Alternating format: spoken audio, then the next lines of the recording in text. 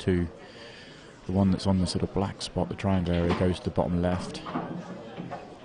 He's now on the one to the bottom right, but playing the one to the bottom right gives him a slightly harder white cue ball control. So just if he's got enough angle here, he'd like to stun across to the right side of the table, potting the left-hand one. But if he's straight on it, he may be forced into the right-hand ball, which is a much harder positional shot.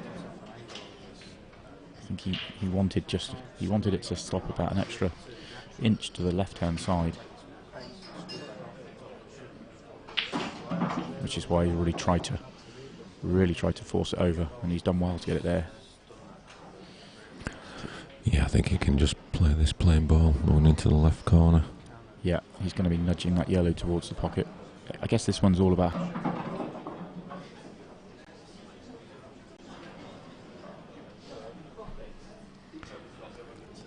What an amazing match though. Last 32. Last 32. Yeah. Could be a final. Absolutely. It was good enough to grace any final. The former champion of 2 years ago against the current tour #1 and bookies' favourite for the tournament.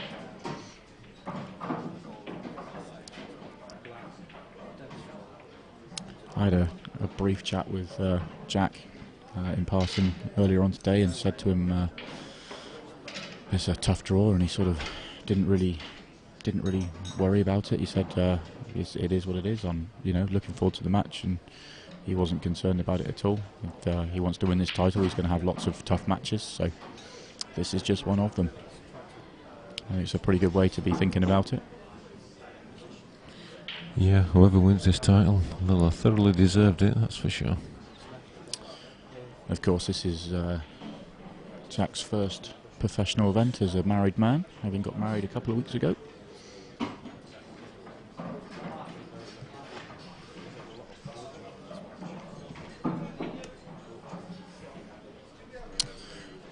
He's Jeremy Hooper beat Jordan Shepherd 3-0. Jordan got off to a flyer, going 3-0 up in the first set, and Jeremy came back to beat him 4-3. Sort of set the tone for the match, and the second set went to a deciding frame as well, and Jeremy won that. And Jordan lost this last set 4-2, but had a great chance to go 3-2 ahead in that set and missed a ball, and then Jeremy cleared and broke cleared. So Jeremy took his opportunities when it was there, and I've played against Jeremy a number of times in practice. He's a fantastic player, our seniors runner-up of last year. So, but definitely a shock. That was probably one of the biggest prices at Corals for matchups in the last 64. Mark Chung, welcome return to form for him, beating Jez Graham 3-1. Arfan Dad, another impressive result, beating Andrew Hughes 3-0. Dave McNamara beating Christian Phillips 3-0. Simon Fitzsimons, he beat another professional, Josh Durant 3-0, and Scott Gillespie on the stream, he won 3-0 against Ross Fernie. So lots of interesting results there, and we can already know that into the last 16 is John McAllister, who will play the winner of this match. He's beaten Matty Smith 3-0. Andy Lucas is 2-1 up against Craig Marsh, so another potential upset there. Alex O'Donoghue 1 set up against Liam Dunster. Jimmy Croxton, who seems to be playing well, he's 2-0 up against Gary Clark, and Ian Alley's 1-0 up against Brian Helcrow. So some interesting scorelines there. John must have been in a hurry. He certainly was.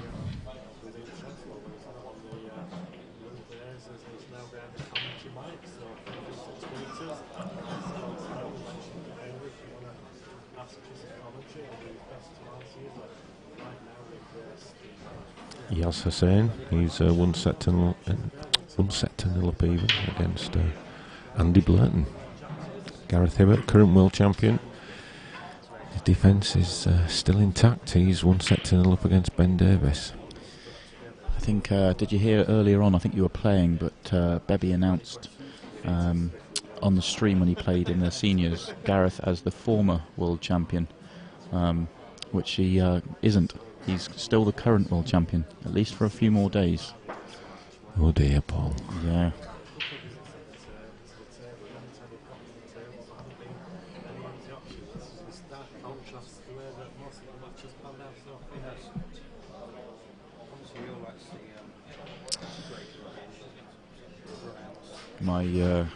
My mate Stuart just messaged me to tell me that he's gone to the radio, so he doesn't have to listen to me anymore. So as he's not listening, I can say some pretty horrible things about him now.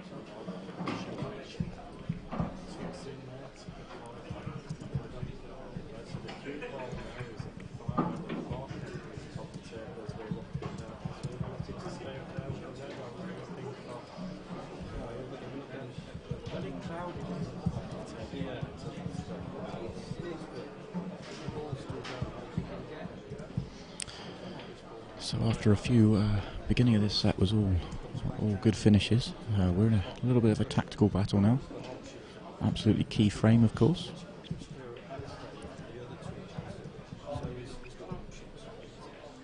Arguably more important for Mark, simply because it's Jack's break in the next break.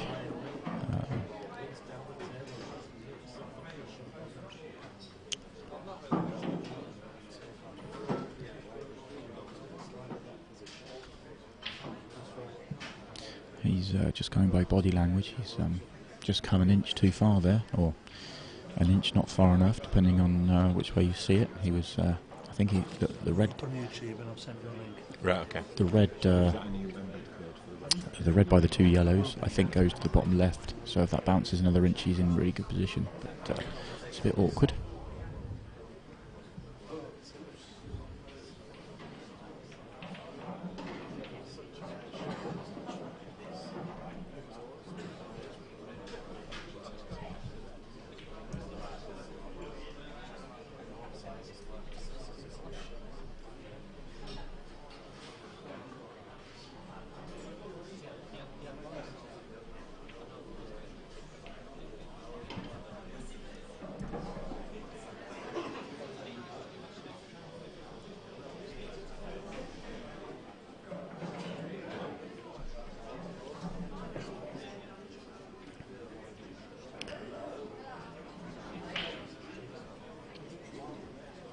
So what Mark got lined up for us here, so I think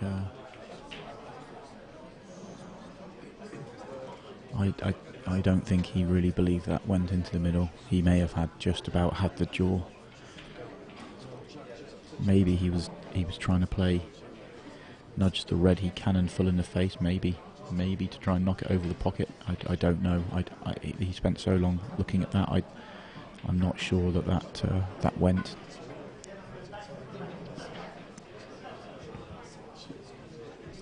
Of course, Jack's got a very obvious problem at the bottom of the table.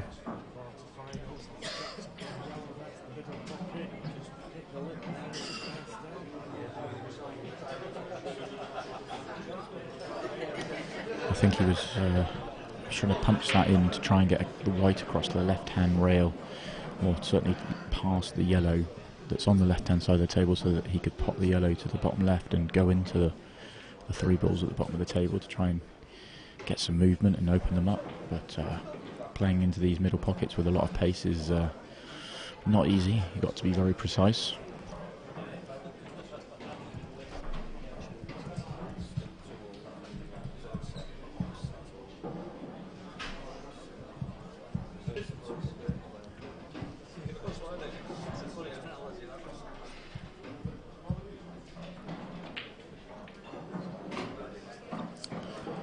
So Mark's played for a plant.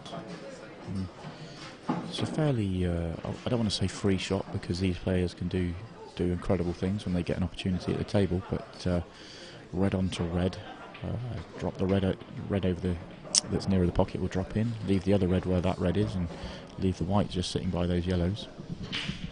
If it doesn't make, which he'll go for, he'll expect to make this. If it doesn't, then he's got the pocket and he's not left a pot on. So that's why I say it's a sort of free shot. But of course he wasn't going to miss it.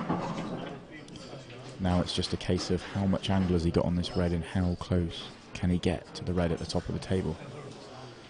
He really would love to be able to get north of the middle pockets, but I don't think that's a real option from the angle he's got. He may need to just accept distance and back himself to make that pot along the rail.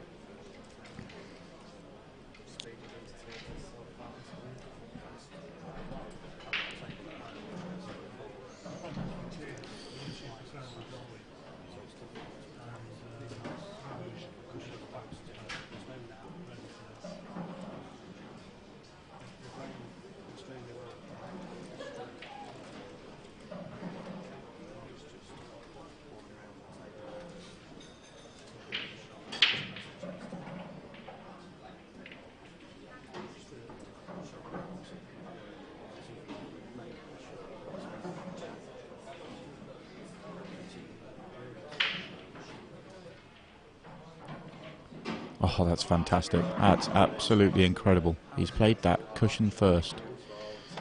Played it cushion first to generate enough pace and angle to get the white up the table. Really clever.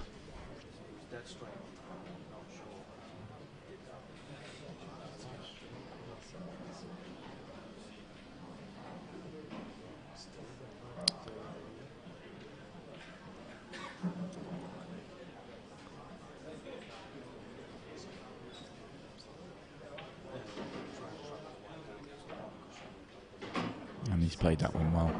It was really important for him to get high enough up the table to be able to play that shot with enough control and make the pot easy enough, which he did. That shot, cushion first, was fantastic and just great vision.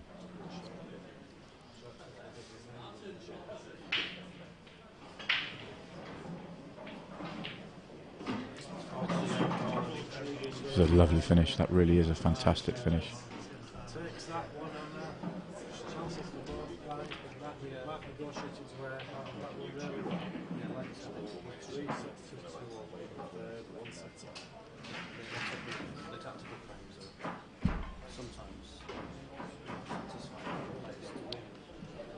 I've just been advised that we are making good progress, and YouTube are playing ball a little bit, and we're, fingers crossed, a minute or two away from being able to go back to YouTube. But I'll let you know exactly when we're good to go. So don't leave us just yet, but bear in mind it is coming.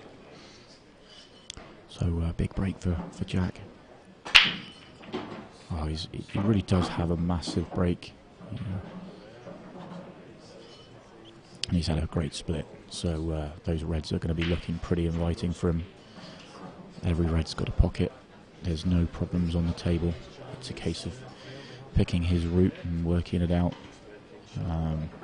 I'd suggest he's probably going to clear the top end of the table and then come down to the bottom. Be interesting to see how he sees it.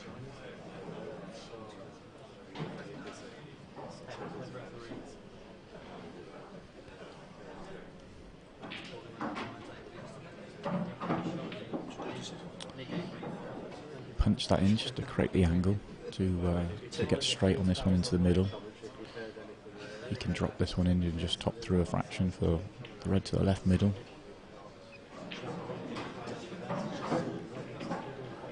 The red nearest the black does go to the bottom right, so he has no real issues. He may just nudge into the yellow here just to stay on the other red. Yet. Just to clear that one out. That could have been an issue. I mean, it went into the long pocket, but no problem. It'd like an angle here to be able to almost screw into the yellow just below it again, but he might be just a bit straight. No, he did have enough angle. It wouldn't surprise me, and I think he probably was playing into that yellow, because if he catches that yellow full in the face, he's absolutely perfect. But maybe he wasn't. I mean, he missed it by an inch or so.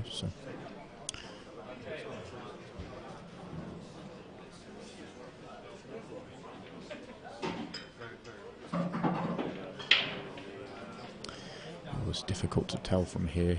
If he's doesn't want to be too thin on this. This red to the right middle.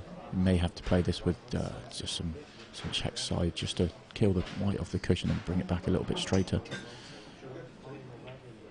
Yeah, Yeah, well played. And now it's just a simple roll through. So they were all there, and he's made very light work of it, considering the pressure he's under.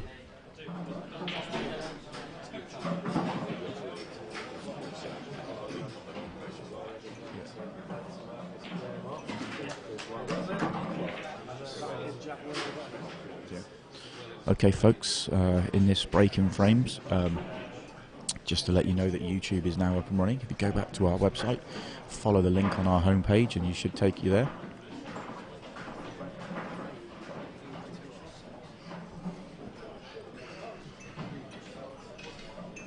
Now, last break, Mark gets the break in the deciding frame in this set, and the last break he had, he hit fantastically, and if he hits them that well again, he'll be very unfortunate not to make a ball.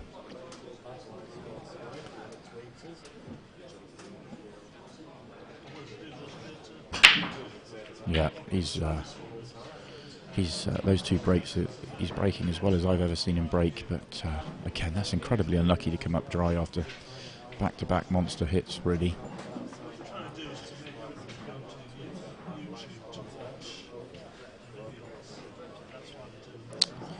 Difficult first shot for Jack here. I think he's going to want to go reds. I don't think there's much doubt about that, but what red does he have? Does the red that's right in that middle pocket jaw, can he feather that in? Possibly. Does the red in the middle of the table go to the bottom left? I don't think so. So he might be playing into the yellow to screw into the red over the pocket. And he's missed it. That was a tough shot. Tough leave. He may have left Mark a similar problem, although he's opened up the yellows in such a way that the yellows are just as easy, if not better, than the reds now, although it's pretty marginal, but he still doesn't have a good opening ball, unless he can see the yellow to the left middle, which is difficult to tell from our camera angle.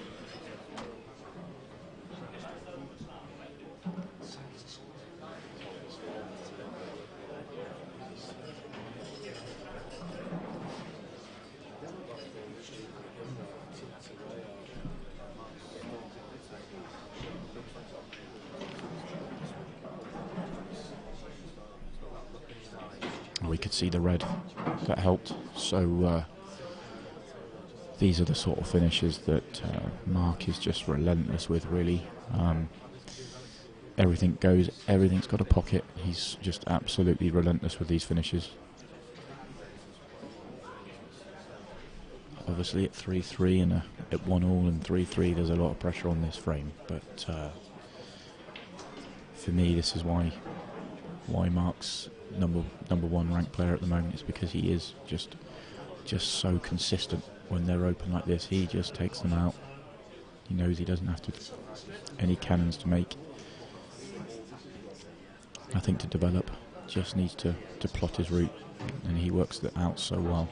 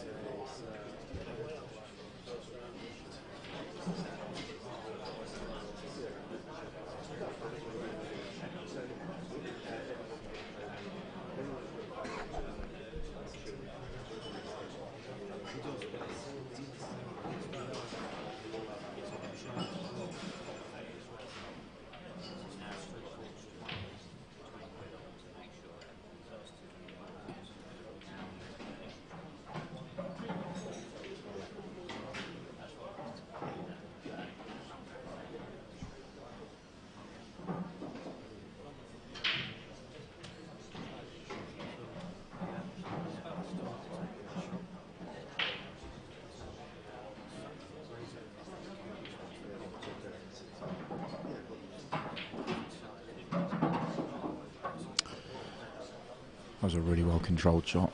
Had to raise the butt of the cue to get through that gap of the yellows. Didn't really the cannons the yellow at all. He's got could have a real problem. He's probably gone maybe a roll or two too far. He wanted to be straight on this ball to the right middle. So it's difficult to say from the current angle we're watching it from whether he can just drop it in and still be okay. Maybe is he going to cannon the yellow or the black? Difficult to tell. Looks from my angle like he's going to cannon the yellow, so if he does that, it's just a case of which ball is he going to leave himself afterwards. Should have a choice of 3 unless that happens. I'm almost right behind this shot, and I don't think he can see the red at the top of the table to pot. But looking at his mannerisms, he looks fairly comfortable, so maybe I'm a little distance away, but maybe he can just see enough of it to pot it. If he can, then he just needs to make the pot and stun the white across to the left-hand side. He could see enough, he's played that lovely, so I need to go to Specsavers and get my eyes tested, but Mark's still in perfect position. In fact, he's probably wouldn't pick it up with his hand and put it too much better than this. Drop the red in the middle and leave himself the red on the right hand side, the higher one of the 2 at the bottom, the one in the middle of the 3 if you like, and just a natural angle, just a gentle stun across to the left hand side, leave yourself straight on it to the same pocket, and the black goes to the left middle. So work that out lovely.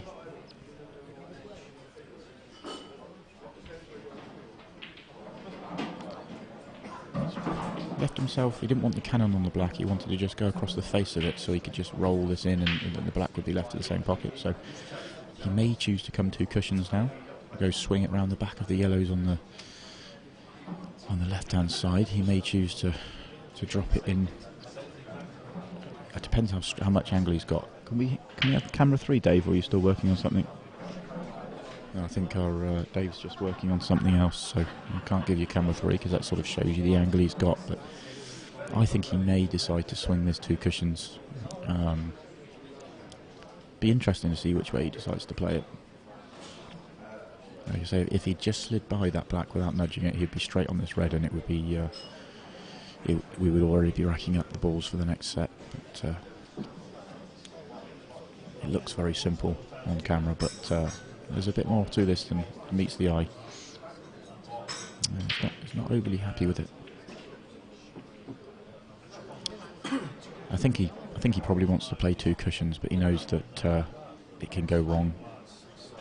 He's got a fairly big margin of error to play into, but if he gets traced too much side on it, slightly underhits it or overhits it, there's some blockers in the way there. So it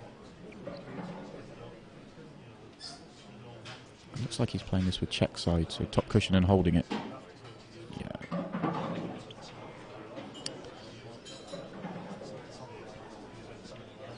So one good pot to the top right for the 3rd set and to take the lead for the first time in the match.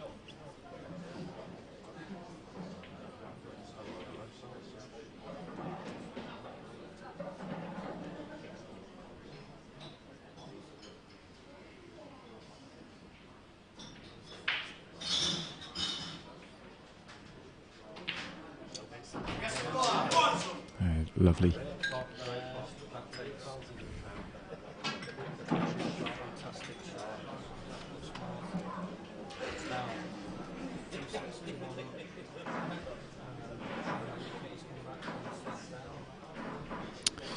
Jack will be a little bit frustrated that he wasn't able to take that chance. He would have been sat in his chair at the beginning of that frame hoping for a Mark to break dry, which he did, but unfortunately didn't leave him an easy opening ball, and he nearly managed to play a very creative shot, but it didn't quite happen. So it's now Jack with his back against the wall. Let's see how he responds. Mark responded incredibly well to going a set behind, so it's Jack's turn.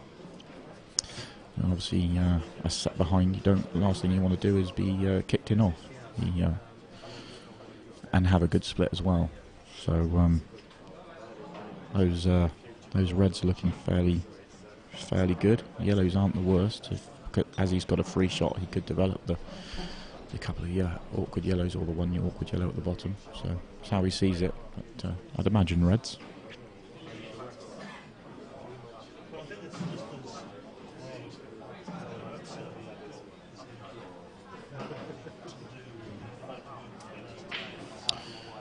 Trying to have a look to see what I would do. I'm not sure. I think maybe this is why I like commentating and like watching these guys, is because I think this is where you can learn a lot. But maybe the red nearest the black, just play it onto the yellow almost to catch that yellow half ball, and that yellow will just drift down to the other two at the bottom, and the red will pop over the pocket, and he'll have a choice of 3 balls maybe. I think he wants to move the yellow that's below the black just to make sure that, you know, that the bottom left is the obvious pocket for the black. It does go in all the others, but just to make his dish easier. It's a nice confidence boost for me that I've called the shot that Mark's played.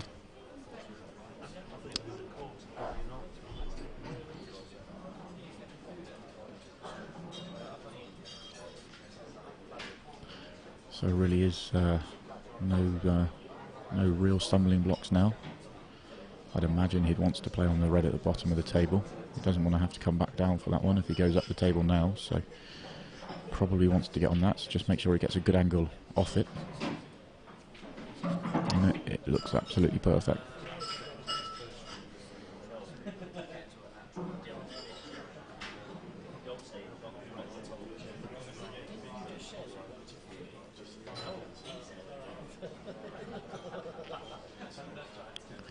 He may just screw back past the red that's above the red he's got to play now, second from the bottom of the table, so maybe to try and, if he's got enough angle, just to play it into the same pocket.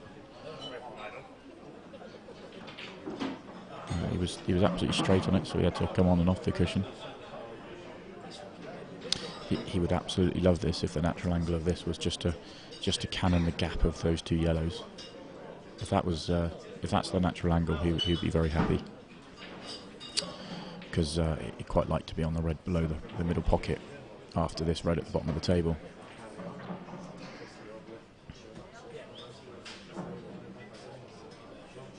It looks like it might be on. The problem is, if he cannons the yellow at the bottom of the 2, which I don't think he will, he's fine. If he cannons the red at the top of the 2-4 ball, he may not be on the one to the middle. He'd still be on the one to the top, but to the top right. But he wants to be on the one to the right middle, I believe, after this ball. Maybe he's giving it an extra second thought just to make sure. And he probably thinks that cannon isn't what he wants, so he's going a different way.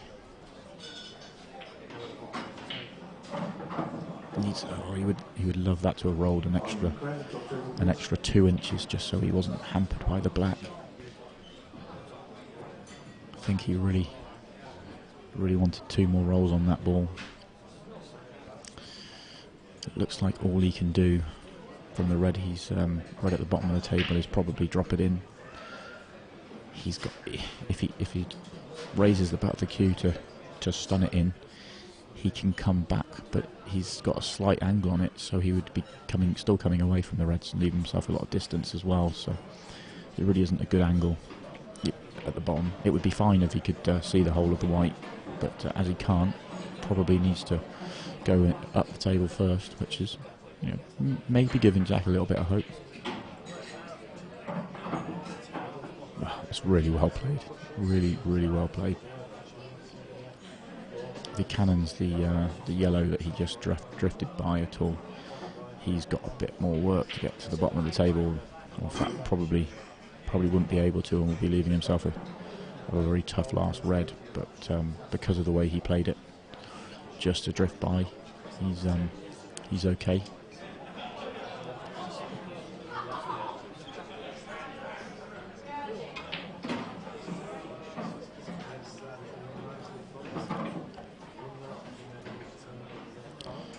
So this will be an interesting one to see which way he plays this. Depends what the natural angle is. He may choose to use the top cushion, but there's obviously 3 big yellows there that looks like he'll be cannoning the sort of lone yellow. If he thinks he's hitting the gap, then he'll probably do that, but if not, he could probably, especially with this grippy cloth, just screw it. It's a nice flick. He's just raised his hand to say he was obviously wasn't expecting to cannon the yellow, but he's flicked the yellow and flicked the black, and it's come out okay, so no problems.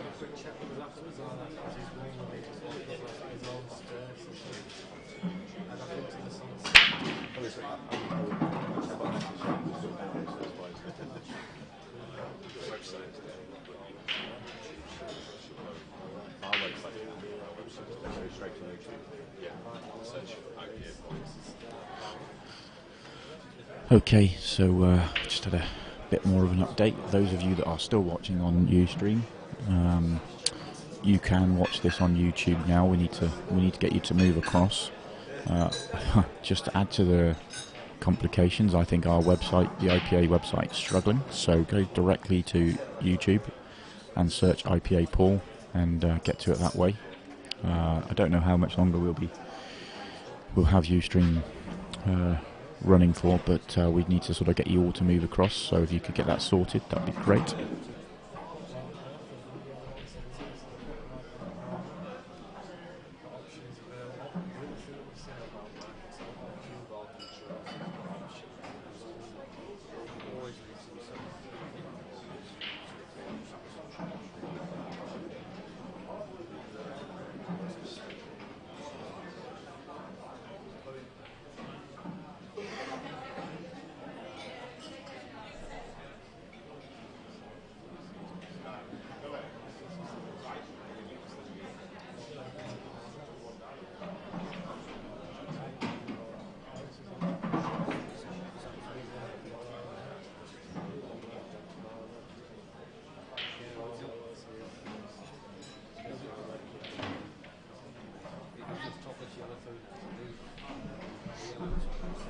Okay, so another good chance for Mark.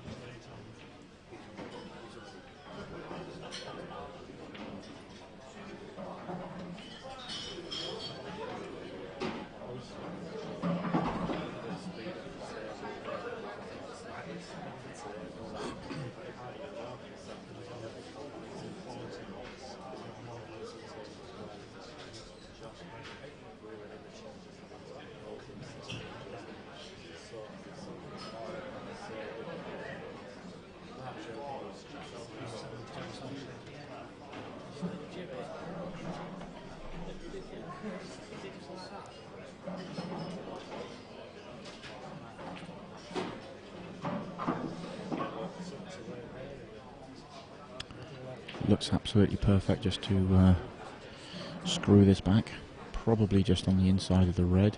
Doesn't really want to cannon it because he wants to finish just above it, but if he did cannon it, it wouldn't be the worst, but he wants to just come inside it, I believe. It looks absolutely perfect angle for that.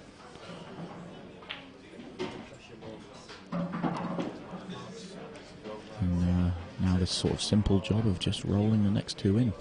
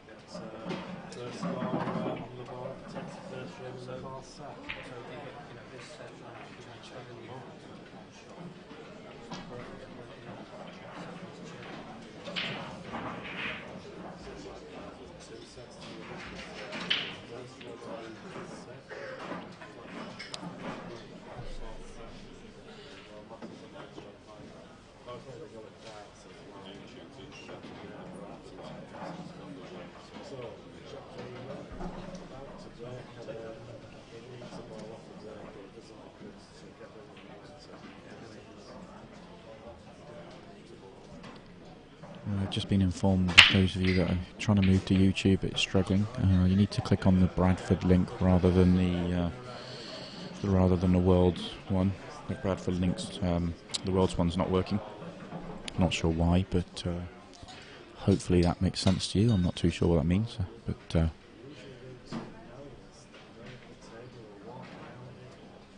Okay, I've been told the link is IPA World Championships 2017 Day 3. Should just be up there saying live, currently live, so jump onto YouTube and let's get transferred across.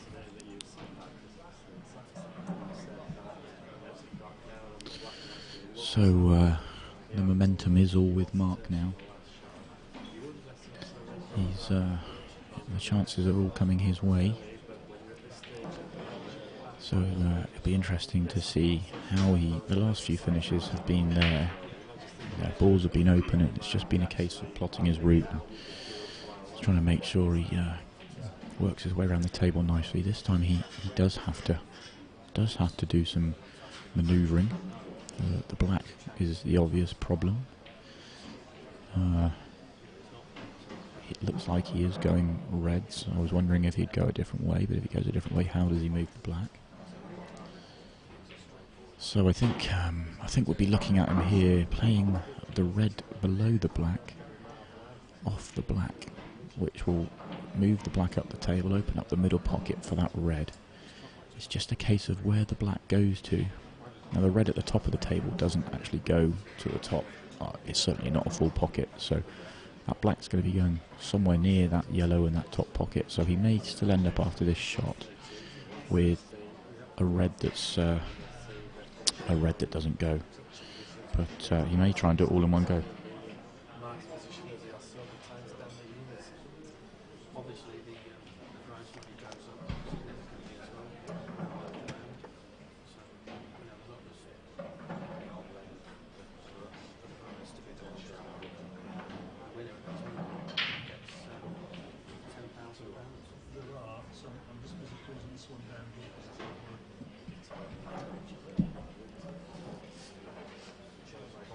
I've been told there are, when you go onto YouTube, there are currently two live streams, and one of them does and one of them doesn't work. Try them both because one of them does work. We're currently trying to close down the one that doesn't to make it a bit more obvious. Oh, it's not worked out overly well. He was, as I thought, he was going to try. He was trying to open up everything in one shot, trying to do a lot with one shot there. The black has blocked the red at the top of the table, but not, just to make it a little bit worse, the yellows come down and sort of half block the red to the middle pocket. I think it still goes. It's not a full pocket, which means he won't be able to play it with too much pace to as it's the obvious ball, to develop the ball at the top of the table. So it depends how much of that pocket he has, of course. He probably has enough to be able to do something with it, but he still has a problem with the black, the ball nearest the black. And also just scanning the table as well, the red that's on the black spot may not pass to the bottom left, and it certainly doesn't pass to the bottom right, so that may also be a problem. Well, it is a problem, but goes to the two middles, but of course he has to get on those.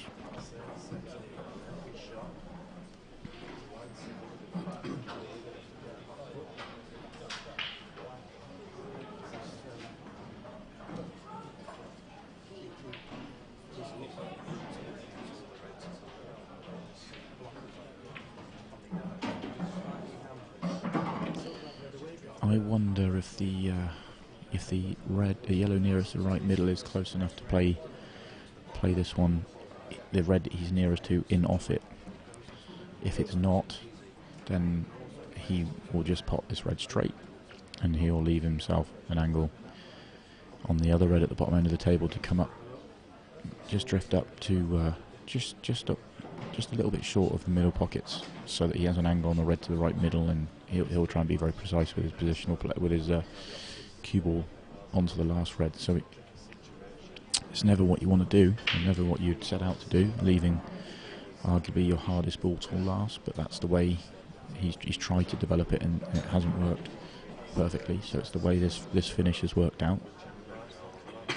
He doesn't have an option but to leave it till last ball now, I don't think.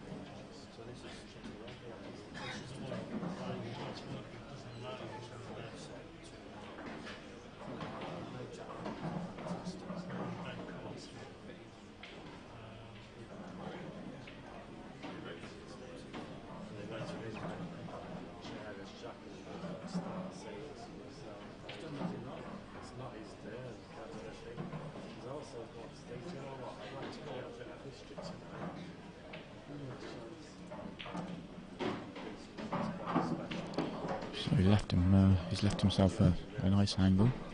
I'm pretty certain he hasn't got a full pocket for this red. He keeps looking at it. It is off the. He's going to have to play this off the low jaw, which just adds to the difficulty of this shot, because he needs to be quite precise with the positional play of it as well. I don't think he can just drift inside the red to take the red nearest the black to the left middle. I don't think that shot's on. I think he has to just cannon into that red. Probably wants it half ball, but it'd take full ball. Okay, he was trying to play. He was able to play that red off the yellow, which meant he could play for this red in the same pocket. That's clever. I like that. It's a very, very good shot.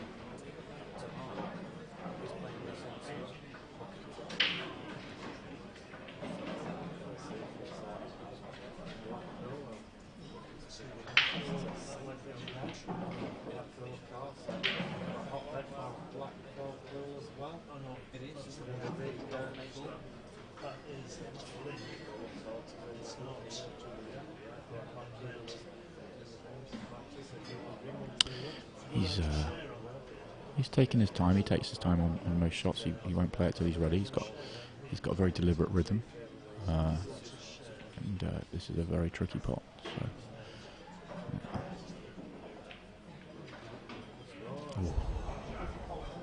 They're very frustrating when you know that's on the high jaw, and as soon as you hit it, but you're just thinking gravity will take over and it will just catch enough of the lip to drop it in. It teases you all the way down. There are some pots you know when you hit they've missed, but those you think it's just going to pull in and it's just going to just gravity will take over, but it doesn't. So this is really important for Jack.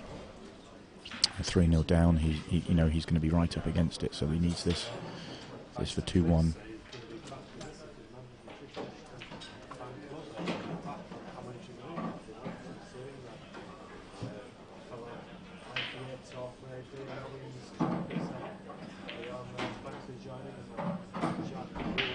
It's a nice shot. Just use the didn't have to pop his ball off the red, but use the red to open up. Just nudge his hardest ball into a more potable position. It did pop, but just make it easier. And now pretty light work of the rest of this.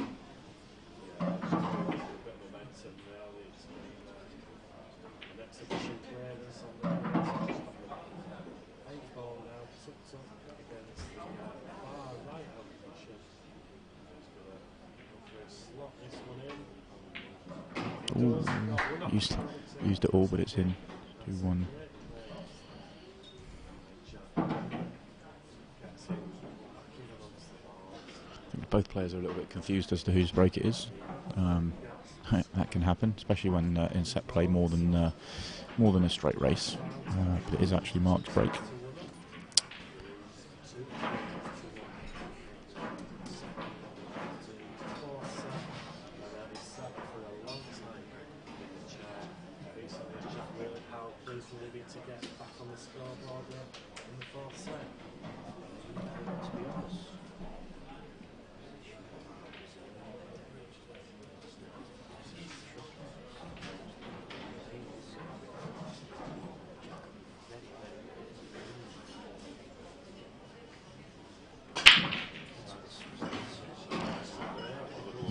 another good break from Mark.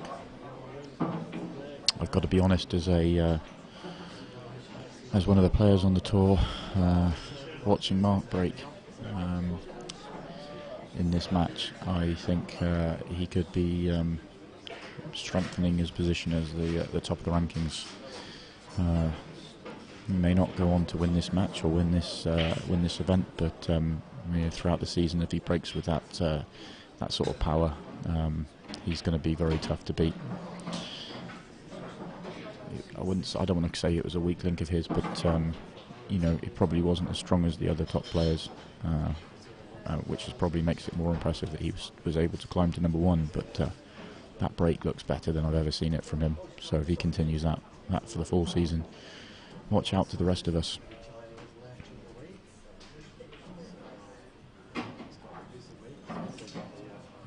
Looks on the stream like he's gone too far, but just going by his body language and his mannerisms, he's pretty happy with this. He could have a little look to see. It's probably tight, but I think he's okay. Of course, with the yellow there, he can play this slightly thinner than needed because it's a big bag. But he's still gone a little bit further than he wanted. No problem at all.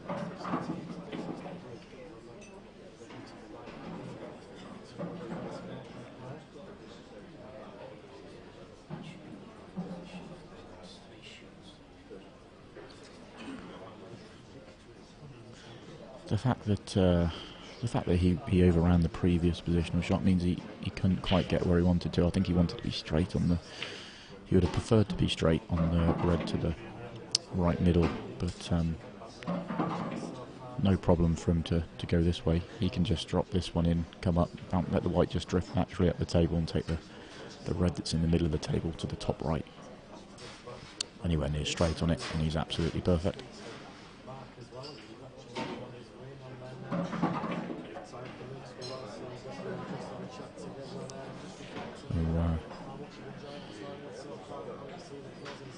Just one solid pot, and to put him on the hill, put him on the edge of victory. No, never in doubt. But always nice when you can cue those as a stun shot and just cue through it.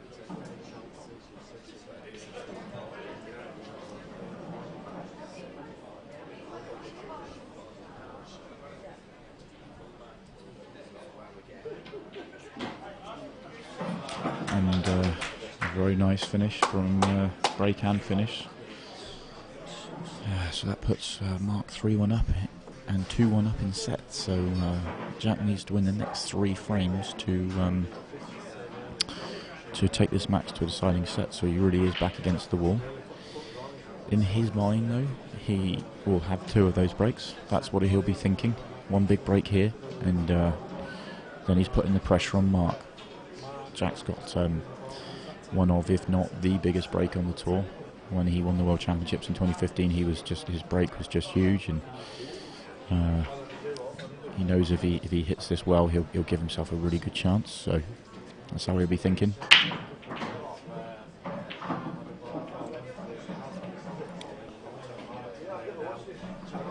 He seemed to hit that really, really well, but got maybe a bit of a dead pack. Maybe they weren't quite racked perfectly. Difficult to tell, but he didn't seem to get the explosion of the pack as he normally gets. But he won't mind with that too much, because these have actually come out quite nicely. Sort of, he'll go yellows, of course, but the 4 in the line are a little bit tricky just to work out. But shouldn't be a problem. Yeah. And if the yellow by those three reds in the middle goes to the middle, to the left middle, then that one shot and those 4 in the line all of a sudden look very simple. And it does, so no real problems here. Be interesting to see which ball he leaves to his last ball. He could go a couple of different ways. He may choose to leave the one to the bottom left as his last ball and just sort of screw past the black off the cushion. Of course, if he flicked the black, he might have a problem. He may want to leave the the yellow to the right middle as his last ball, which I think is what he is doing.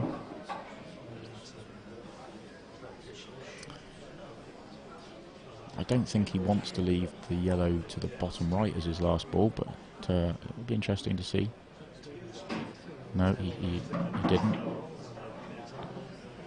So he just wants to screw back, get straight on the yellow to the right middle, and then it's just a case of just screwing back a few inches to get the black into the open bottom left corner pocket.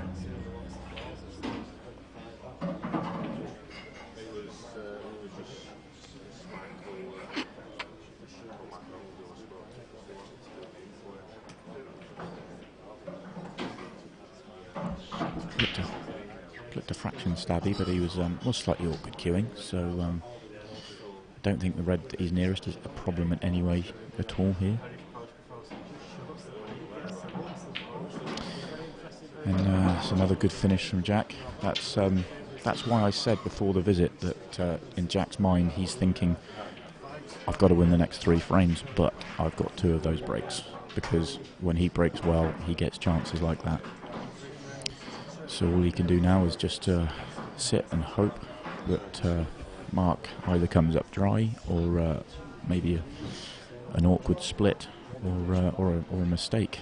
But Mark doesn't make too many of them, so Jack's just probably hoping for a dry break. I think this is also why I love set play. You know, Mark's a frame away from victory, 2-1 up and 3-1 up, and yet he's actually under a little bit of pressure with this break.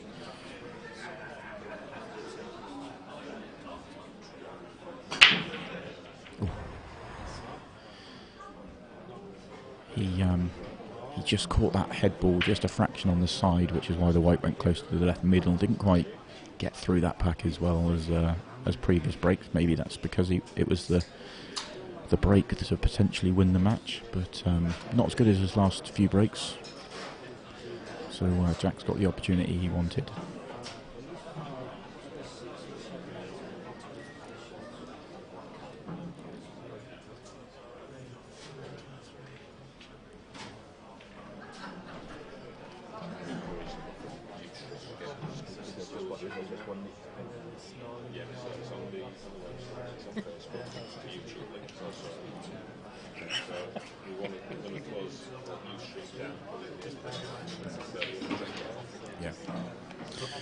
Okay, just been advised that we're going to be closing Ustream down shortly, so if you haven't made the jump across, then please do. The link's on Facebook. Our website apparently is up and running. Go to YouTube directly.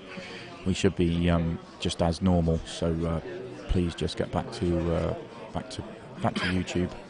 However you choose to do. We will be closing down Ustream, so we've still got probably 120 people on Ustream. So yeah, if you could move across as soon as possible.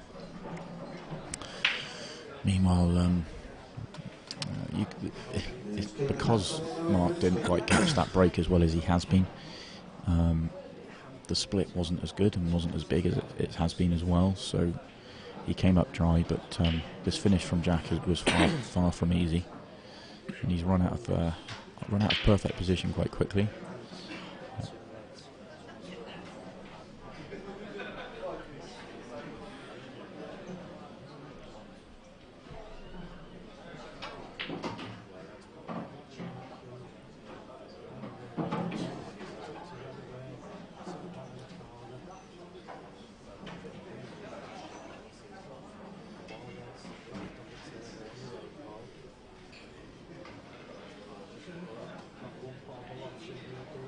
I think he's finished a bit awkward there. He's played a good shot, but he's eyeing up this red to the left middle, a thin, very thin cut, but he's eyeing it up, I believe, to play it off the yellow. I don't think it goes directly. I think it's too thin, but I think it goes off the yellow. Just like that. Brilliant shot. Fantastic. Downside for Jack, the good side with that shot, he was opening up the two awkward balls nearest the black, but the downside is he has nudged the black. Not safe, but awkward. And these last 3 balls are all on rails, and they're all fine, but they're all they're not as you want them to be for your last 3 balls, especially when the black's awkward. So, which is why very clever. He's developed the black with that shot while staying on the other red, and he given himself a good angle to get on the last red.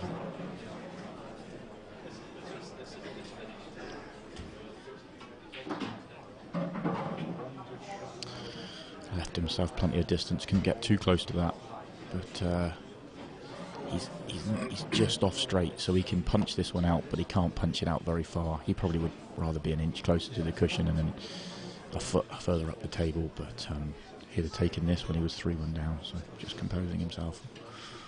Probably going to leave himself a trickier black, but just wants to make the pot. Next match on table 12, Katie Patterson, Sally Malora. Jack was walking. He believed he'd made that pot. As soon as he hit it, he thought, "That's it. I'm walking around the table." Just hit the wide jaw. Looked in, but what would have been a fantastic finish to get himself to 3-3. It's not the end of the world for him because Mark's work is tricky, but Mark's gone big favourite for the frame because of that miss. That's the only ball Jack has, so Mark's going to develop, hide, snooker, and just generally make this tricky for Jack.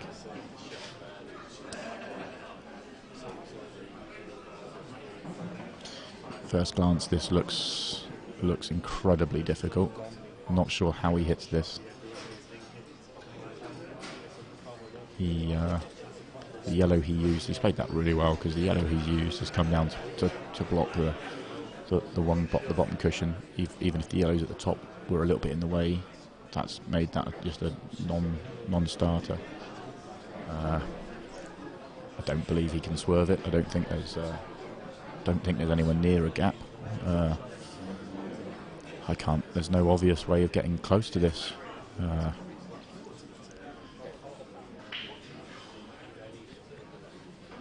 He's sort of looking treble.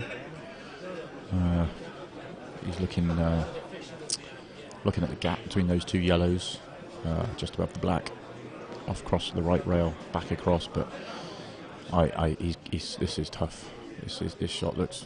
Those yellows at the table look in the way. Oh, what a great effort that is! That was incredible effort.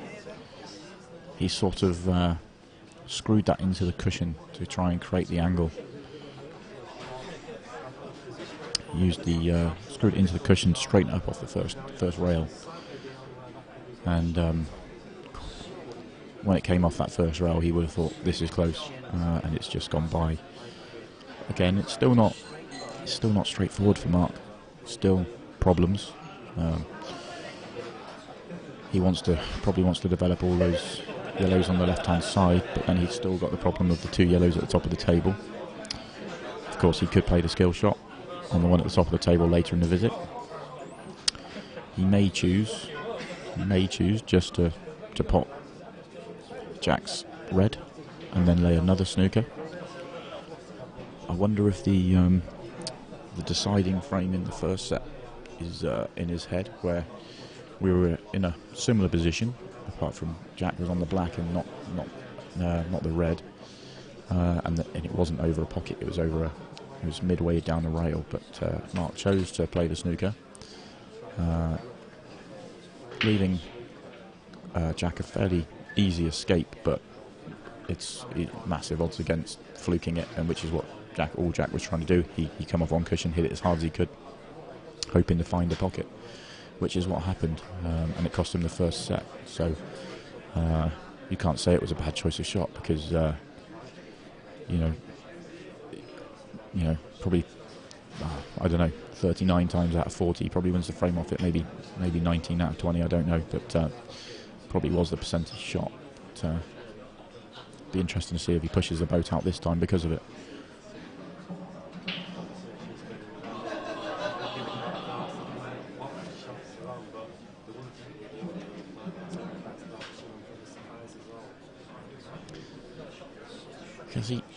with the way the yellows are situated on the left-hand side, if he takes, if he pots Jack's red, he's got ammunition to develop those yellows.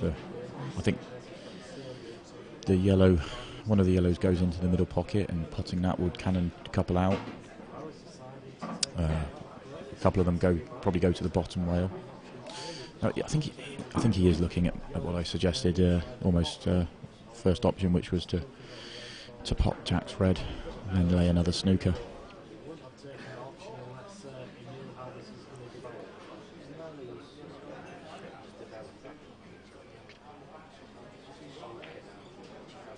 Yeah, the big difference between this and the first set is that he's able to leave a very difficult snooker. Last time he left a one cushion where Jack could really generate a lot of pace and knew he was going to get the black moving, flying around the table. This time it's a little bit trickier to get the black moving. And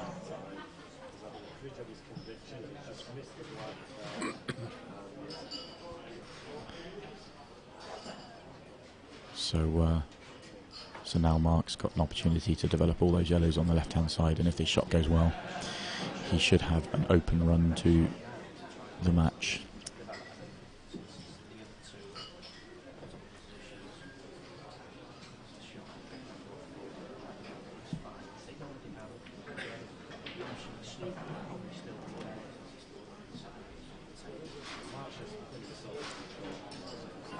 I think this, obviously looking at playing the second yellow down, half ball, sort of a bit more controlled than perhaps others may have played it. I think he'll be relatively happy with that. Maybe would have liked the yellow he's nearest to just bump out a fraction more, but I think it goes to the left middle, and if it does, then and he can get straight on it, that probably clears that little area, because if he can just pot it, drift through for the yellow to the right middle. So if he gets straight on this one to the middle, it's fairly routine. Of course, he could play on if it doesn't go, or he feels it's quite an acute angle, he'd rather play the plant. That's always an option as well. He's got a couple of choices, a couple of different ways of playing this.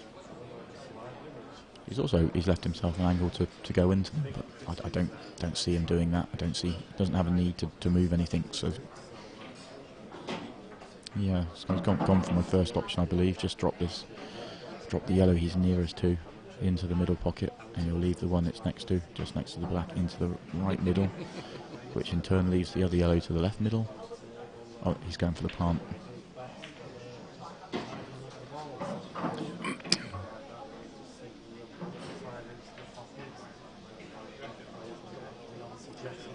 That worked out really well for him, so it's one of the other choices I suggested, just how you see it. And now Mark shouldn't have a problem. Probably he'd like to have if he's straight on this, it may be slightly not tricky, but I think if he had a fraction of angle, he'd like to. I think he wants to leave the yellow that's nearest his hand till his last ball. I think is what I'm sort of getting at.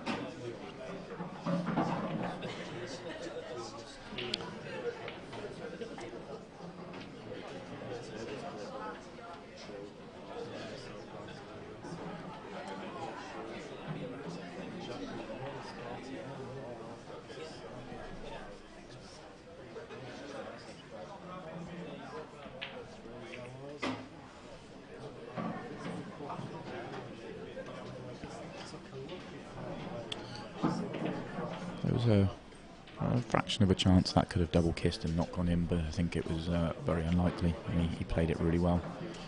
So one good screw back. Just it's got quite a margin of error. Just wants to get fairly straight on this last yellow. May have left too much angle. May have to just reroute here. Maybe straight enough that he can just drop it in.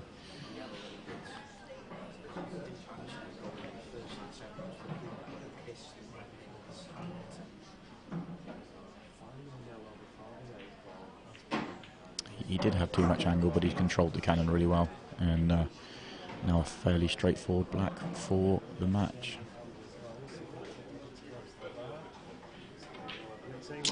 And there it is. So well played, Mark Farnsworth. Moves on to the last 16 tomorrow. I don't know what time, probably tomorrow morning. And unlucky to Jack Whelan. Just been handed a sheet to let you know that the next match on the stream is the current seniors champion and former world champion Jason Twist against the number 7 ranked professional Dan Davey. That match was due to start at 9 o'clock, and as it's a couple of minutes to 9, we're probably 10 minutes away from getting that match on. So join us again.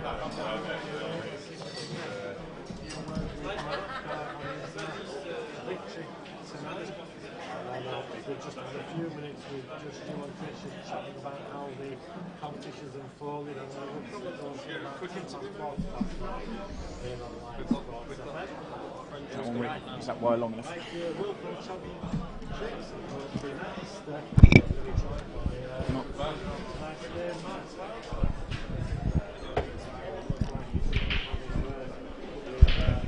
Stay tuned, we're just going to do a quick interview with Mark Farnsworth.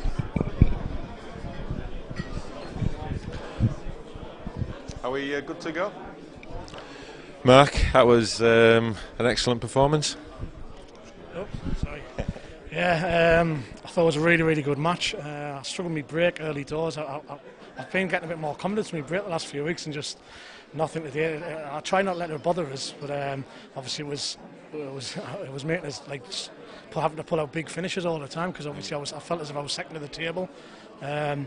But thoroughly enjoyed the match. I felt so confident all the way through it. Obviously the first set was when he fluked the block, was like a dagger in the heart, and then obviously I got off to a flyer in the second set to get back in it straight away, you know. But really enjoyed the match. Like, yeah, it was good.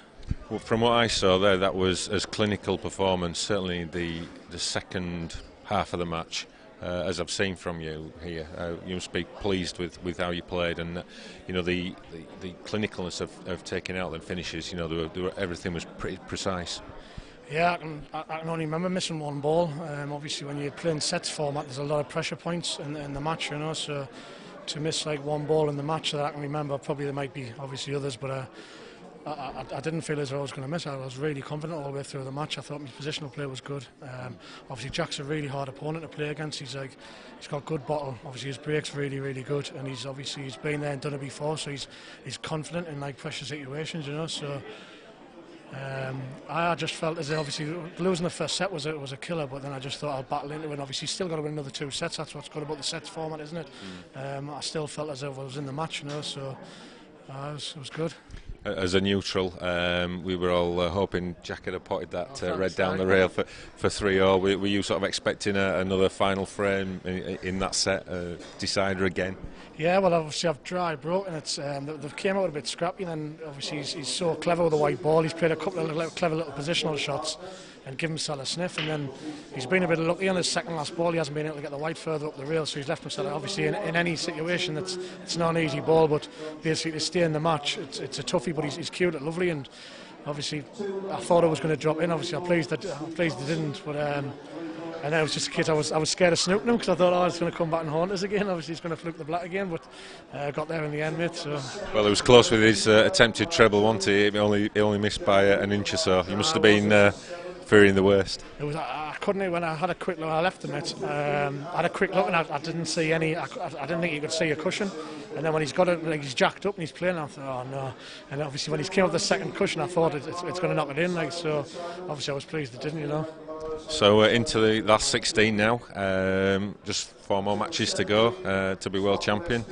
What would that mean to you? With all the matches that you've won and titles and the money matches, what would that mean to take home the title? To be honest, I'm not really. Obviously, I know everybody wants to come here and they want to win it, but obviously I got a pretty tough draw. I've put a lot of time and a lot of effort in. I've practiced a lot. But I'm still obviously just taking one match at a time. I knew I had a tough draw, and obviously I knew I was playing Jack. Obviously we both won our first game in the last 32, you know. So obviously I've still got tough games. Do you know what I mean? And just obviously I'm happy to be still in. So we'll take one match at a time and see how it goes. Well, I think you've got John McAllister next. He had a 3-0 win over Matty Smith, so that's going to be another tough match. Yeah, John's obviously a very good player. A couple of years ago, it was my first tournament for 2 or 3 years. I played him in the Worlds at Sheffield and he beat us. I really struggled. Since then, I think I've beat him once or twice, I'm not sure. But obviously, I'll be confident going into the match, and obviously, I'm sure he will as well. So it'll be probably a good game. Well, you know, on behalf of Pool fans, thanks for a great match there. We thoroughly enjoyed it as well, and hopefully we'll see you again soon on the stream. Thanks a lot, Mark. Cheers. And well done for later.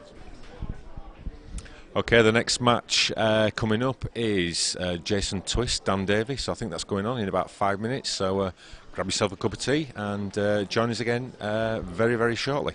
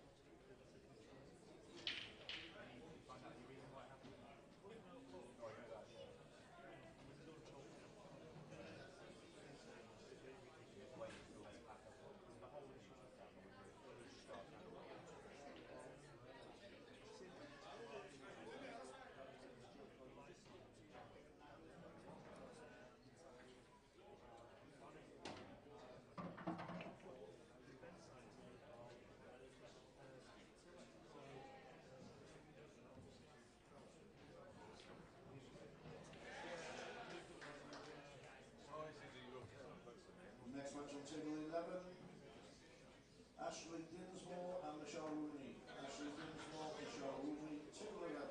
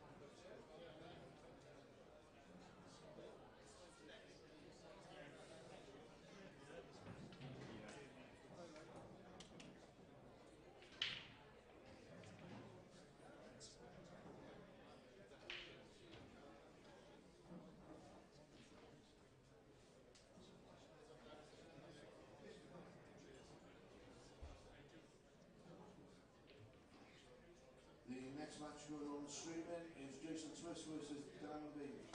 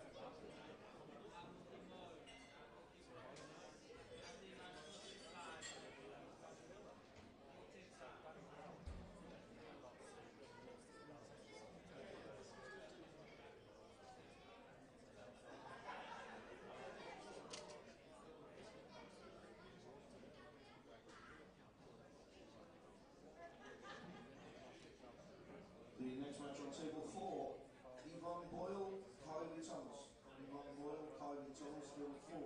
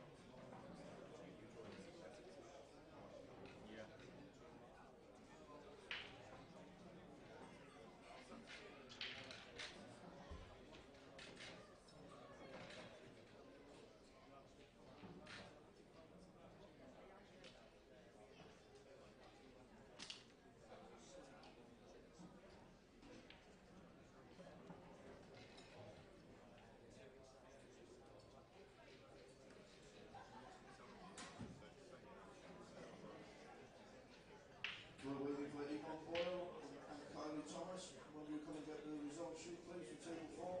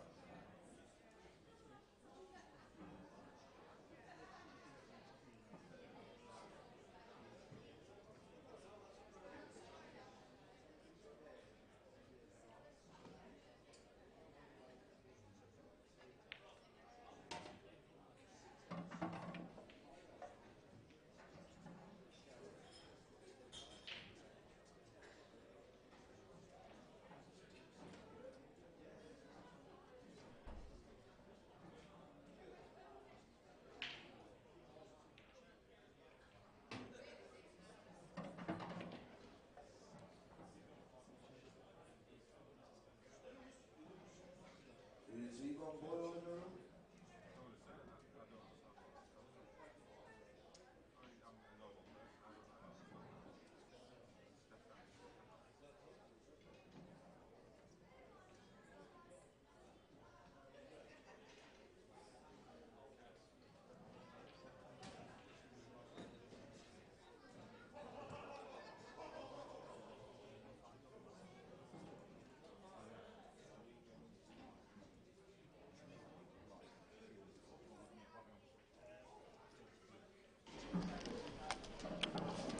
Okay, welcome back everyone.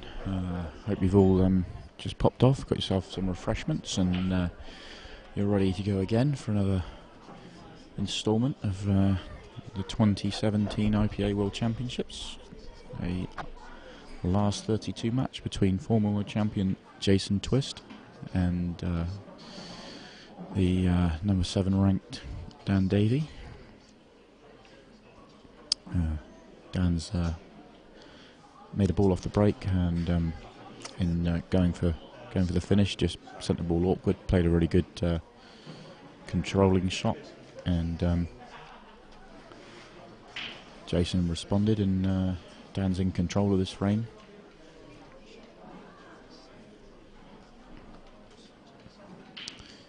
It's interesting how the arena builds, and then people disappear again, and then it will build again as this match builds. There was quite a number of people around watching the climax of that fantastic match between Mark and Jack. But I think everyone's disappeared, going to get themselves a drink, and I'm sure they'll all filter back shortly. So Jason took the aggressive option to try and pot his double his way out of trouble with doubling his hard red, but didn't make it. So Dan comes to the table with a good chance, although he has 2 awkward yellows out of his 5. Problem is he was half looking at playing the yellow above the black off the other yellow to the left middle. If he does that, he's pushing that yellow towards the pocket where the red is, so he probably doesn't want to do that. So I think maybe he's looking at potting the one over the pocket and trying to get into the yellow and black off the bottom and side rail.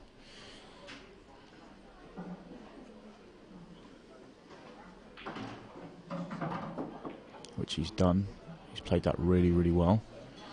So the next question is, how does he plot the yellow next to the red? He's looking at it now as though he may be on it, but from our camera angle, I would suggest he can't. If we have a quick look at camera 3, you can see the problem. I don't think that's possible from its current angle.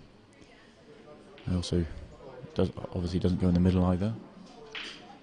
So just trying to work out where he needs to get to, whether he needs to play into it or whether he can. From a lower position, that yellow will go. So he may be almost where the red is, sort of below the black. From there, that yellow goes.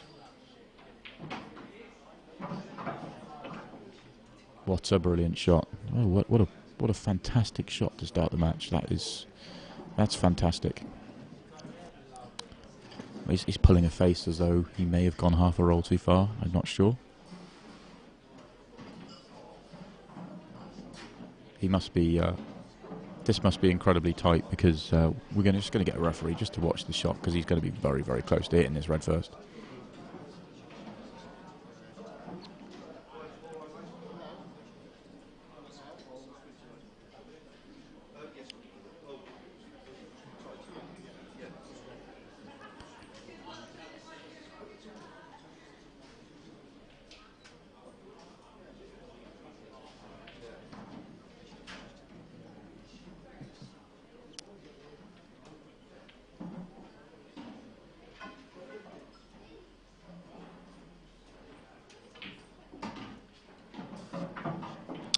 No, it was absolutely fine. You could see enough of it. So that shot coming off 3 rails from Dan to get absolutely pinpoint perfect position was fantastic, and a great way to start the match. Just picked the straight back into the pace of the table, and a really good settler. Although he has left himself an angle he didn't want. He probably should have been fairly routine after that, but he's just left that last one short. So he's got too much angle on this last yellow. He's going away from the black. He could drop it in and leave himself a harder black. Oh, he was actually straight enough that he wasn't even leaving that harder black either. So it's one that should be made.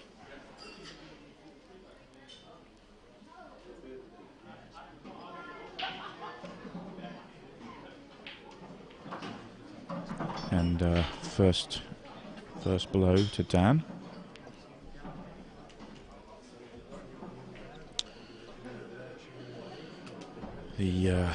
The chairman has just arrived with refreshments for the commentators. Thank you, Kev. After a stressful couple of hours, Kev is hopefully going to join me in the box and talk you through this match. He has been running around and doing lots of technical things with our producer Dave whilst trying to solve the problems we've had, but fortunately look to be sorted. Of course, that's fresh on the back of back-to-back matches for himself as well. So, a busy old day.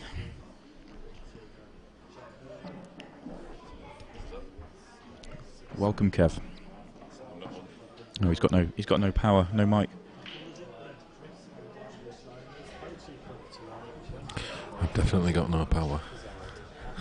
And he's live.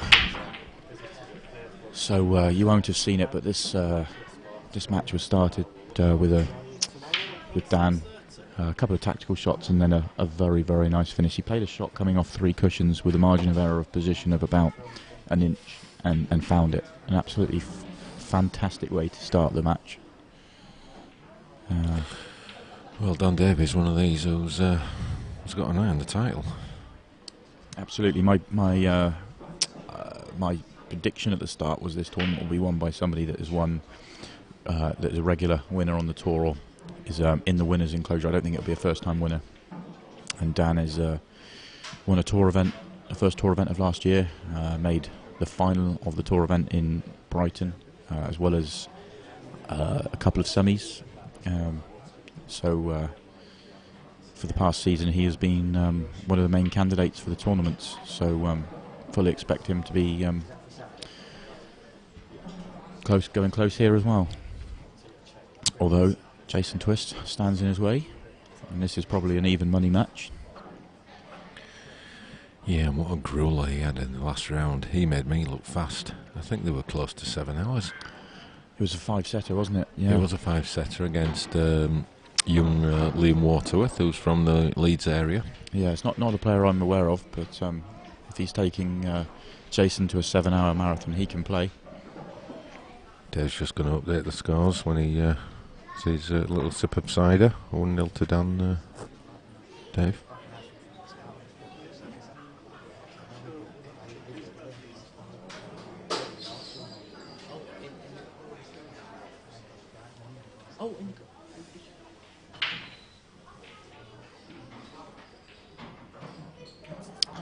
Yep, Dave's on the case for the score. It is 1-0. We've just tuned in to Dan, and Jason has broke dry in the second frame, and Dan's now going after a finish.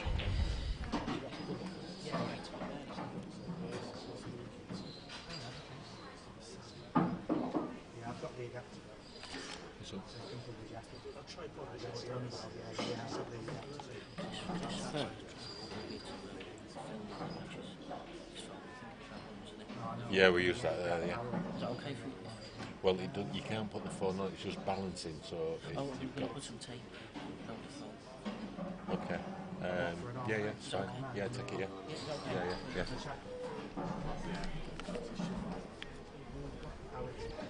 More technical issues, Kev. Not very difficult, them. A kid asked if he could borrow a tripod because they want to Facebook Live a match on another table.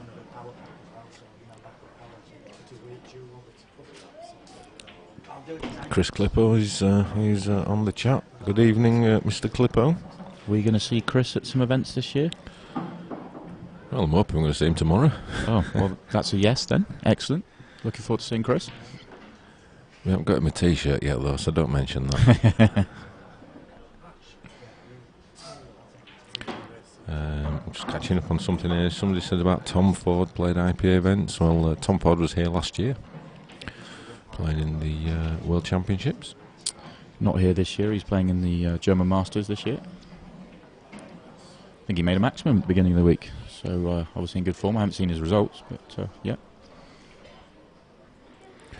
We'll keep you updated as well on the scores. I can tell you now that Craig Marsh has beaten Andy Lucas 3-2. Oh, he was 2-1 down as well. Right, yeah. Gareth Hibbert is currently 1-all with Ben Davis. Liam Dunster 1-all with Alex O'Donoghue. Jimmy Croxton's beaten Gary Clark 3-1. Ian Alley's fine form continues. He's through to the last 16 as well. 3-1 victor over Brian Halcrow. And all the second batch of last 32 matches have just started. So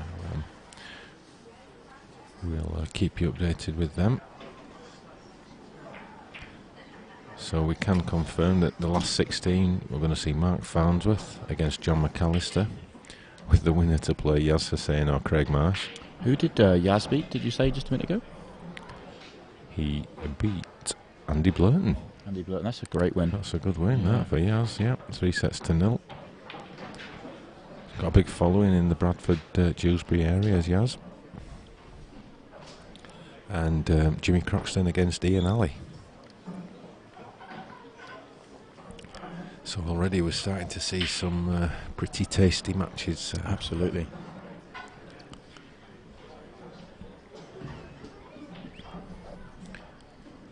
Developing.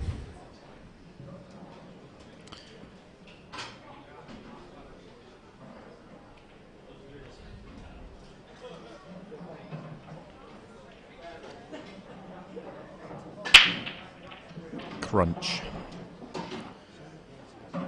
Absolutely crunched that pack. Well, it's not split's not come out brilliantly for him. Problems, but solvable problems, that's for certain. Probably reds. If he plays a yellow-red plant at the top of the table, he'd have only one awkward ball, or maybe two half-awkward balls. Okay, so Mary Ploppins, whoever you are saying you're not mad on the cloth colour? Well, tell us why. I always like to get people's views. Mr. Lamb, no, I lost my match in the main event. Wasn't pretty. But I did win my seniors match. I think I might be in the money in the seniors, I'm not sure. A couple of good wins in the seniors. Well, there were wins. We'll have to get you on the stream soon. Yep, absolutely. Bound to be on next. I'll have a word with someone.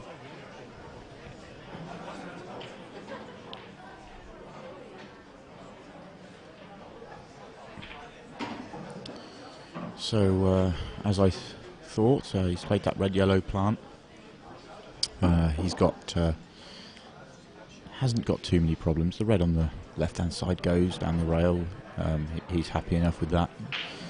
The red nearest the black goes to the right middle. He'd probably want to play that now. If he doesn't, he'll have a problem of wanting to get back on it. His issue is it's not a great angle now. And then the red by the yellow at the bottom of the table goes to the left pocket. But oh, he had a good angle on that. It looked like he was running away, but that was actually fine. So yeah, it's just probably just wouldn't surprise me if he saved the red on the left-hand side till his last ball. Just try and get down to the red on the red by the yellow here. Playing the plant probably. It's not right over the pocket, so he just needs to be careful with this plant. But by playing that plant, he can just top the white through just a few inches and leave himself straight on the one by the yellow to the left corner. Oh, he could play it off, but that's not gone well. The red he played it off has just popped out too far, so he's created an extra problem for himself. I think he's straight on the red to the left corner, meaning he can't really develop the other red. So we may see him decide to just pull back, and he could play the red at the bottom. He could just play that full ball and leave the white welded to the yellow.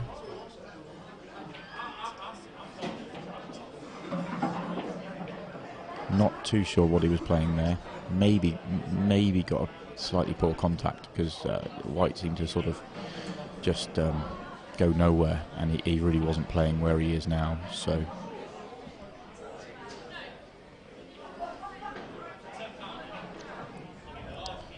he'll be slightly disappointed. I think one of the best things, one of the best weapons Dan has is his temperament. Very rarely, you just never see him show any emotion really at the table. You wouldn't have been able to tell that shot had gone wrong. You couldn't tell that he got a kick by any mannerisms. There was nothing at all. Just plays his next shot, and I think that's a brilliant way to go. Wish I could do that.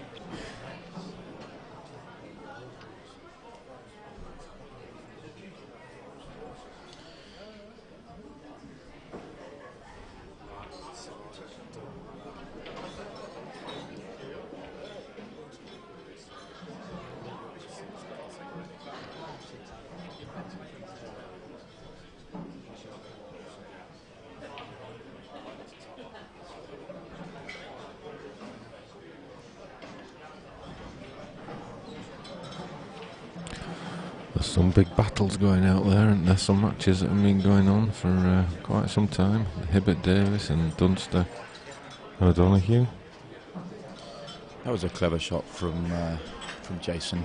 He's been able to get the snooker, or all but get the snooker, and block a red just in case Dan was able to do something out of a snooker.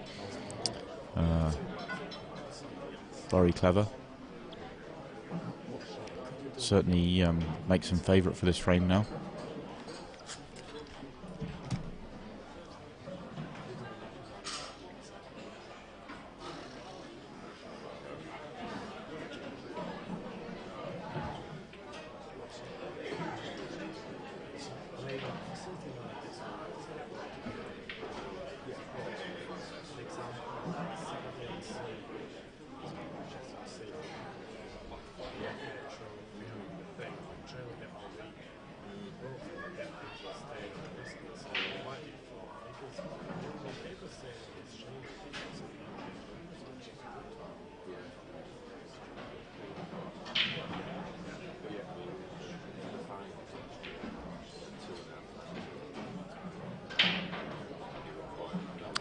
So Dan wasn't completely snookered. He was able to see the edge of that, and he's sort of just chosen to get the red away from that rail, and sort of almost putting Jason to the test a little bit here.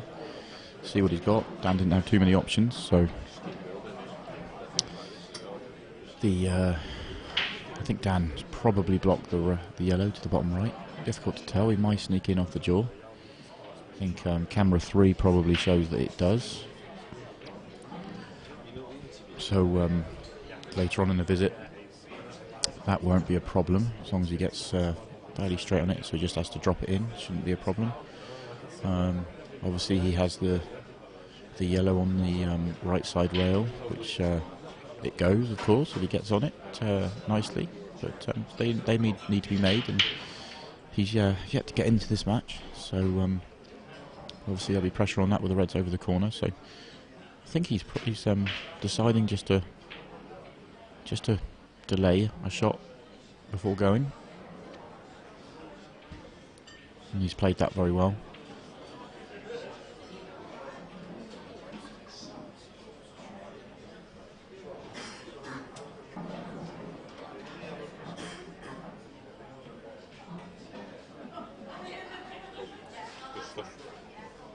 Are you back tomorrow, or is it? Yeah.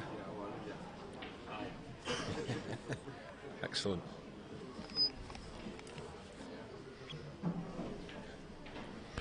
Just chatting with our radio colleagues who have been broadcasting pool on the radio.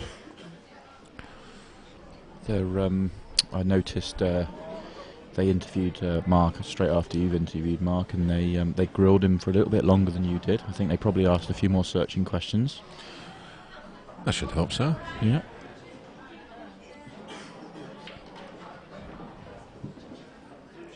He looked in fine form, Mark.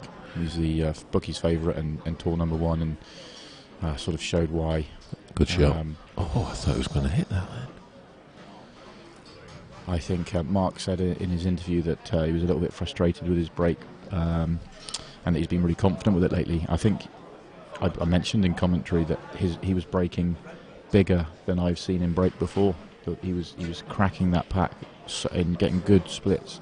Unfortunately, he was just coming up dry, but I think he's breaking bigger than I've seen before, which probably is a word of warning really to the rest of the players, because if he finds the break that works, then watch out.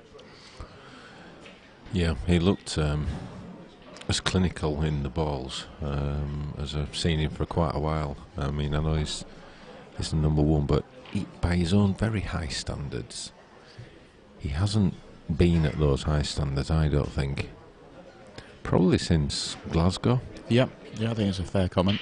Obviously, you know, he's going to play at a very high level anyway, because that's his sort of baseline level. But yeah, it's just been a couple of % off, which will have frustrated him because he likes winning. He did look sharp though. Like I say, I think clinical is absolutely the word. Yeah.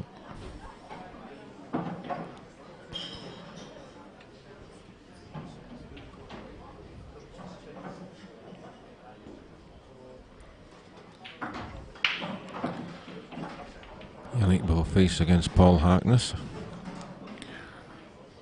That could be a long one.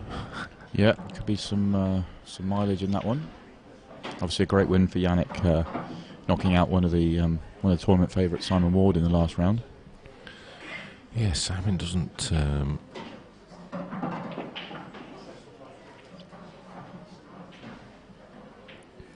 Simon doesn't do great at the Worlds. He got beat first round last year by I think it was Arfan. It was Arfan, yeah, on the stream, yeah.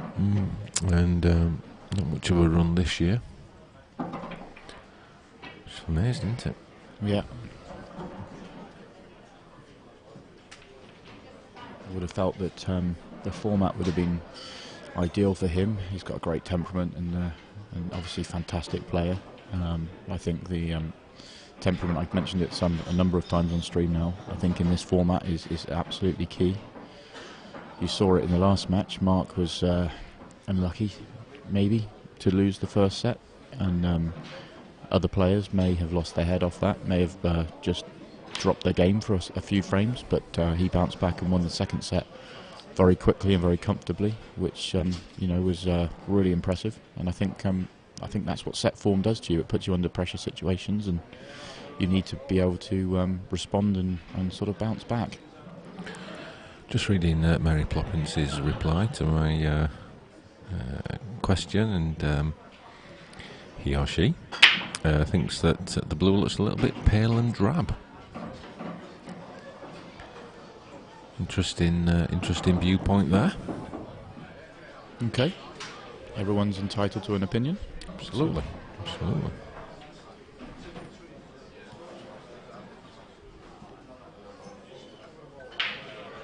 Certainly right about one thing, those corners, and the wrap looks amazing. Those corners are ridiculous. I still can't can't fathom them out. You know, how you can dip something in a liquid and it comes out with this perfect pattern. Yeah. I find that absolutely bonkers. And if you'd like to do that to your home table, then 8 Ball Direct, but bring your checkbook. Yeah.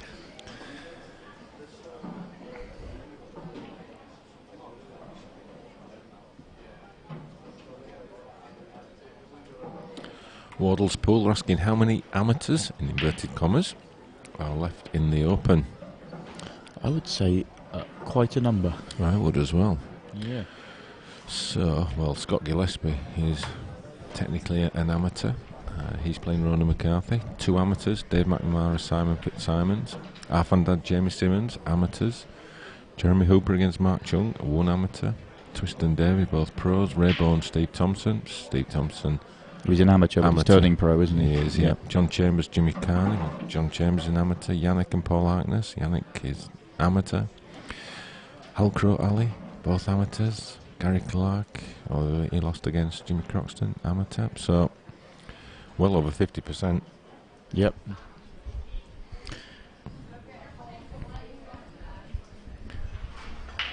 Gareth Ibbott and Ben Davis and Liam Dunson and Alex O'Donoghue, they haven't all just gone out for a bite to eat, have they, after a couple of frames?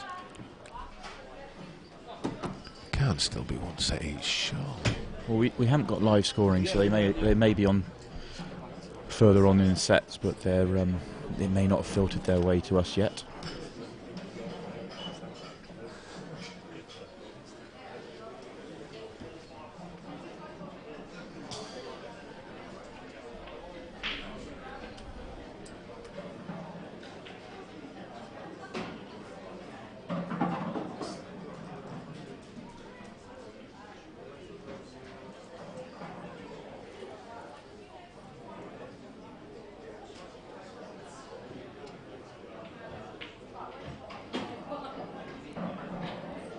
That's a nicely played shot from Jason.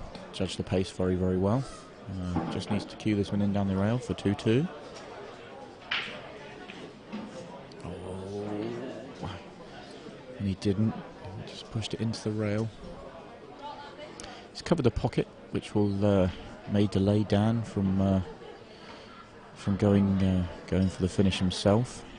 He may decide that when the red's right over the pocket like that, if you give your opponent an opportunity to come off 2-3 cushions, that they expect to make it. So he may push the boat out and try and find an angle somewhere to go into that red.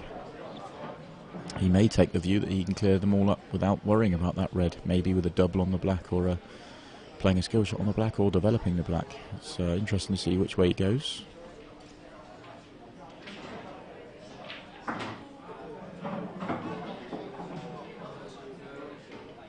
He would have liked the yellow that he cannoned just to bounce off the cushion a fraction more, just an inch or so. He may have wanted to use that as a way of stunning across the table to pop the red.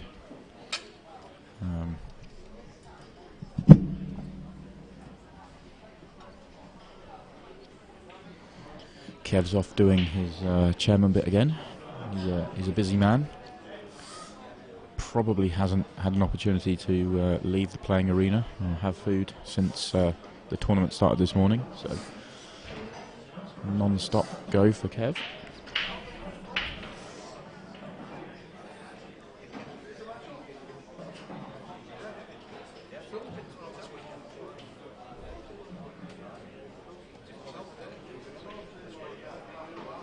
I think Dan's now looking at just slowing down, hiding the white. What sort of shot is he going to leave Jason if he leaves the white in this bottom right hand corner? How awkward can he make the next shot for Jason?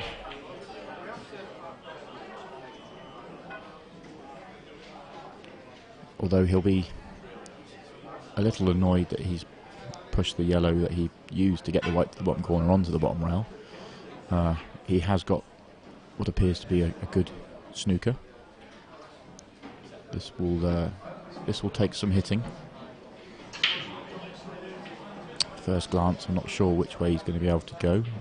He's looking to see if he's got a gap through the two yellows at the top and the two yellows at the bottom to be able to sort of spin it around those. But it doesn't really look anywhere near on. But he's had a good look.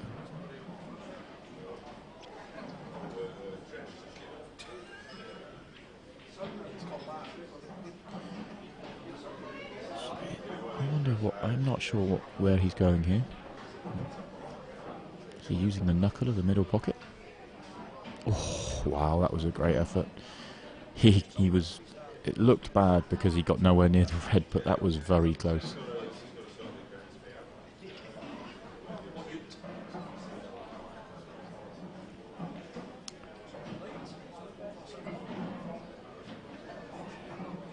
So Dan will. I was going to say he would pop the red, but interestingly he's going to pop the red with a double. Not a shot choice I would have seen. If it goes well, then it's a great shot choice. And although it hasn't, he's made the red, it hasn't really gone well in terms of the finishing, going for the finish in this frame. And arguably a fraction fortunate not to go in off as well. So just nudge this one over and leave another snooker. There we go. He probably hasn't got a snooker, but there's not a lot that Jason can do with it. He probably has just got an edge of the black through the gap.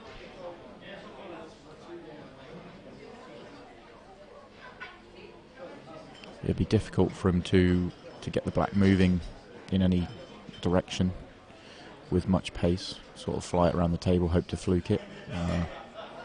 Very tricky for him to play a containing shot in some way where you flick off it, he's going to leave a shot. So difficult. He may just decide to hit this as firm as he can and hope for the best, which is exactly what he's done. He was able to get it to generate some pace into that black, but it didn't manage to fluke it.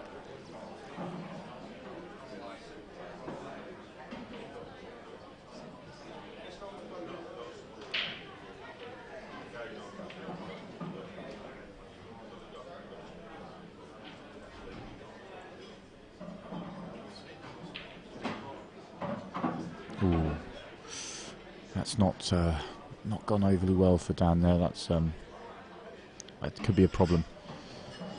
He obviously can't go game now. He's not touching balls, so he's going to have to flick off this and look to get another snooker. But I was going to say he needs to judge the pace well. If he left the gap, the black does go past the yellow. So Jason comes to the table with a wry smile and said something to Dan, because he knows that he was really close to having the gap to be able to pop the black. But as it is, I expect he can probably bend it. So it's certainly a possibility to bend this and make the black. Well, it's a fairly big bend. He's having to really jack up on this. It's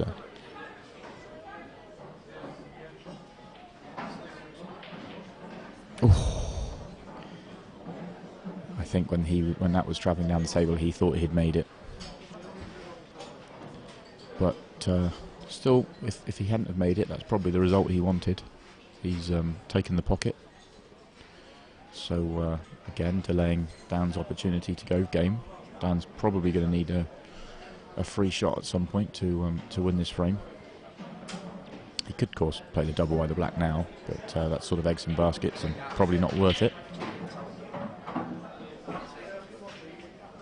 Although he may decide that he could play that double on the yellow, but as his last shot, so get just a little bit further away from it, somewhere on the bottom rail, makes that shot a bit easier. No, but he is going to go for the snooker, which is what I first thought he would do.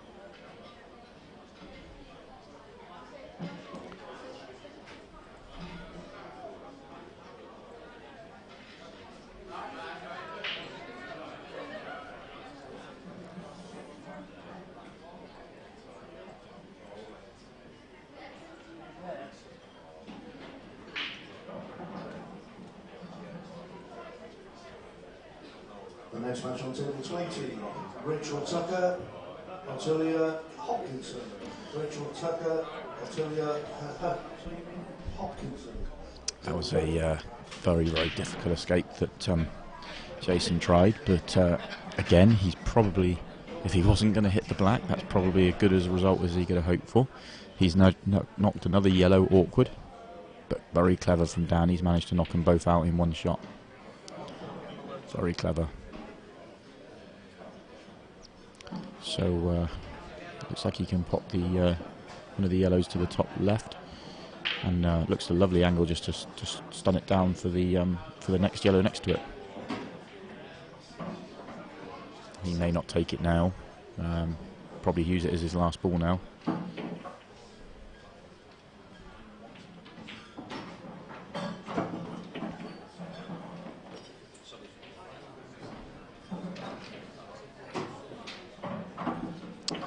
So Dan showed some pretty good patience in this frame. Didn't push the boat out, go for a finish that probably wasn't on, or was on but was more risky than playing another controlling snooker and or safety. And he's got his opportunity and taken it.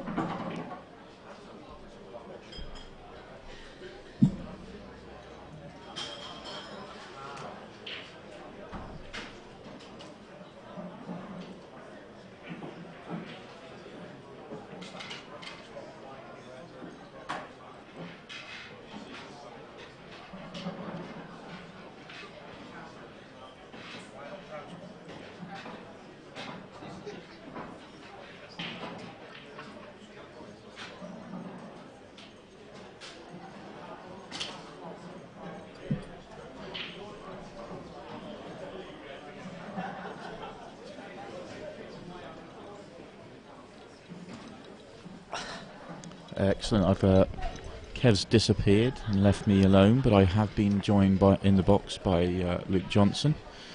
Welcome, Luke. Good evening. Good evening. I was just reviewing the bowling scores from earlier. Yeah, sore subject. Dan started this match in a fantastic style. Looks very, very sharp. Looks sharper than his match earlier today. He does. He looks very composed. He played a 3-cushion positional shot to win the first frame with a margin of error of about an inch, which was absolutely fantastic and set him up nicely. There's a bit of work to do here. He absolutely smashed that break, but they've landed a little awkward. Yeah, a couple of problems. He's going to go yellows. So it's a case of, I think 2 yellows sort of near the triangle area probably both go to the bottom left, so it's just what he does with the red-yellow that is his main problem.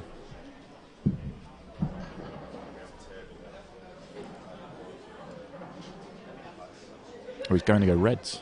Okay.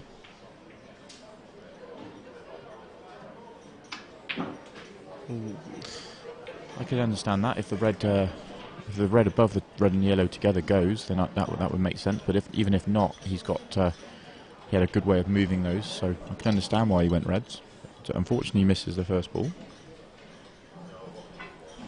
The next match on table 18, Delia Barnard and Donna Evans. Delia Barnard, Donna Evans, table 18. Can Jason see the yellow, the 2 yellows that are together? Can you see the left-hand side yellow? Oh, maybe not. Not sure what he's doing here. Oh, he's potting the red to the bottom right, Yeah, and coming going around into 2 him. cushions. Yeah, which I believe was going to be Dan's next shot. Had he made the red, that was the ball he was going to use to open up the reds. But it's kind of just going Dan's way a little bit at the moment in terms of that's come out better for Dan, that cannon, than it has for Jason. Although Jason's still at the table and has an opportunity to still do something about it. Yeah, I still fancy Jason to clear these up, to be honest. Yeah, no, I do. It's still just 1 ball that's a problem. He's 1 cannon away from winning the frame. Yeah.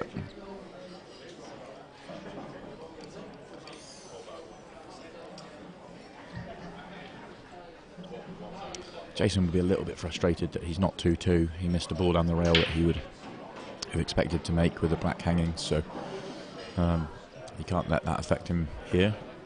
He's far too experienced to let that happen.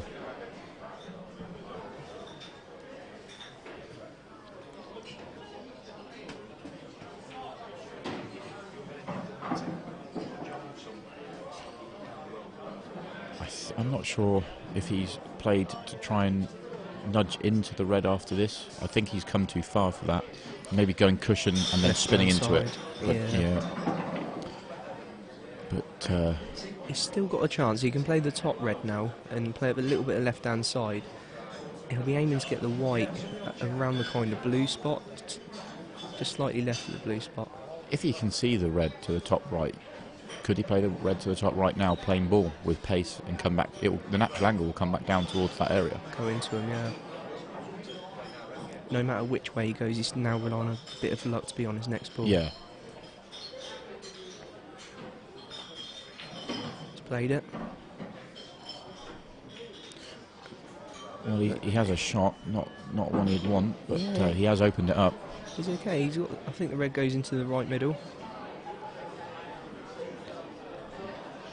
He's had a little look round to take it to the top left, so it probably doesn't go to the right middle if that's the case. Uh-huh.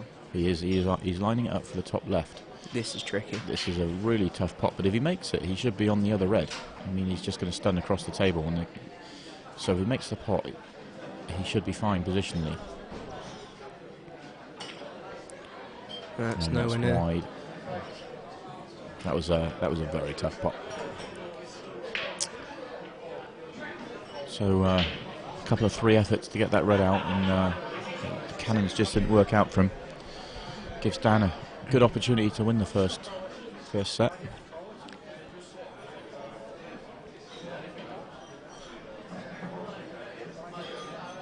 Second call for Tulia Hopkinson. If anybody knows where she is, we know she's here. So just one yellow on the left-hand side. Dan wants to be a little bit careful with. He wants to be on the yellow to the top, and he is. Okay. That's a nice little nudge just to brush past that one. He's perfect now. He can play the yellow to the left into the middle now, which is technically his pretty much hardest ball that he's got. Yeah, one to the top first, then the yellow to the middle. Just needs a good angle to get back out into. Middle of Doesn't the want table. to be straight on it, and or just off straight the wrong way. Playing the double. He's playing the double. Okay. So that's a very clever shot. He's played it in a way that he was never leaving a red. Yeah. He was always going to leave the white there. It's a very clever shot. It's a double we'd never expect to miss, but also he's got the safety net of the positional play, as you said. So Yeah, he's thinking clearly. he could have played the yellow to the top, but if he leaves himself a bad angle, then he's got a tricky drop in the middle with with a tough position. So I think that's a great choice.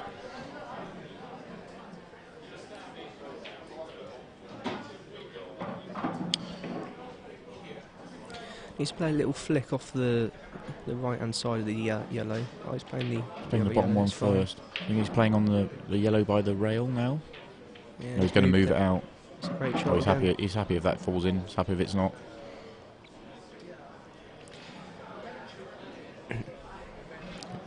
You can now just drop this in on and off the top cushion, and it's all fairly natural from here.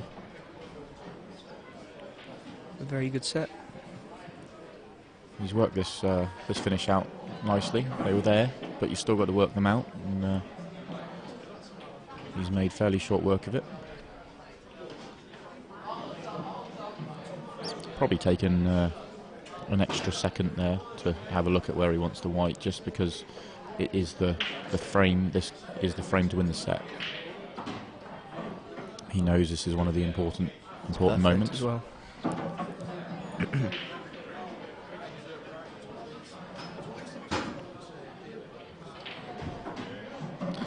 So 1 set to Dan. A very solid setter indeed.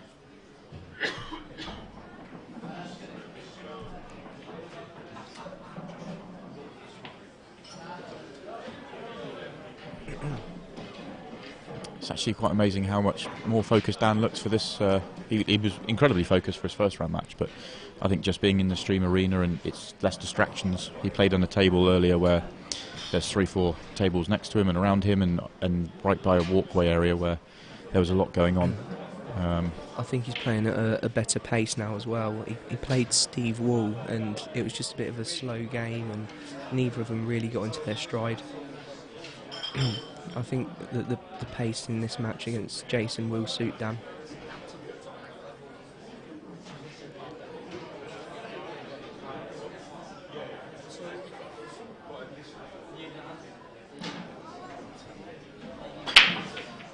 It's a lovely break from Jason. Very good break. Controlled the white well there. Yeah, a bit frustrating for him. He wants to be reds, but he's got no red. If he goes yellows, he's got a couple of problems. So Yeah, does the yellow go past the red on the bottom cushion? if it does, then yellows aren't too much of a problem. So I think the 2 yellows at the top will probably a plant as well. So Yeah. if it does, then that's not too bad. If it doesn't, then he's got a little issue. I suspect it doesn't because of the way he's Pointing his cue. pointing his cue, and I think if it did, he would be taking one to the right middle and just drifting down on it now, knowing he's got the one in the middle of the table as his next ball afterwards. But he's looking at leaving an angle on the one in the middle of the table to go into it.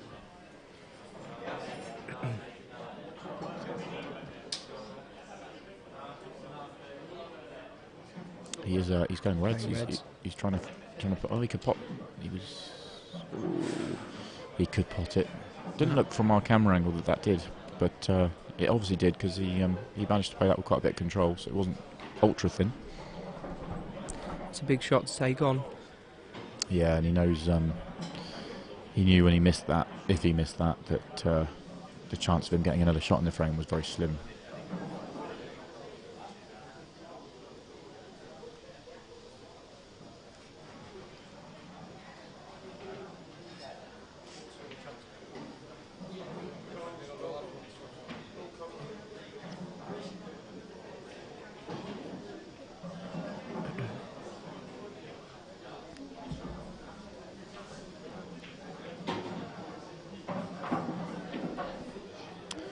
So you think you take the one to the right now, nearest the right-hand pocket, and just roll it through for the red by the rail. And once that's cleared, it should be sort of plain sailing. The only thing that could have gone wrong with this was leaving that red too late and finishing on a bad angle on it.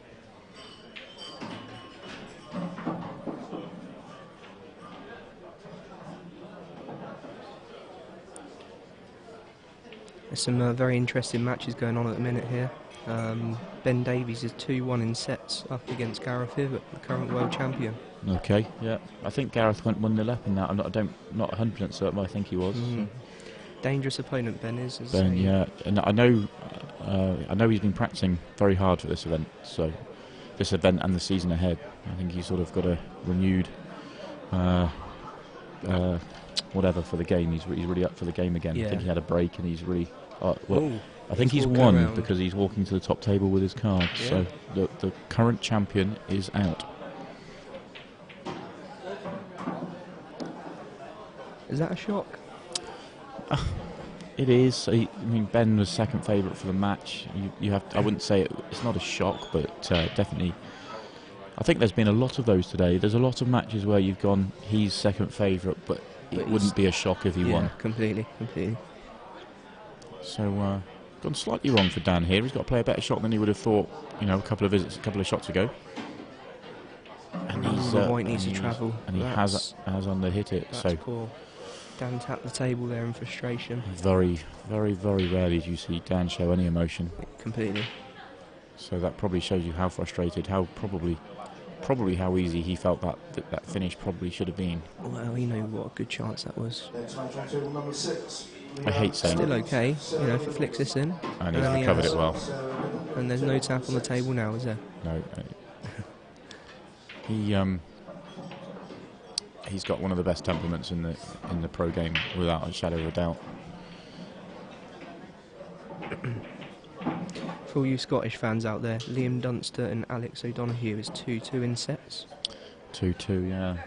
Alex and Liam have played a number of times on the tour, and they've had some good old battles in the past. I think they played the World Championships still a good couple of times, I think, if memory serves. Certainly once. I remember at the Magna Centre.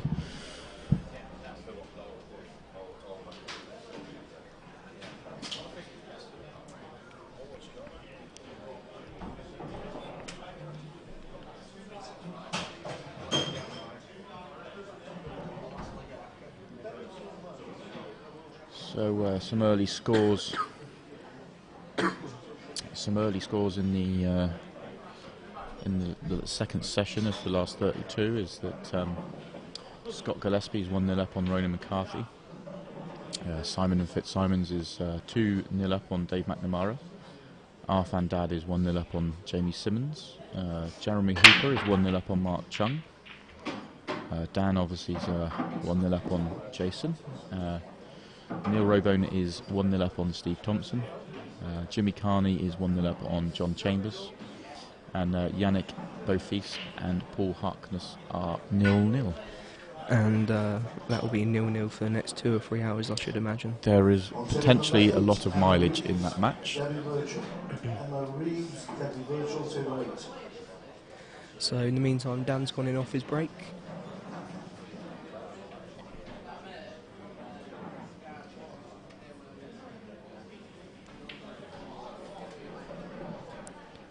Jason will expect to take these out with 2 shots.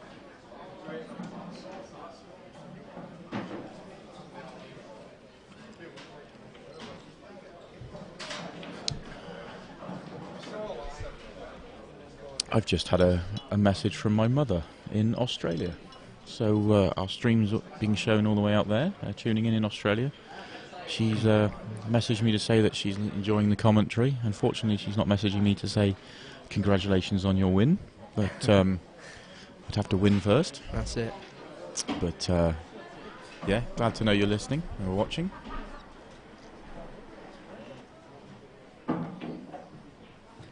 Yeah.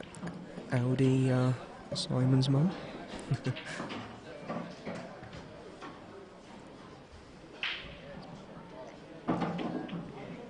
I should let you know that I did pop round your house on the way here, and I found no mouse in the kitchen, so all's good. Hope you're having a good holiday.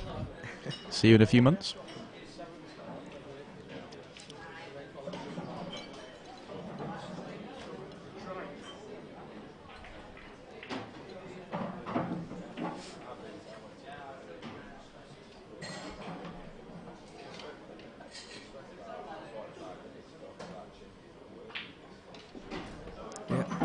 Jason's getting onto his problem ball now. He should be absolutely fine just to roll this through, or even stun it back.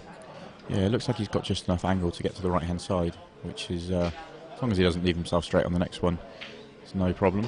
That's a perfect angle. So he missed a similar ball than this a couple of frames ago and lost the frame off it, but probably slightly harder the one he missed. But not this time, and that's absolutely perfect. So should be 1-1 now.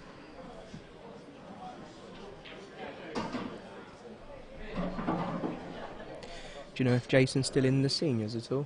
No, Jason is the two-time defending seniors champion, but he fell at the first hurdle this time. I cannot remember who to, but no, we will have a new champion this year.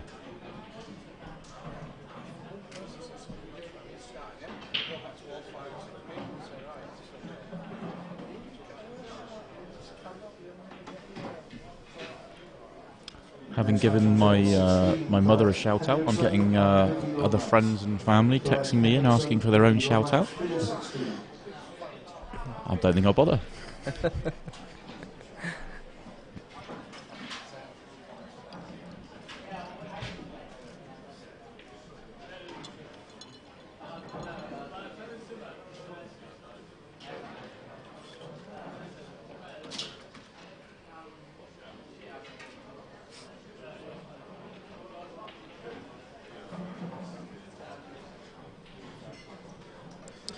Just looking through those scores, Jeremy Hooper's from round my way, and he came here having hardly played, with no real form at all. Struggled a little bit in practice a few weeks ago, although I'm sure his practice improved as the closer to the event we got. But just shows, he turned up and he's found some form from somewhere, and knocked out one of the favourites in the last round, Jordan Shepherd, and now he's looks to be in a good position to make the last 16. Yeah, I watched the match against Jordan. He played very well, very steady. Of course, he was the runner-up to Jason last year in the seniors final. So, and I think Jeremy's still going strong in the seniors himself.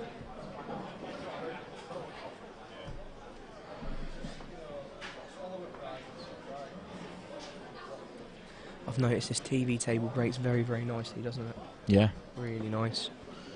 Well, you've had a go on it. I've had a How did hack you on it. How did you find it? Did you in the past with previous TV tables, players have suggested that it played quicker than the other tables, and there's no real reason why that is. That there is a lot more lighting around it, but they're not generating any heat though. So there's no real reason for it at all. But when we changed it to this cloth, I wondered if that would still be the case. Yeah, you very rarely see a dry rake. Yeah.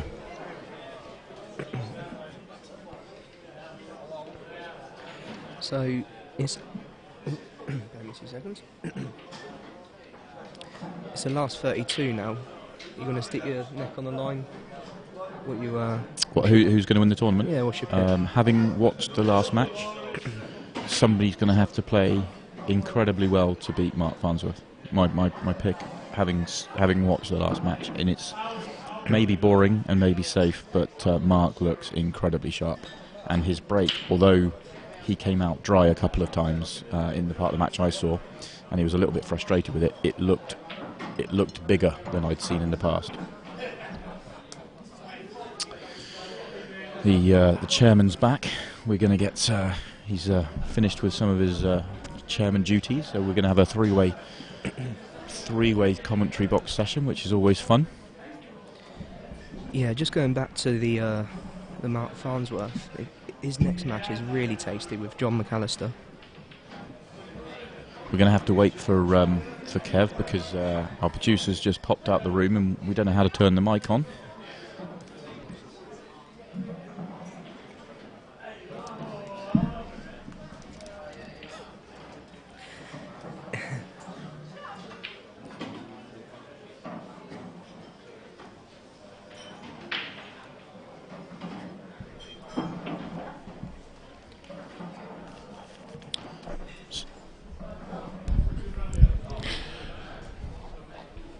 Did you see the Gareth Hibbert result? We saw Ben coming to the top table. We were just discussing that game actually as we saw Ben walking over, so it was perfect timing. The champion is out. 3-1. Is that on? Can you hear me? Yeah, we can hear you. We can hear you, Yeah, we yeah. can. No, we were just in shock. We were saying that although Gareth would have been favourite for that match against Ben, you'd never call that a shock. It's just Gareth was favourite, but there's been a lot of those matches today where the what you'd say is the second favourite has won, but it's certainly not a shock. Yeah, I just wonder how much additional pressure he might have been feeling this year. Being defending champion, obviously I've never been in that position, but I can imagine it. There's a lot of expectation. Yeah, I found that when defending my my Warminster singles title, I found the following season hard. Yeah, certainly. What spot was that? Was that certainly the fifth time anyway. The fifth time I was defending it was tough. Yeah. And that was for a friend that's texted me into saying, why am I not giving him a shout out? Well, I thought I'm doing it in a way like that. Just getting back to Hi, the Graham. ball here. Dan plays this down the rail. He can play this with top, and he's not going to leave the. Oh, he's. Didn't hear that very well, did he? Yeah. Dan started this match very well, but he just missed a ball in the last frame, and Jason made a good finish. So I don't think he's left much here. Have we got a result yet from the O'Donoghue Dunster match? 2-2. Still currently. 2-2 on the 2-2. Q score. They're in for the night then. Yannick and Paul Harkness are still 0-0. Oh To my our surprise. goodness.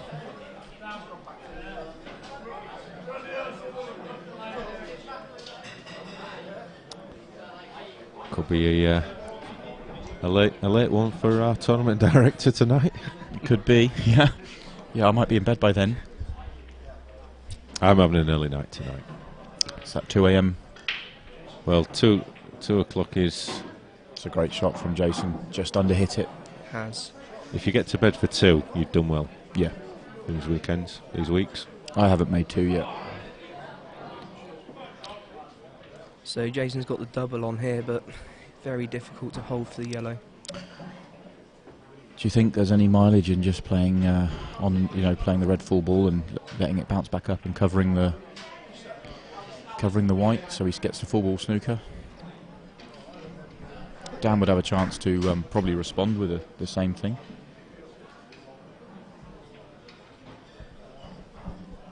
We have the chat up as There well we now. go. So get your questions in. Thought he was missing something. Yeah, I think that was probably the right choice. I think if he plays the snooker, he probably a couple of shots later, probably ends up on the wrong side of it anyway. So went for the opportunity to win the frame. It didn't work out. So chance for Dan. You can tell the women are in town, can't you? Certainly hear them. Yeah. Yeah, the ladies' event is in full swing. Have we had a result from, as the men's world champion is out, have we had a result from Deb Birchall's first round match? I know that she was playing a couple of hours ago. Let's see, I think she's still playing, I think. Deb Birchall, our two-time defending champion. She's got her defence underway a couple of hours ago, along with all the other girls, which is it's great to see that event has been... there's a lot more interest in that event this year. The numbers are up a lot, so it should be a fantastic event. Would you put Deb as favourite to win the ladies singles?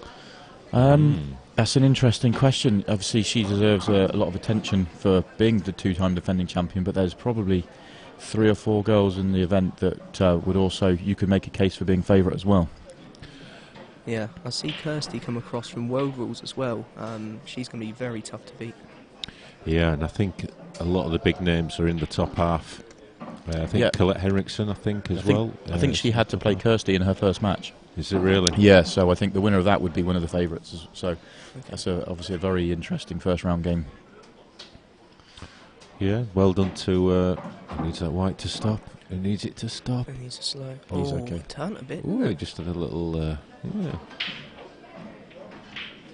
Bit of chalk dust on the table or something. Yeah, just well done to Viv, who got a lot of interest in the women's event. I know that she's going to be badgering me later on this week about doing something again with the women, so that's going to get passed to Simon. Yeah, I'll add that to my list. We'll give that to James. Yeah. We'll give that to James, won't we? Yeah, that sounds like a James job. Definitely. And of course we've got the mixed doubles this week, so we've got an extra event starting this week. Anyone in the mixed doubles? Yeah, I'm in the mixed doubles. I haven't met my doubles partner before, so I mean I expect to gel straight away. But yeah, looking forward to that. Just see, Colette did beat Kirsty 2-0. Is it first Sets. to two? Yeah, sets. It's first to two sets. Yeah, it's not best of three. I was going to say that's a long way to come for a first to two. Yeah, I had a few messages on Facebook about when people were looking at the draw for the Open, and it says like best of first to three or whatever it says when it means sets, but it just says three. Yeah. So people saying, is it a best of five? Brilliant. And I did have to. Be good to shake the hand after you win 3-0, wouldn't it? I'd have no issues with a best of 5 World Championships. I feel my chance would improve. Yeah. Well, they do a 6-red World Championship at snooker, don't they? Why don't we do a Yeah. I don't know. The shootout World Championships. A 4-ball. 4-ball. Just a comment from Ben Morrison, who's actually in my pool team in Reading. He said, tell Luke we'll have this cloth on the table down the Palmer Tavern by Wednesday. You got one of these going on, have you? Oh, that'd be lovely. Sort it out, Ben. Make sure you get the right stuff. 861, not 860. Two different things. So what's the difference there then? Well, the 860 is proper speed cloth. Oh, okay, yeah, you don't want that. 861, for anyone who wants to know, was actually developed for Chinese 8-ball by Simonis, but they struggled to break into that market. So we tried it, and you can see the results on your screen of what we thought of it. Yep. So I know there's quite a lot of interest in it, and if people are looking to buy some of this cloth for the clubs, the UK distributor is called Lifestyle Leisure, and they're based in Stockport, I think, over that way. And give them a call. Stan McKenna's the man who's in the know there, and he will be able to help and advise. And I think as the demand for the cloth grows, I do think it potentially may become cheaper, because there'll be the opportunity for Simonis to make it into slightly bigger lengths. Probably giving too much information here, but it's obviously the size of a Chinese 8-ball table and the size of our pool tables are slightly different. So I think the way it's currently, the way they make the rolls, there's quite a lot of waste on it.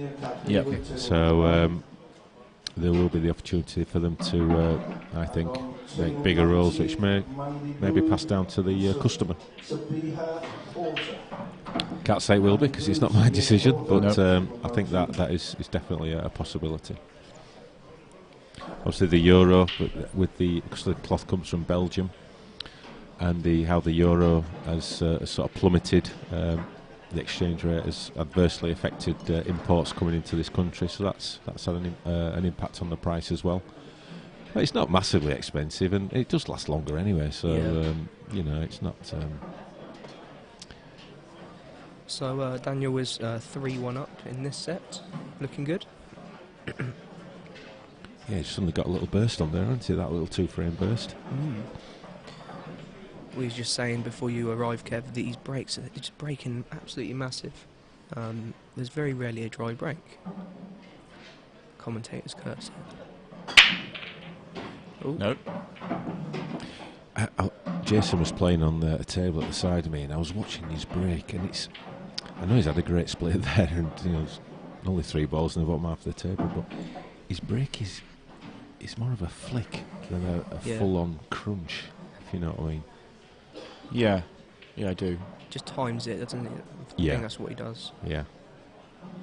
Whereas you can hear when Dan hits it, he's absolutely slamming the pack. Yeah. Yeah.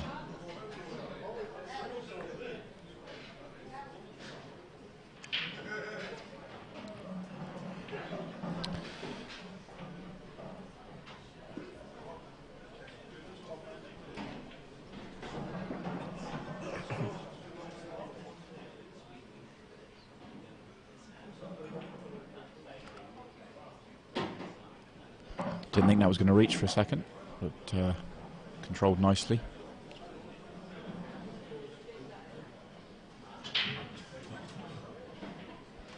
I can't read that. What does it say? So we got a live chat message from Tsunami Streaming. Kevin, who will be doing the match schedule for next week's World Series? Can you explain to the viewers what the World Series is all about, and are there still spaces left to enter? Well, the World Series expert is sat on your right-hand side, Mr. Webb. Yeah, I've been involved in the World Series this year. So for those of you that don't know, the World Series is a series of 6 tournaments where we play qualifying events in the UK. Each qualifying event to go to a country, across the world really. We went to South Africa last year and a few across Europe. This year we've got 6 events. The first 2 qualifying events are this weekend, or next weekend, in Middlesbrough, in Thornaby Snooker Centre, so I think it's just south of Middlesbrough. It's now, last year we had an amateur event and a professional event, but we have just got a professional event this year. So the event is for professionals only, and we're still organising and getting the entries for the professionals sorted, but it's not open to amateurs. But obviously pool is really big in the northeast, and Blackball pool especially. So if you want to come along and watch the top professionals play, then Thornaby Snooker Centre next weekend for come along and watch some exciting pool. As for the schedule, I think that will be done by the top table team, whoever that will end up being, and which is probably Kev and myself. More you than me. And that will be when the draw's done. So it'll be one qualifier on Saturday, one qualifier on Sunday. Can you remember off the top of your head which 2 destinations they are for? Certainly Cyprus is one. Yeah. Is it France? It's on the website. Yeah, but we have a World Series section on our website with all the details. I think the plan is to do the draw on Thursday night before we start Saturday. Yep. And so the schedule will be done then, and we'll pretty much know which matches are going to be streamed by Tsunami Streaming, who are being commissioned by the club at Thornaby to provide the stream. Yeah. Hopefully Mick from the club is said he might pop in this week, so hopefully see him at some point this week, and we can be good to see him here. But, if not, we'll see him next week. Looking forward to going there. Actually, I'm sort of doubly excited. One, because I've been involved in sort of running the event or organising the event, and secondly, I was it's my first event as a professional as well, so sort of doubly excited for that. Yeah, and the reason for doing World Series is that we have to think outside of the UK bubble, and we are the international association, and therefore we should be running international events. And part of our acceptance under the BI structure, under the World Pool Association structure, is that we should be running global events, and this is our second attempt at doing that. And most of the events last year were a great success. There's things that we can certainly improve on, and Simon's been working hard to make sure that happens. So if it doesn't, he's going to be in a lot of trouble. Yeah, we've got a few ideas for what to do and what we learned from what we've done in the past and how we can improve. See if I can remember off the top of my head where we're going this year. Cyprus, as Kev mentioned. We're going to go back to Norway. We will be going to Gibraltar. That's still to be 100% confirmed, but pretty certain that's happening. We're going to France, and we have one to confirm. So that we've had five sort of agreed, and one to confirm. I'm trying to think who the 5th is now. I know it. Oh no, it makes me think feel of bad. Norway. Who was at Norway? Oh yes, of course. We're going to the Netherlands, which we're really looking forward to. They're really excited to get involved. We played. They were in Norway this year for Norway invited France, Brittany, and the Netherlands to play in a four team event in Oslo, which was a good event. Hopefully we'll build on that this year. But we're also going to go to the Netherlands, so looking forward to that. Simon Fitzsimon's a man in a hurry. Winning 3-0 against Dave McNamara. And also, I can confirm for all the Scottish viewers that the Scottish champion, Liam Dunster, is through. He, I don't know, he must have won 3-2 because it was 2-2, but Liam walked to the top table with the score sheet, which is normally a clue. There's a lot of interest in Liam this week. There's a lot of people thinking he's a really good chance to win this week. Certainly is, and his fellow Scottish player, Scott Gillespie, another top draw player. I've sort of said all week that I think this tournament's going to be won by a regular winner on the IPA Tour or somebody that's already been in the winners' enclosure. But if I had to pick somebody from outside of that, then Liam's one of those players that he's winning everything else outside of the IPA, and he's coming close in the IPA now. That the only thing really missing is a professional or open event. He won amateur events, of course.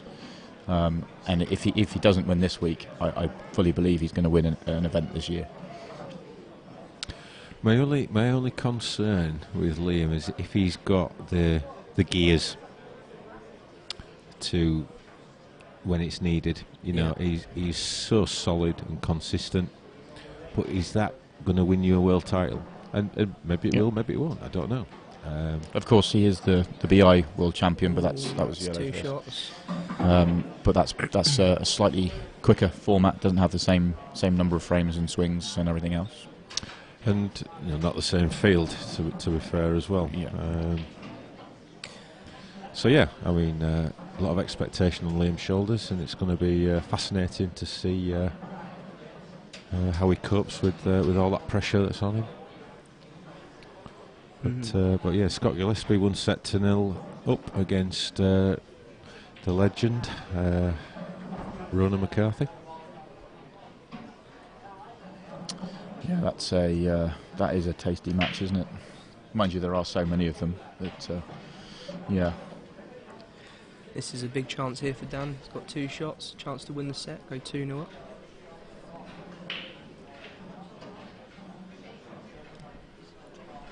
It's touchscreen, so just select between the two if you want. Tsunami Streaming has said that it's Malta on the Sunday, but I'm pretty certain it isn't because we're not going to Malta this year. We went to Malta last year, but we're not going back to Malta. They're hosting the Nations Cup this year, and they're focusing on that, and that's fine. We've got a few other countries in mind that we want to go to for our 6th event. So hopefully, won't be long before we'll announce who the sixth event is. I just felt the website's right. I might need to have a look at that. I'm sure I took Malta off, but anyway. Yeah.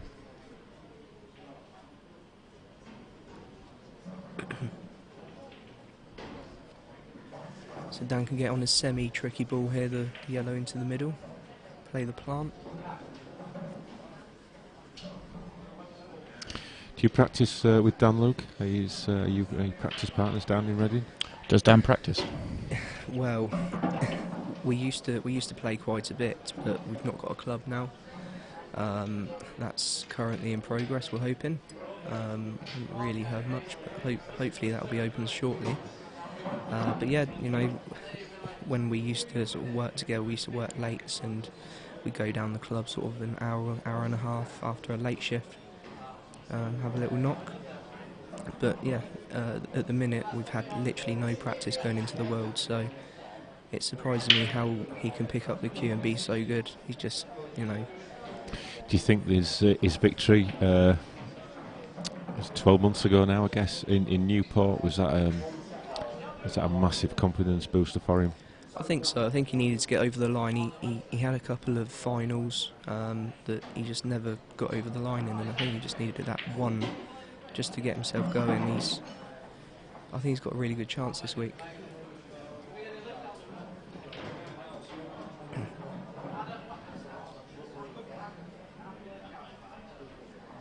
And a little bit awkward here.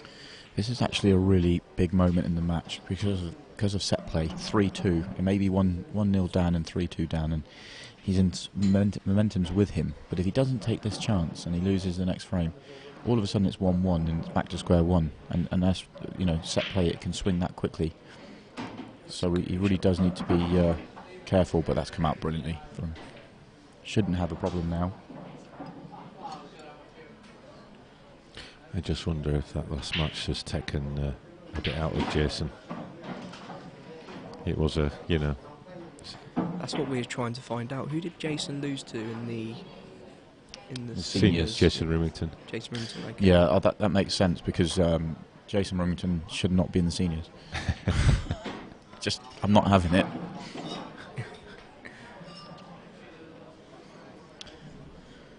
Did he get through the security checks?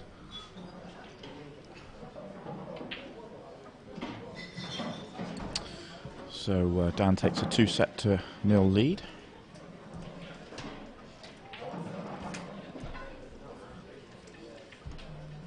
He does look focused and sharp, to be honest, Dan does. He's missed a couple of balls at the beginning of that set, but he looks very sharp. So I'm just thinking he won the Open event at Newport, but then his confidence took a real battering in the professional event the next day, didn't it? Who did he lose to? He lost to a right cabbage. Average player, I heard, yeah. Not even that good. No. No, not even that good. Well below average. I actually watched that match. He played very well, Kevin. Very well. I think he was still hungover. We didn't drink that much, actually. I think we had a bottle of champagne, and that was it, I think, and went to bed. He actually took the pros quite seriously. And he's taken this event very seriously. He had after his victory this afternoon, he's gone out for some food with us, and we decided to have a bit of downtime and went bowling. And being the athlete that he is, he said that he wouldn't partake in the bowling because he didn't want it to affect his queuing for the for this match. Yeah, I can understand that. He also said that he won't want to eat too much on have a heavy stomach when he's playing, but that kind of changed. He's not got to where he is today with the waiter came over with his food and looked at him and said the meals. Where's the fifth? Because there was two of them, and Dan said, yeah, they're mine, and he'd ordered 2 meals. The waiter was a bit shocked. I think we need to tell him to tuck his shirt in. Yeah, scruffy. That is the problem with the shirts. They don't. I don't know why the shirts don't keep hanging out, but polo shirts don't. Has he got a shirt that fits him? Do you think?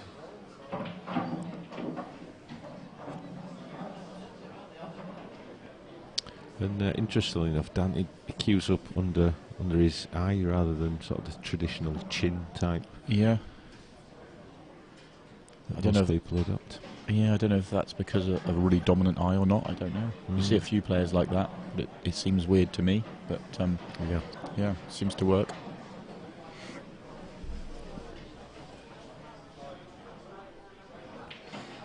Sean Aird, Dunster is still in. He just won 3-2. How did Yannick Beaufils get on against... who was he playing? Paul. It's 0-0. 0-0. Oh, still 0-0. Yeah, so... Thanks for the update on that one. It must have frozen. It can't still be 0-0. Well, he's meant to be going round. Yeah, that started an hour and 35 minutes ago. So well, that's still early. Yeah. It's about right for 7 frames, I think.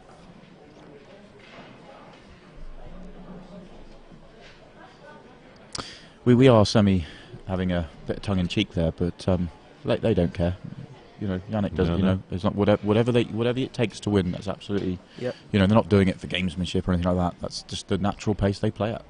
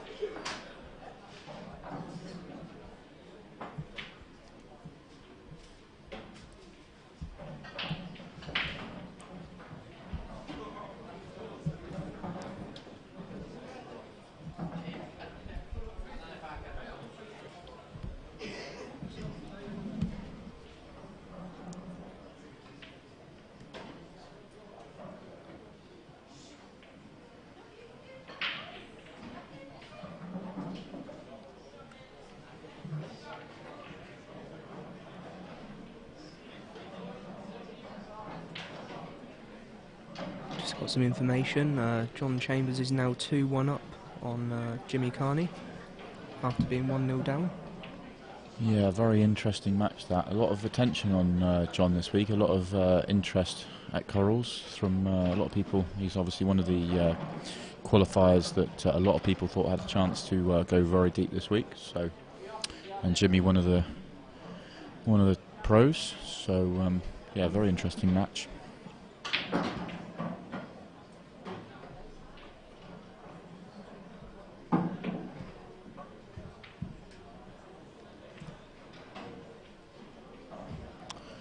Just not really happening for Jason. He's it's not the first time when he's had chances where he's had problem balls. He's played good shots to go into them, and I think there was one frame earlier on he went into 3 times, nicely, and just didn't quite get the right flick or a thick enough flick.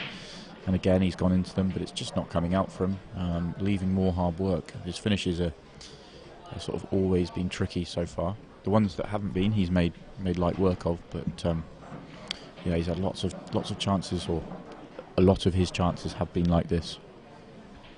Just update, Deb Birchall did win 2-1.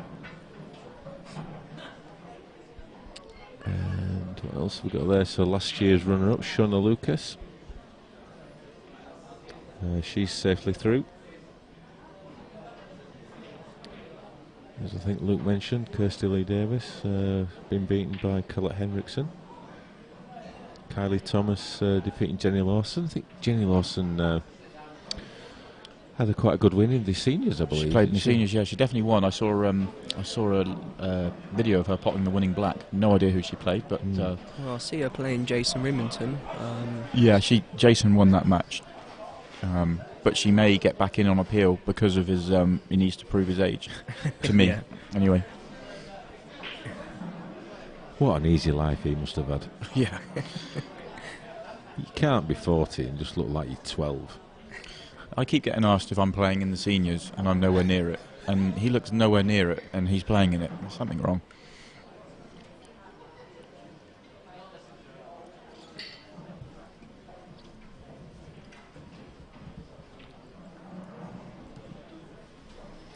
Is everything running smoothly, Dave? Everything? Yeah. Are you relaxed now? No. Don't know if you were with us earlier, but everything was crashing in front of us. It was carnage. Website were down, YouTube was off. We were live streaming like we were in the local pub for a few minutes. Simon nearly went to the bar. Yeah, nearly. All going on.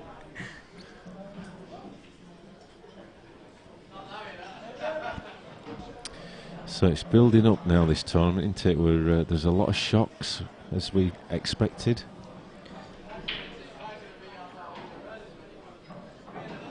Just had a comment on the chat asking if there's going to be another match on after this one. If Dave's still awake, then we'll probably do one. I'm not sure how the schedule's going. We'll have to try and get our TD down. I've had a question for you come in, Kev. This probably relates to the fact we were talking about shirts and the fact Dan's shirt's hanging out. David Hine has asked if you think players should be allowed to wear what they want, obviously within guidelines, but to help build characters in the game. Oh, that's a great shot. Well, they can, is the simple answer. They can. If they want to turn up in a nice check tartan shirt, then absolutely fine. Yeah, I'm all for developing the character of the players. It's a little bit undercooked on that one. So yeah, Just needs to play a soft enough not to get the in off into the middle here. yeah, it should be fine. Yeah, it's fine. Yep. Just as the trousers don't have to be black, they can wear pink if they want to wear a pair of pink Yeah, trousers. I've got a really nice set of red trousers that I might break out for the tour then. If you get to the final, Yeah, will you wear the red trousers? I've had them in my case for every event, just saving it for the live stream. But yeah, unfortunately, they're still in the suitcase. Yeah, wearing red trousers on a commentary is probably a bit wasted. Although with Dave's new toy, we can be shown if the audience want to see us. But Look, have you seen Dave's new toy? We can What new throw it toy? around. Oh, Oh, let me see the new toy. no Dave. one's allowed to touch it apart from Dave himself. he might show us it in a minute.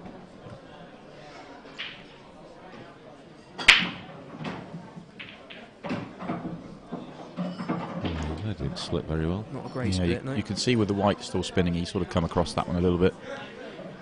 And again, he's made a ball and he's got a chance, but again, it's not a great chance. There's areas he needs to develop.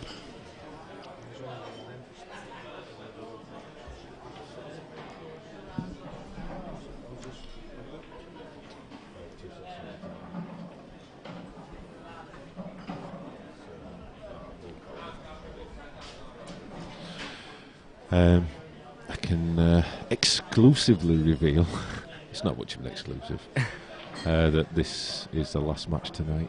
Oh. Look at Dave partying. Dave just took another sip of his That beer when news. you said that.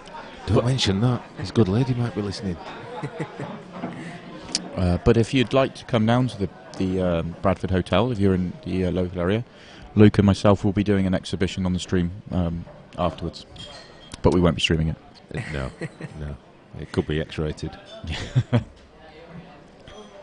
Simon just wants to wear his trousers. Yeah, I just want a reason for... Yeah. These yellows look good now. Yeah, it looked a horrible cluster, but he's found the gap here. And Yeah, it looks like he can just... If we go to camera 3, it looks like he would like to have had a hair more angle on this, but he's okay. Yeah, but with this cloth and that white, he can throw that into the black. Yeah.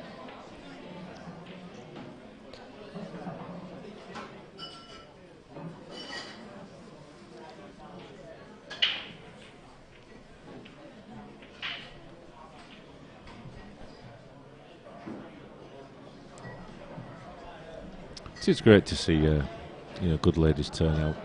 We've tried to build the ladies event, particularly this year. Yep. And it is great that they have supported it. Yeah, I think they've come. It's probably certainly doubled, if not trebled, from previous years. And obviously, with the extra event and the prize money for them, I think is up a little bit as well. So hopefully, it will continue to grow as we move forward. Yeah. just been asked to get some live updates on the scores. You'll be pleased to know that Yannick Bluefields has won the first set, so that's 1-0 to Yannick against Paul Harkness. I've heard that John is 2-1 up on Jimmy Carney, which we will get that changed shortly for yourself. Neil Raybone is 1-0 up against Steve Thompson. Obviously, you got Dan is 2-0 up against Jason Twist. Jeremy Hooper, he's playing really well this week. He's 2-0 up against Mark Chung. Yeah. Arfan Dan is 2-1 up against Jamie Simmons. And Scott Gillespie is still 1-0 up against Ronan McCarthy. I've just seen Shona Lucas playing. I thought she was through. Are they playing another round? Yeah, she was in the prelim. So the girls that are in the prelim have got a prelim and first round tonight. Right.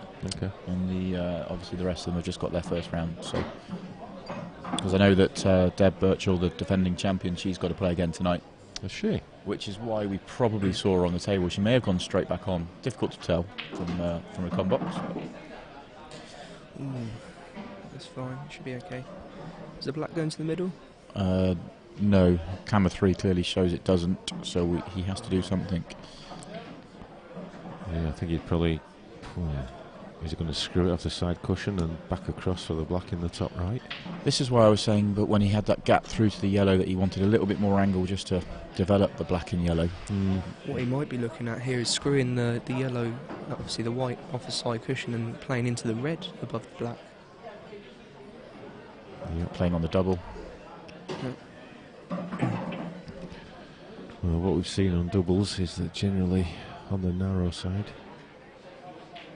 but he's stroked that in perfectly. Yeah.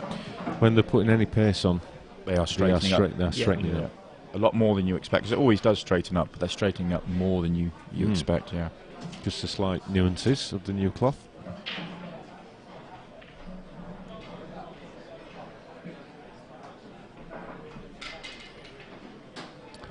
one thing for certain about Jason, he won't be giving up. No, and in this format, comebacks can be, they're a lot easier, well not easier, but they're more likely in this form. So it looks like Ronan McCarthy's got one setback. It's now 1-1 with him and Scott Gillespie. And there's another one that won't be giving up. No, absolutely not. He wants this title. It's the one thing missing in his locker, isn't it? Absolutely.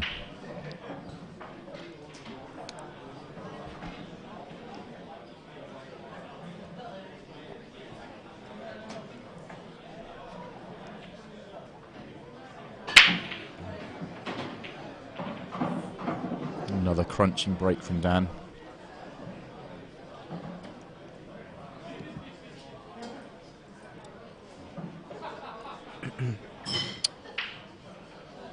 So a little bit of work in this finish.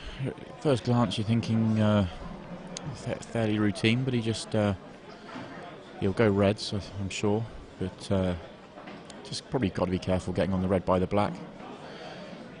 Other than that, there's no real problems. I think that'll be his last ball, the red by the black. Could be. Only problem if he leaves it to his last ball and he finishes with a poor angle is it may cost him. Yeah, it's all about this shot.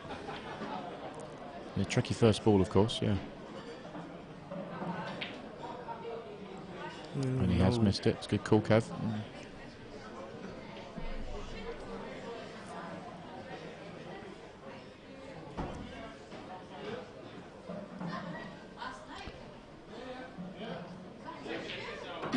Jason, I think, is actually considering himself very lucky to be on the stream today because he's not sporting a beard. Yeah, it does seem to be you get on the stream if you have a beard. And we've seen some terrible beards. Some terrible beards. I did see the worst one though last night. One of the players, I can't remember his name, but if you sort of think a Scruffy ZZ Top type beard, you sort of know what I'm thinking. Yeah, yeah. Oh yeah. Terrible. It was terrible. I'm surprised he's not on the stream, to be honest.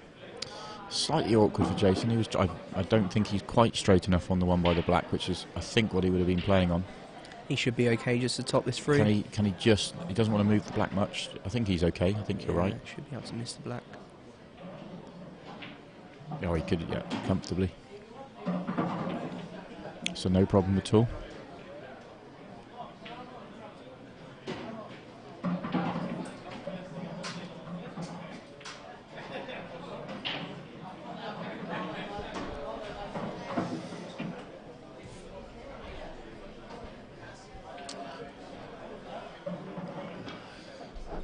So Jason gets himself in front in the set that he needs to win to continue the match. I think we've got another addition to the professional ranks this year. Okay. Andy Lucas.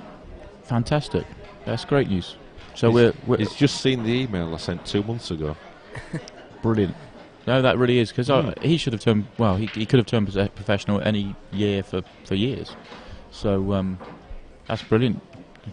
I'm not quite sure Andy's good enough, to be honest with you. Also, so that nice to round our pro numbers up to 64. Well, Andy Max dropped off, haven't we? So back to 63. But we were 64 for a second. Is it 63 or 61? I thought you said we were at 63. Did I? Yeah, so we're up to 64. But you know what I'm like with numbers. Yeah. But anyway, just over 60, which is up from last year where we had 35, 36, somewhere around that. So 33, I think, last year. 33. So it's basically doubled. Yeah.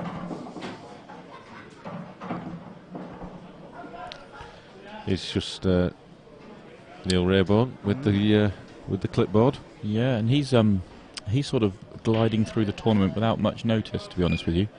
And he's very dangerous. A bit like Gareth did last year. A little bit, yeah. There was all these people being tipped, and he's just got on with it, and no problems at all. Do you know the score, Luke? Are you having a look? That was 3-0 in sets. Who did he play? Against Steve Thompson. Steve Thompson, so your conqueror. Careful. Yeah, go on, Neil.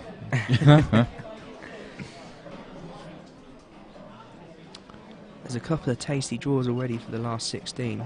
You've got Mark Farnsworth versus John McAllister. That would be brilliant. Ben Davies, Liam Dunster, Ian Alley, Jimmy Croxton. Yas Hussain versus Craig Marsh. Some really nice ties there. Are they all played at the same time, those tomorrow? Are they staggered? 12 o'clock. 12 So they're all That's at it. 12 o'clock tomorrow. Oh, they get a lie-in? Yeah. Do we? I thought so. Oh dear. You'll have your red trousers on for the first match at 10. Yeah. You can do the interview. Just to do the interview. It'll clash with the red. It'll clash with the orange. What we're going to put on the stream then? I know what my pick would be. It's got to be.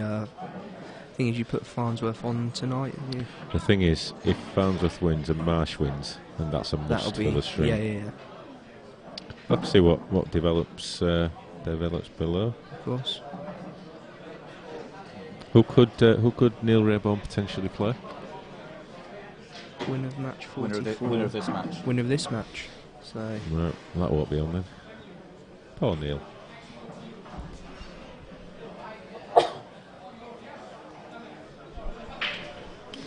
Okay. Yeah, I think I would the pick of the. We're still waiting for results, obviously, but the pick of the next round has to be Mark and John. But obviously, it may not be for other reasons. Well, potentially Ben Davis, Liam Dunster. they've Yeah, both not been on. I think have they? that's. So I think that would be. I think that's probably a fair chance. Why don't we throw this open to not to a vote, but let's just see what. Have a look at the draw. Go and see. Obviously, you can have a look at the draw and the current scores and see, sort of work out what you think the final 16 are going to be like. But get on the chat and let us know which match you want to see. Somebody's already said they like the idea of Croxton versus Ali. Yeah, I think that'll be a good match. I think Jimmy Croxton's playing well by the sound of it. but again, Ali's been on the stream.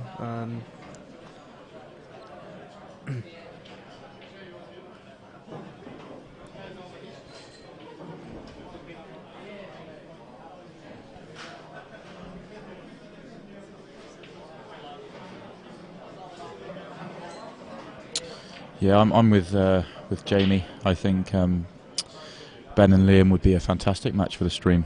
I certainly gets my tip.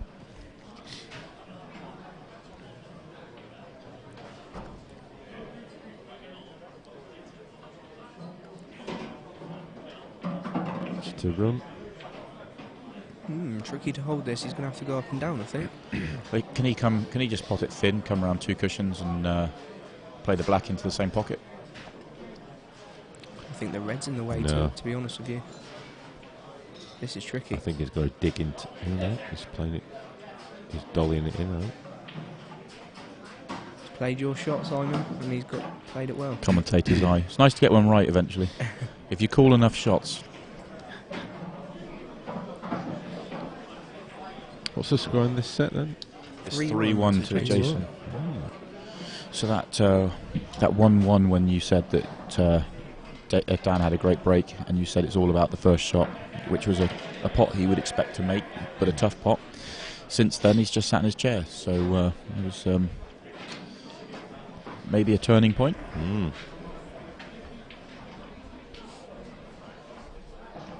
Yeah, I think just looking at the chat, there's going to be a lot of interest in the Liam Dunster's match.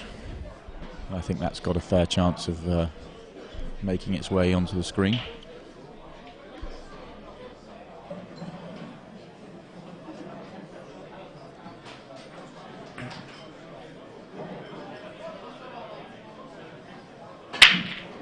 Someone's asked why is the doubles draw not on Q score? Well, it should be. It is.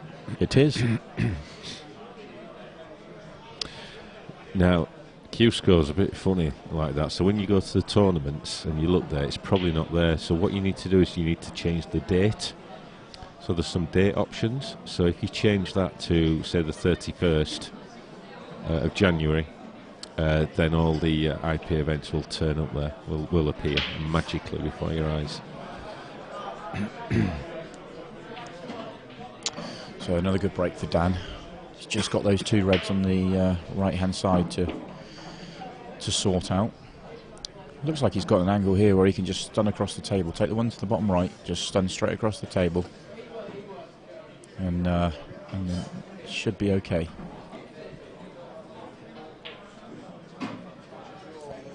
Just missed them. So now he's got a bit of a problem. Another result for you guys. Arfan Dad has won 3-1 against Jamie Simmons. So who will Arfan be playing? Arfan would probably be playing the winner. Well, he's playing the winner of Jeremy and Mark Chung, Jeremy Hooper and Mark Chung, and Jeremy is 2-0 up. So it could be Arfan versus Jeremy.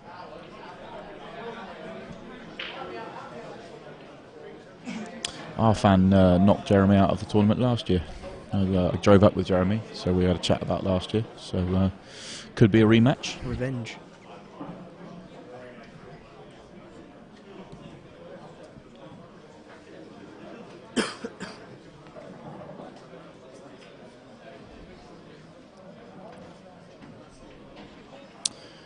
It's a nice containing shot from Dan. Hasn't left an open pot on. Developed both his awkward balls. That red stopped just in time. It threatened to go safe by the yellows, but it stopped okay. So tricky for Jason to find a safe spot on the table.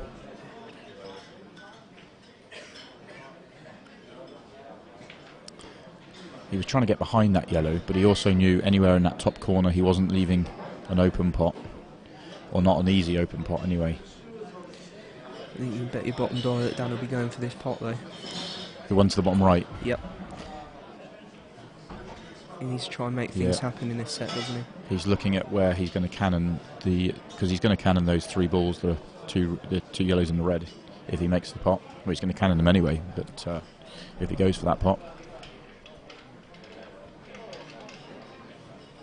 He's seen something else. He's not playing the plant here, is he? Well, the advantage with the plant is the fact that you'll take the pocket. Yeah. Not at that pace though. He's okay. He's had a little touch. Yeah, I thought if he was going to play the plant, he would play it more pocket weight. But I suppose if he plays it pocket weight, the red he was planting on would probably go safe. So played it with a bit more pace, a bit more confidence. He hasn't played the greatest set here. Missed a couple. A couple of cannons gone wrong for him as well. So this sort of match can turn around quite quickly. So it's just needs to stay focused.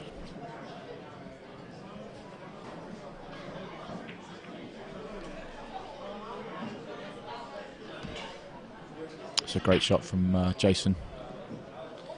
Yeah, looks to have got the total snooker here. Should be a fairly simple hit for Dan. And Jason would still have the same problem with those 2 yellows being safe at the bottom of the table.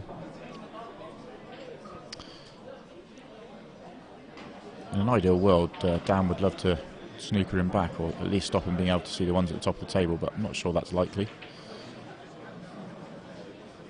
But That's a very good shot. He almost did it. I don't know if he can see the top right. I don't think he can because Jason tapped the table. So very, very good shot from Dan. Red over the hole as well, waiting.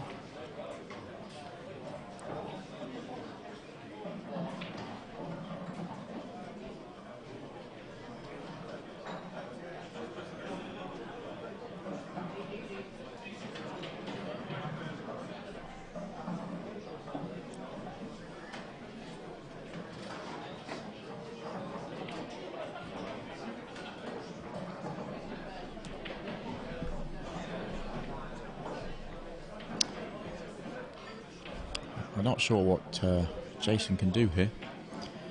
If he brushes off the yellow and leaves the white at the top of the table, he's still going to give Dan a good chance. Oh, he could see. I didn't know he could see that one. I thought he could only see the ones at the bottom of the table, so slightly different. I mean, all he's going to do here is lay another snooker by the looks of things, but I think it's an easy get out. I think a better shot might be to try and get a yellow down into this bottom pocket, but I'm not sure he can do that. It depends where he can get the white off if he does try that.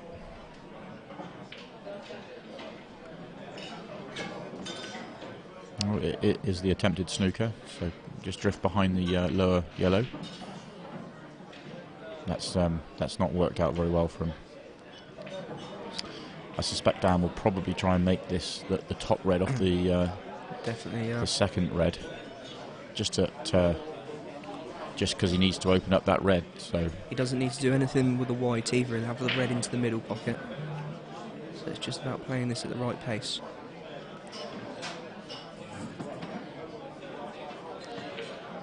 He's played it well. Oh, really good shot. Yeah. So Dan, that shot there, that has given Dan the great chance for 3-2. Jason was in a lot of trouble in that frame. He was trying to find a way of doing something, whether that be get 2 shots or find a way, but he hasn't really had anything to go at in that frame. So he's that's sort of one frame out of that he needed to win the set. So he's got 2 more frames to potentially win it. But so he won't be too negative with the way that frame went.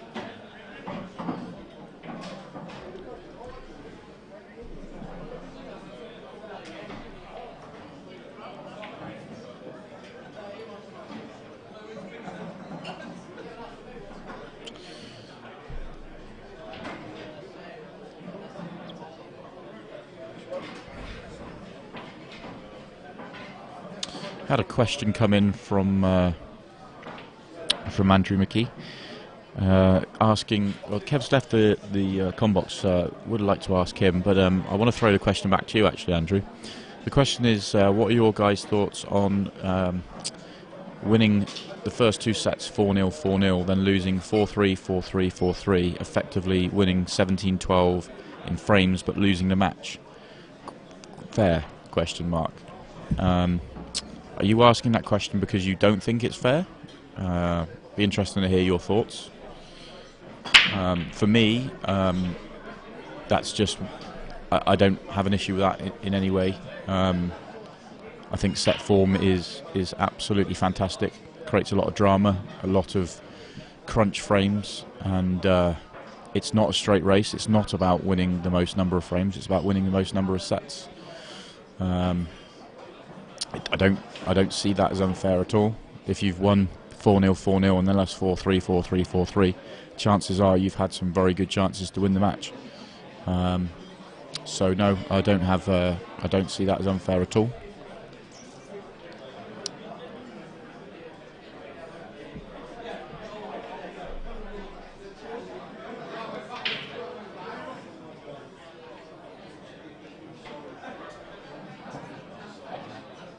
That was an odd shot from Jason. Sort of had him scratching his head. He missed that pot by so far.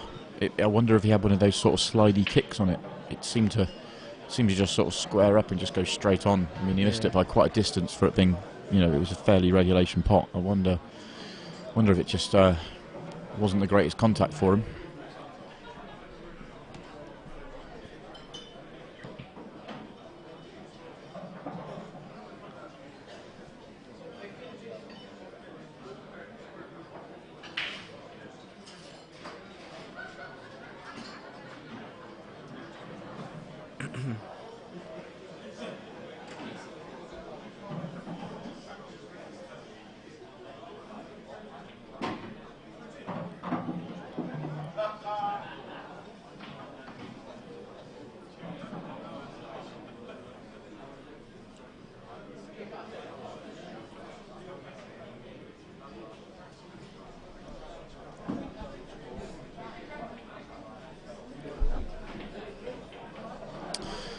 So, having been, I don't want to say a sloppy set, but not quite to the standards of his first 2 sets.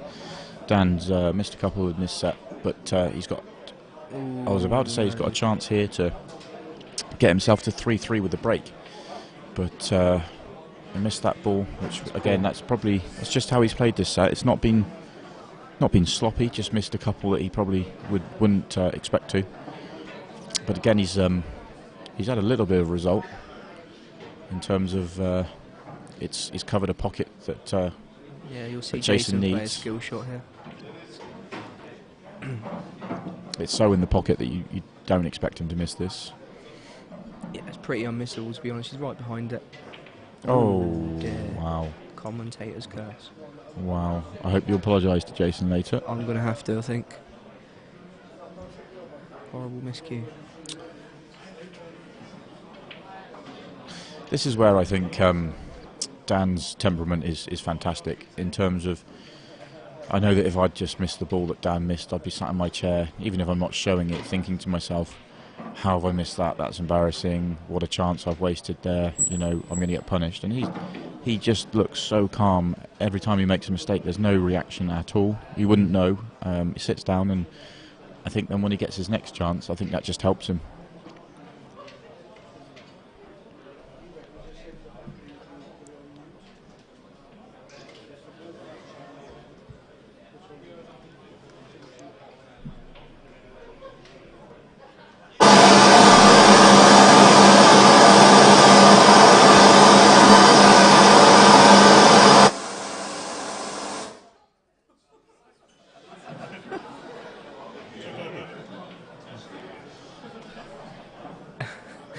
Looks like a bit of problem at top table.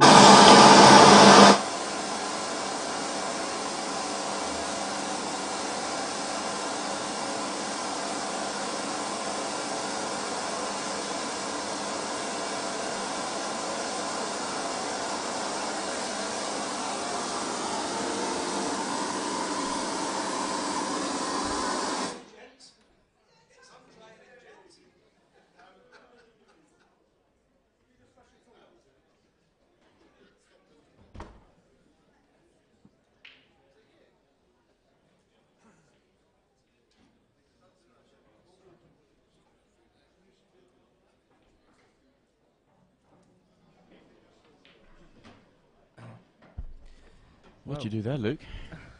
What's gone on there? Someone said, I think someone's flushed the toilet from upstairs. I think we're okay now, though. Yeah. That was, believe it or not, our tournament director's microphone, which has been nothing but problems since the tournament started. It's just not working. It's been a number of different wires and connections and microphones. It's not happening. So that's what that was, but hopefully that won't affect any of the players. Pretty much everyone in the room just stopped and had a little laugh, and they're back to it now. So Dan's main issue here is the black. I wonder, is he looking at flicking? No, I don't think the shot's really on to play the yellow off the red to open up the black to the right middle. Does it go to the top right? It's difficult to tell from camera 3 there, but it might. If it does, then he's got no problem.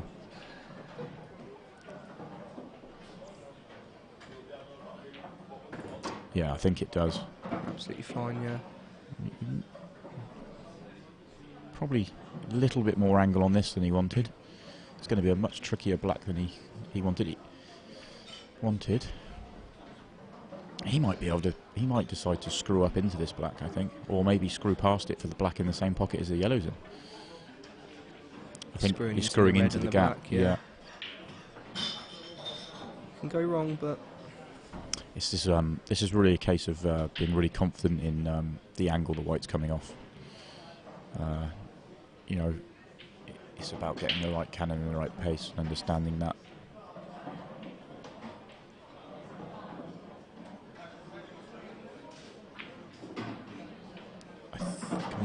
Does camera 3 show this? oh, that's tight. I think he's on it. Oh, there we go. He's down straight away. He's on this. Yep. Yep. 3-3. 3-3, and Dan's break. So 3-1 quickly became 3-3. This is either the match or 2-1 and game on. So big moments, big swing.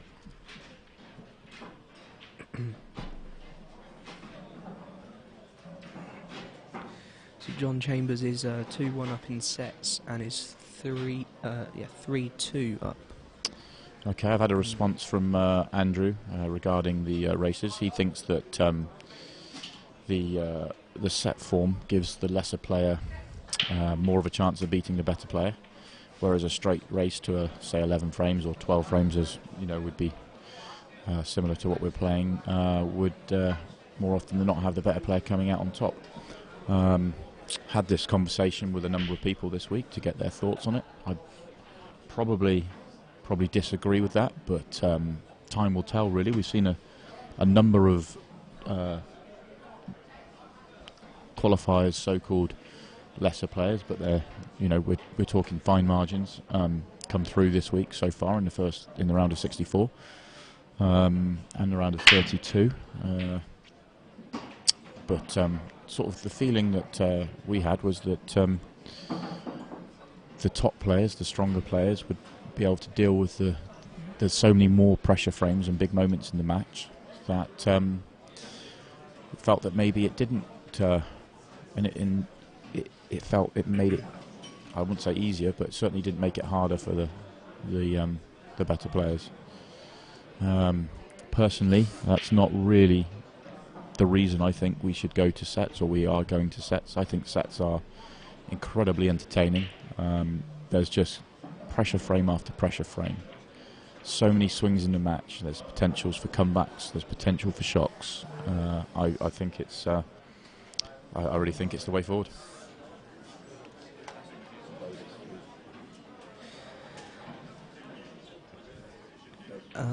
Q View, Yannick Bouffils, we still got he's at the other side of the room, and we only got 1-0 at the minute, so as far as I'm aware it's still 1-0. They're very, very slow players, so that's it's going to be a late one. But just going back to that point, yeah, I mean, I take your point that maybe it does make it slightly easier for so-called lesser players to create some shocks, but yeah, you know, probably think the other way. But interesting to get your thoughts, and only time will tell.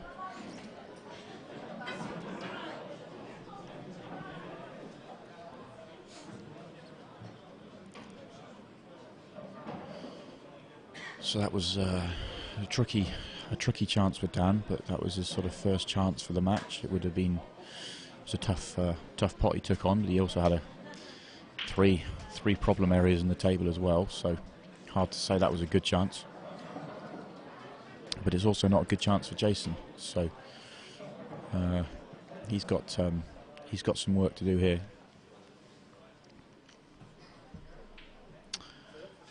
There's something about the stream arena. There's not as many people around it as there was earlier, but when we get into a final set decider, it feels quieter. You can feel just that fraction more pressure. Yeah.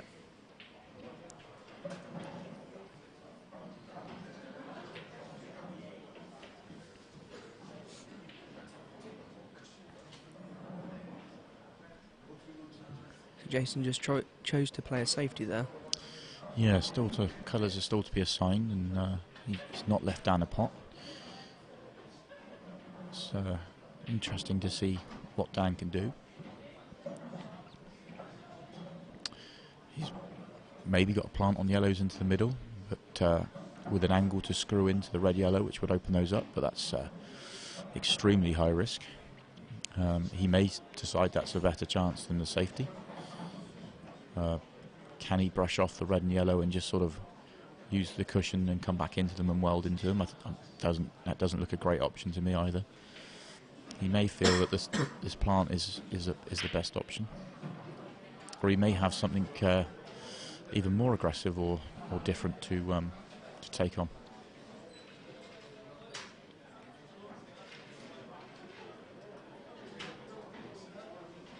It looks like he's got an aggressive mindset. Does this red cut into the middle? This is a big shot. This red does cut into the middle. Oh. Just shows that Dan wants to take the game towards Jason. He wants to be the one that attacks this deciding frame.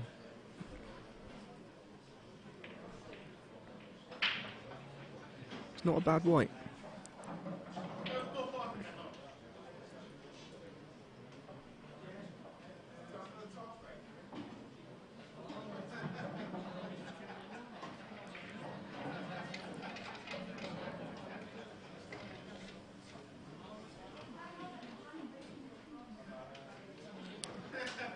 So, first sort of genuine chance in this frame is going to go to Jason, and he likes to look at yellows.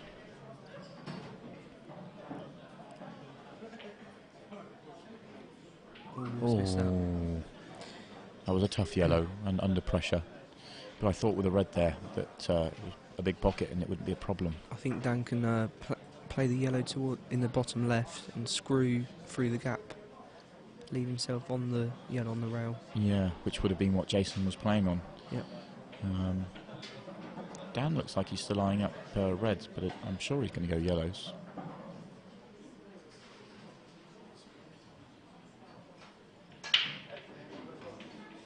Just doesn't want to flick the yellow. He can flick the red, that's fine. Just don't flick the yellow. Yeah.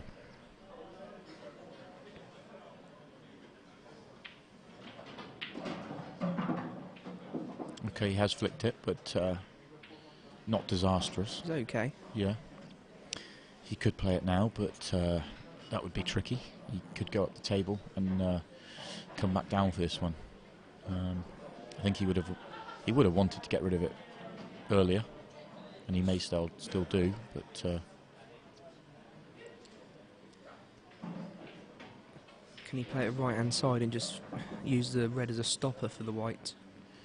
yeah, I think this is quite a grippy cloth. I think he could probably screw into it. That if he did flick the red, it would flick the right side of the red, or the top side of the red as we look at it, and go up the table anyway.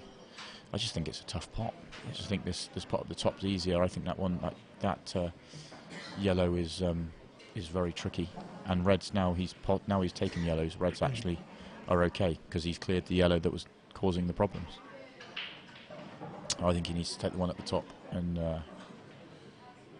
and then come back down to this one.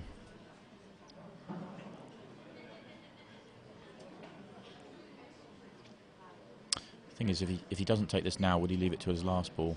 He probably just wants to get it out of the way. It's tricky. You don't really want to leave a yellow that's away from the others, that's on the rail. But, you know, you want to get it out of the way, and then the finish is a lot easier. But,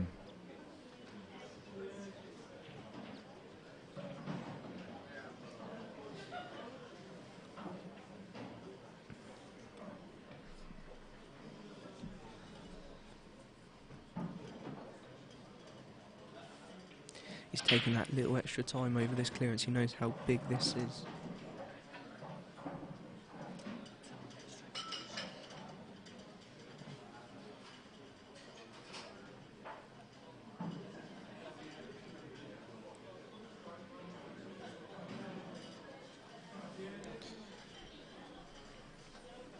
John Chambers and Jimmy Carney is now 2 sets apiece.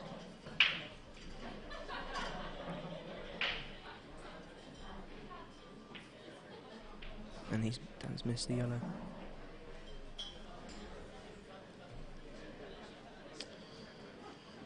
yeah, so Jason gets another chance.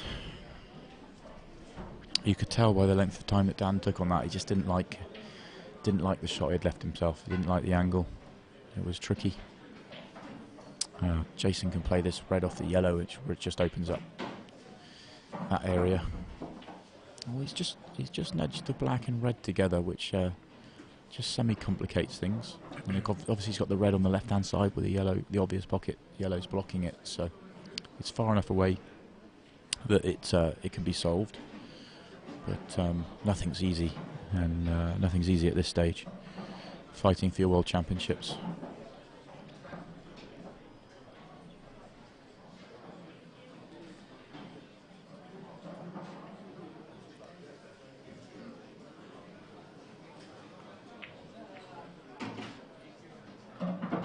Jason's played to get onto his hard ball and he's not hit it hard enough. Yeah, which means he's got to come back to it. Does the if the does a red by the black go to the top right? Not now, obviously, but in a minute.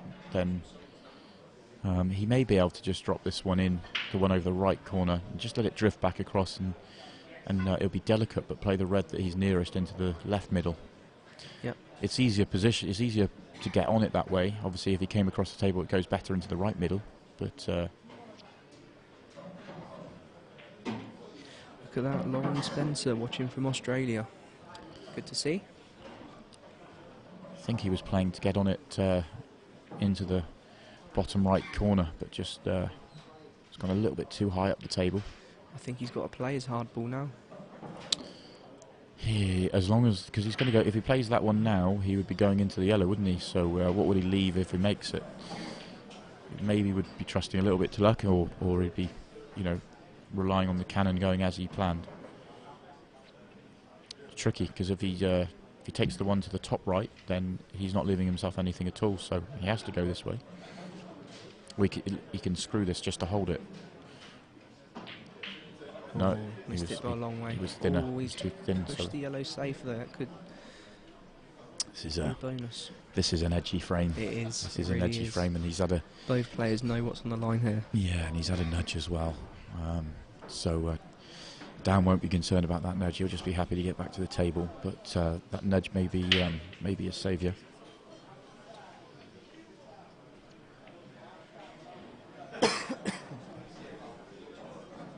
Of course, I don't think he's left. Don't think he's left down an opening ball either. He's got the cut up the rail, but that's tough, especially with the bad cueing. So he's. I think Dan's looking at Flicking the yellow off the rail and playing a snooker. He's looking at containing whilst developing his awkward ball. Very easy to find the gap here, though. Don't find the gap. Don't find Overhit. the gap. Yeah, it's found the gap. That was a strange shot for me. I think he was. I think he was forced into it. I don't think he had much option. If he gets that shot right, he probably wins the match. So, and he had it was fairly. The shot was on. It was just easy to go wrong. Yep. So now Jason's in good shape. Just that red by the black, which he was able to develop with that shot. I thought he was too straight on that, but This should be Jason Twist's first set on the board. yeah, but he's not perfect here. He's not perfect at all. He's just got awkward cueing. He needs to drift this through and needs to leave a good angle to come back down for the last red. So I think if he's got just a little bit of angle, because the red above the black does go to the bottom right, so he may be able to drift through and play and get straight on it there, or he may be able to just raise the button, screw down the right hand half of the table, which I think is his option, and there's obviously a lot more margin of error. It's a good shot. Oh, he was able to stun it into the right middle. Even Very good better. shot. Very good.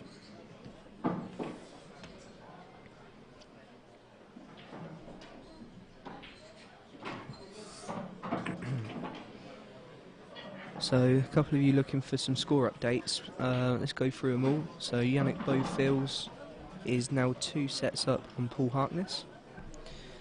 John Chambers is 2 sets all with Jimmy Carney. And then you've got, obviously, Dan is now 2 sets to 1 up. Jeremy Hooper is still 2 sets to 0 up against Mark Chung. And we're yet to get an update on Scott Gillespie game. They're right at the other side of the arena, so as soon as we do. We saw on the chat that there was somebody said it was 1-1. 1-1 with Ronan McCarthy, but 2-0 Ronan in their 3rd set, but that was some time ago, so I imagine that just hasn't been updated for whatever reason. So yeah, I think we're into the 3rd set there, possibly even to the 4th set now.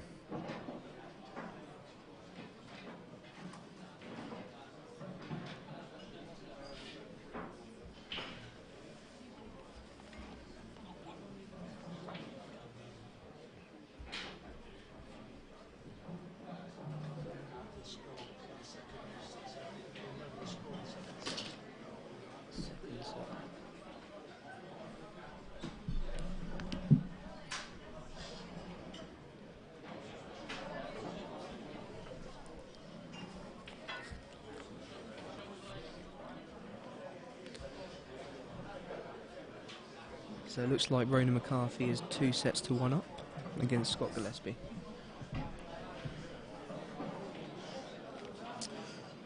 Okay, so Dan's just left the room to compose himself.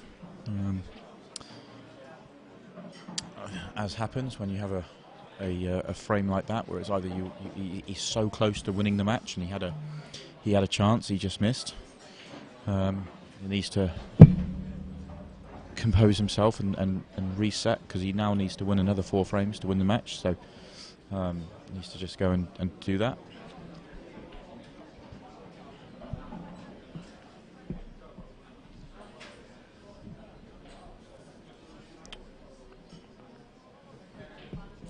Somebody asked if Andy Lucas won. I think he lost. I can't remember who he played. You got the scoring there somewhere, I think. Yeah, let's have a look. He lost 3-2 to Craig Marsh. Oh, that's right. Yeah, yeah. From 2-1 up, I think Andy was 2-1 up against Craig and came back to win that. Ended up losing that 3-2. So that's Craig's first 2 matches. He's been 2-1 down and come back to win 3-2.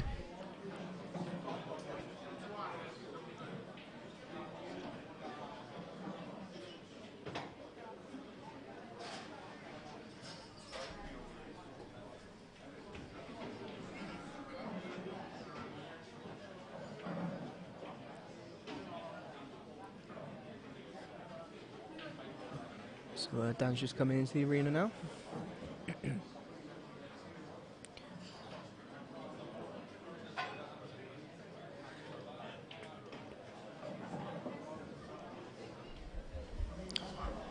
So let's see. Momentum's with Jason, having won that last frame, winning the set. Will he get a better split of the ball? Yes, but unfortunately he's potted the white, and he's had a great split as well. So that's exactly what Dan would have wanted, and exactly what Jason didn't want. Because having lost a set when you're that close to winning the match, what you need is a nice early chance to get on the front foot again.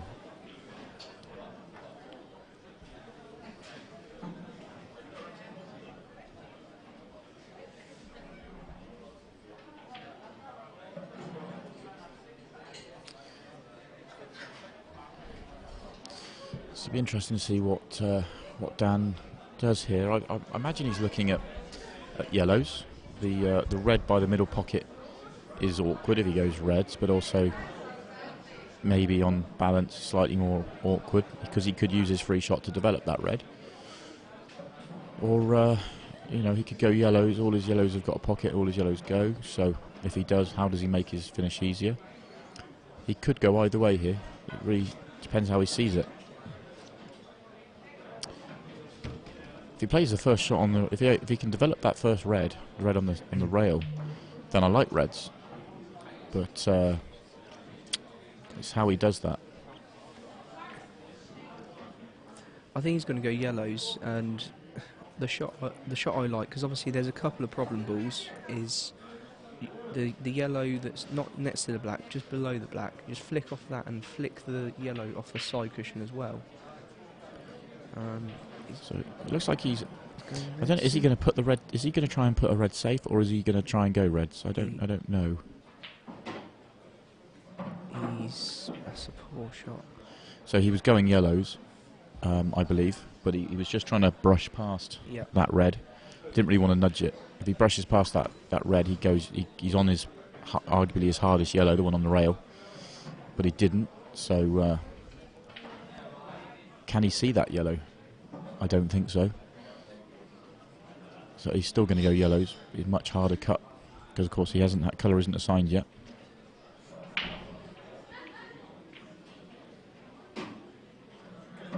But he's played that well. It's good recovery. But he's still not perfect. Again, he didn't really want that cannon. He wants to get on that yellow on the left-hand side.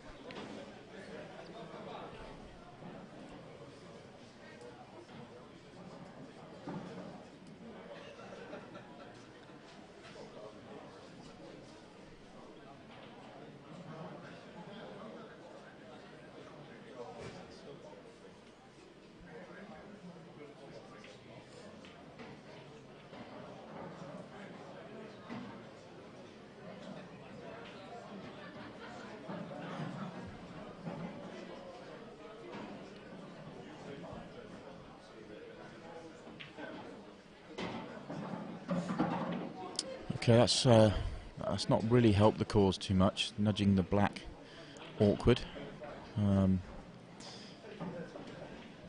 So he probably wants to leave the yellow over the bottom right till his last ball now, or move the red above it or the black. So be interesting to see. It's just this whole visit's just not quite. The first shot went half an inch wrong, and he's sort of running away from him a little bit.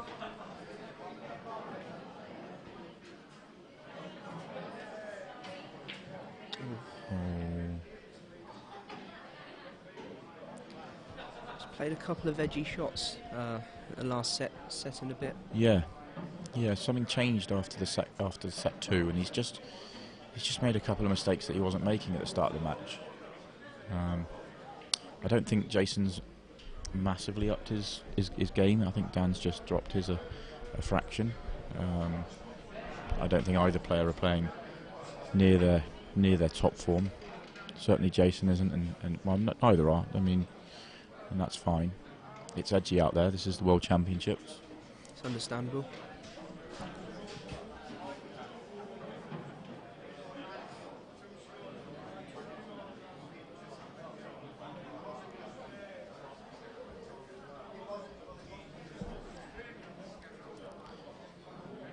But once again, Dan has missed, but that yellow he missed has come around the table and covered the bottom right, which is a pocket that Jason needs. I'm not sure if the red sneaks in off the rail, then the yellow. It may do, in which case it's not a problem.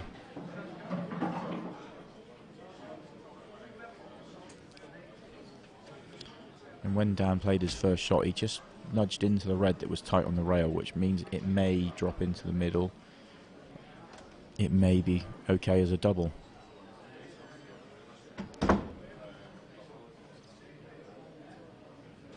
I think the red nearest the black probably goes cushion yellow and in, but it looks tight.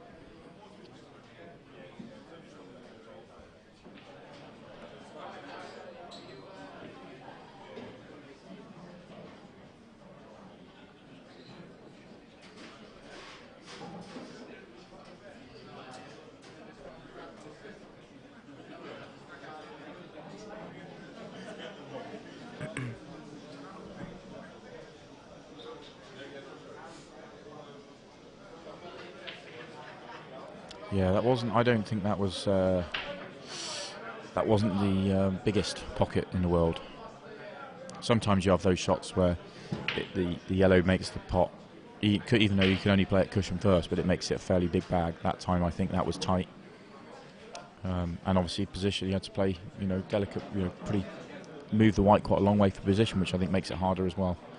These yellows should be mopped up very, very quickly. He's actually been a little bit unlucky because the yellow's come across and just made the ball on the rail for Dan. Although it went fairly comfortably, it just makes it not a problem at all now. You can play the plant without worrying. Oh, he's underhit it. Oh, he's okay. It's okay. Needs to be a little bit careful here. We're assuming well, we can see on camera 3, but our producer's just popped away from the area, from the stream area. But camera 3, you can see clearly that the yellow by the red goes, which we'll take now. Can we just see camera 3, Dave? There you go. So you can see this pot. It's not got the full bag, but 3/4. No problem. And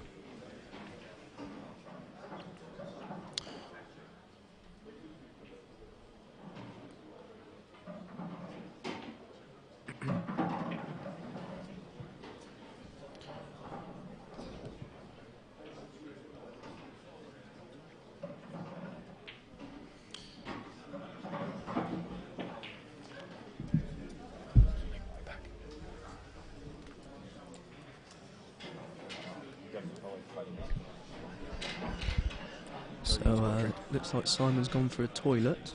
bar. Oh, the bar. He's gone to the bar. You going to the bar? Bloody hell. Is that a world exclusive? It's a one-time offer. Simon No, I'm closing the okay, door. thanks. That's why I waited until I saw you. But I will have one. Yeah, I'm a bit thirsty. Lager. Please, yeah. Well, you heard it here first, folks. Simon Webb. He has realised that there is a bar in the room, and he's making his way there now. We'll update you on his progress over the next 5 minutes.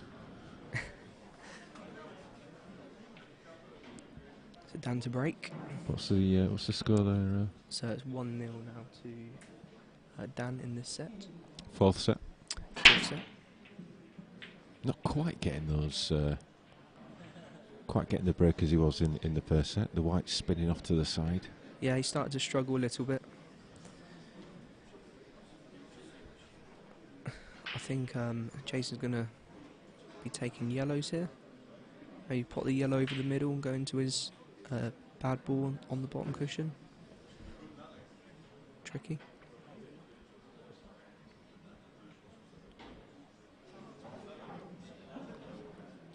I think that's what he's playing. Played it well.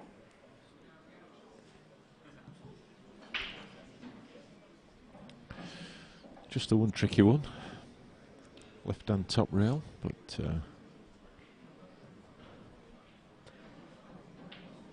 yeah, so looks like we're getting some scores, and John Chambers and Jimmy Carney is 2 sets all, and I believe Jimmy Carney is 1-0 up in the last set.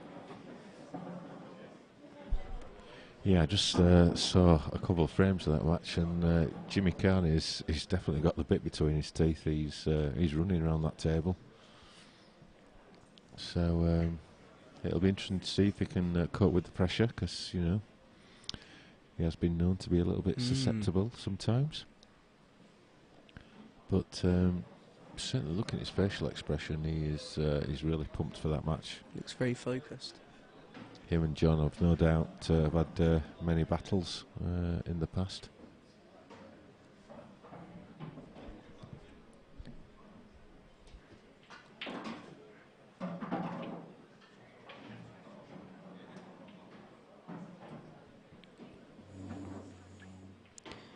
It's a good shot from Jason there.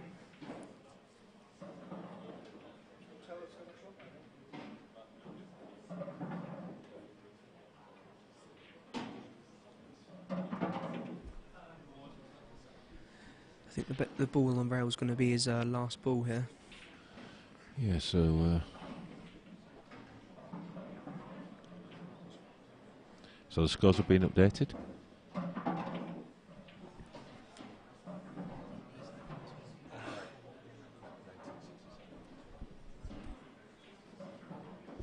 So our tireless referee, he does work hard, Scott McMillan, he's just going to go around now and update all the matches that are in progress with the set scores. Good.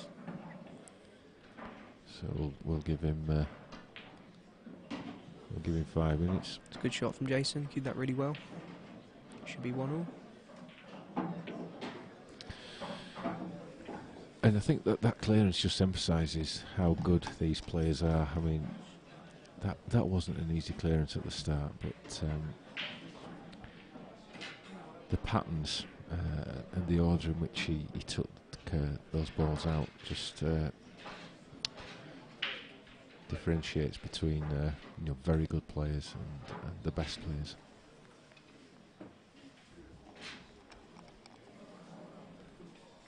Can certainly learn a lot from watching people like Jason Twist and how they go about taking the clearances.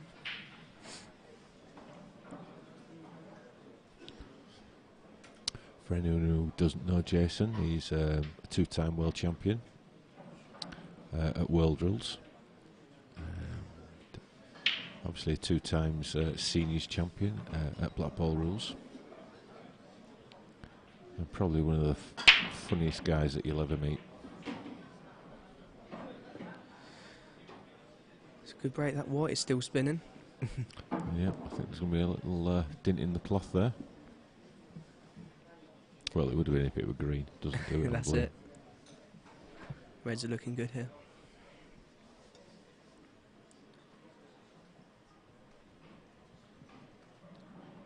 So are we seeing a shift in this match?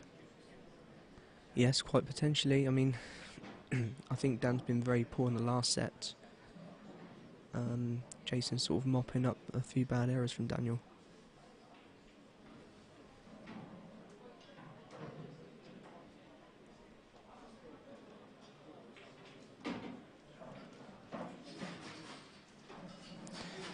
I think the fans would like to see a 2 sets all here, though.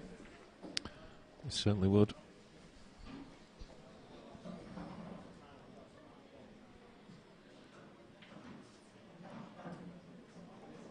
To be a little careful he doesn't run this too far, otherwise he might not leave himself a shot. It's okay.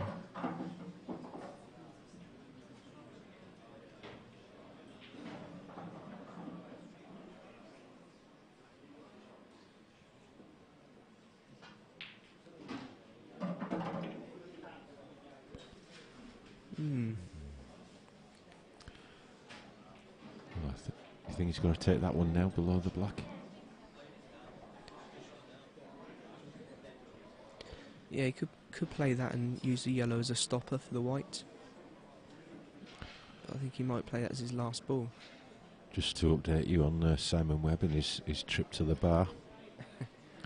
He has successfully been to the bar and made the purchase. He did find his wallet after all. And he's running round to the outside of the arena. Oh, that's not good. And he's getting very close. And yep, we have drinks. So, really tricky shot now for Jason. Will he play to the right hand side and come off of 2, maybe 3 cushions and leave the red into the bottom right? This has got to be absolute precision. Yeah, to the inch. Did you get Dave a drink? No, I didn't want one.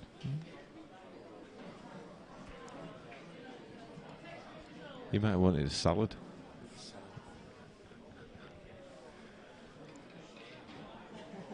He likes a bit of salad, does Dave?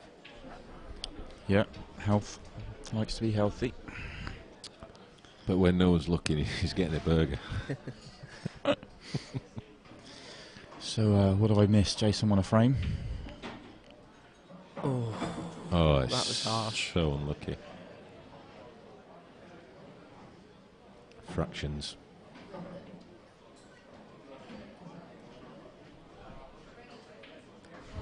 it's not even a total snooker either, so he's got to hit a cushion after contact here.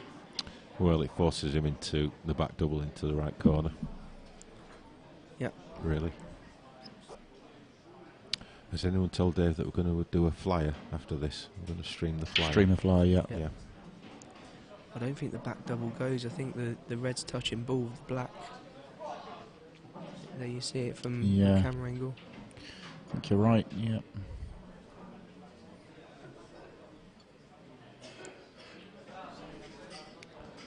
I don't know what option he's got apart from a bit of a thrash. Have you been updating the scores? I just glanced over. John Chambers, Jimmy Carney have gone to a deciding set. Oh yeah, looks like Ronan's just won against Scott Gillespie as well, 3-1. Yep, Scott's just coming round and he's not got the clipboard. Mark Chung's on the comeback. He was 2-1. He was 2-0 down against Jeremy Hooper. We love a 2-2. We love a deciding set. So come on, Mark, let's get it to a deciding set, and then I'll root for Jeremy as a local guy to me, and travel up with Jeremy.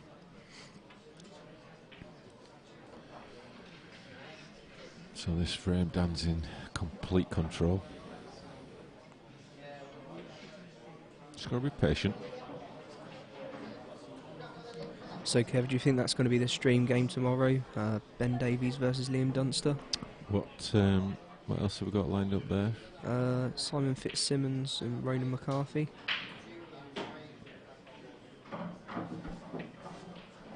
Arfan Dad against Jeremy Hooper or Mark Chung. Jimmy Croxton versus Ian Alley. That'd be a very good game to watch.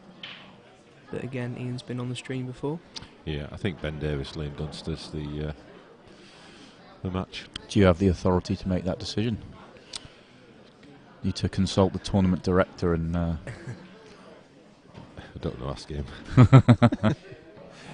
Yeah, no, we'll get that out there. We'll get that announced. And, we must have another tournament running before the 12. It must be one of the other events must be running before 12.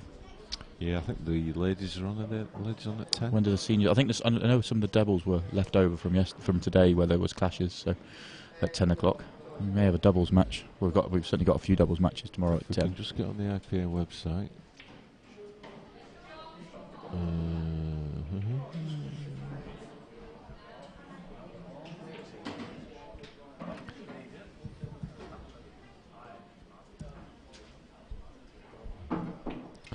And if that means I might be playing at 10. Possibly. Still in the old coaches. Possibly. If you go to tournaments, oops, then draws and schedules. What an amazing website that is. Just scroll down a touch.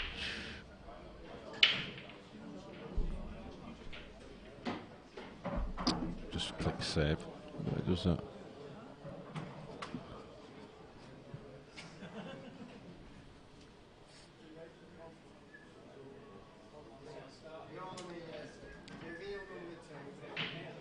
We'll open in a sec.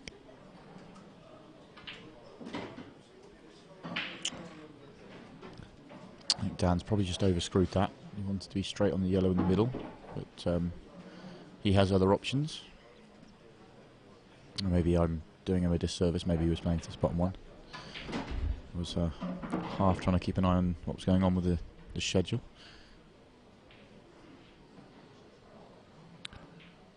So yes, we've got some ladies and some doubles in the morning. So we need a match. We need to have a look at the doubles draw and see what options there are, and the ladies draw and see what options there are. Should we start with the doubles? Let's have a look at the doubles. Kev's dying to get on the stream. I'm out the doubles. Yeah. Oh, Is there yeah. any seniors on tomorrow? There's mixed doubles tomorrow, but not till later on. What time's that? 6 o'clock? 6 o'clock. Oh, that's all right. I can have a light then. I'm playing tomorrow night in the mixed doubles. I don't think unless I'm in the prelim, I'm not sure. I need to check the draw. I need to meet my partner.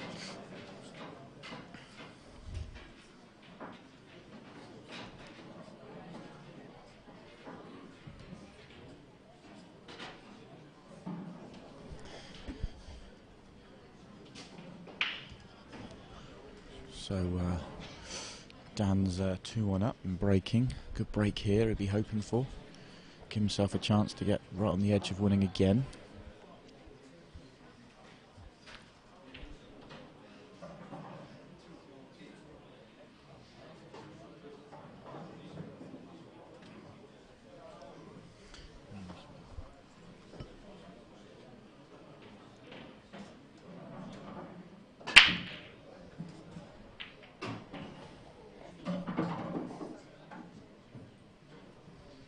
So I think, does that stand out, that match there that you I just think pointed so. to? Half and Dad Jason Twist, although they've been on the stream. And against Carney and Lucas, that's an option. Raybone Blurton against Craig Day and Jason Hill. Yeah. It's another good match.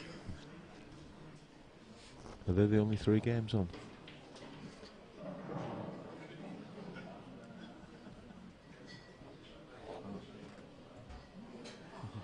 Oh, well, there we go. That's the one. That's that sorted. That is quite a standout one. So Yeah. we've got Gareth Hibbert, Dean Shields, defending champions, up against Craig Marsh and Corey Rees. Not too shabby team.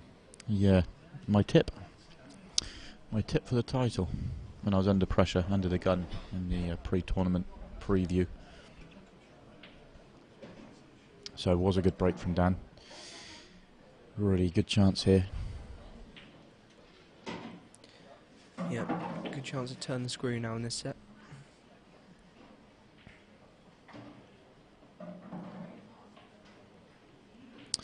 Just that red by the right middle. It's not really a problem. If it gets behind it, it can drop it in, but it's in one of those positions where you feel really comfortable with a double on it as well.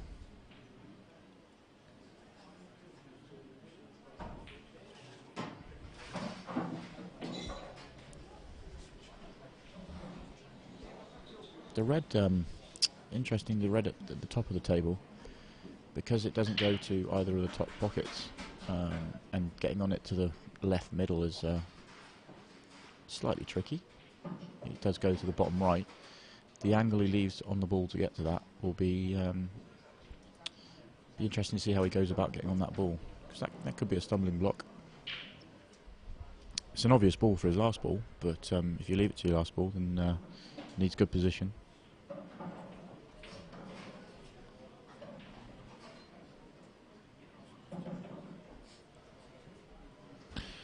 Sure, the shot before he actually played it as well as he hoped. I think he didn't quite get through it.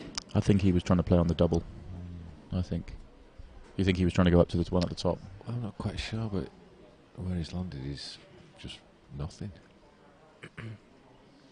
Can he play the red off the cushion into the middle pocket? Top it through? Yeah, won't be far off, but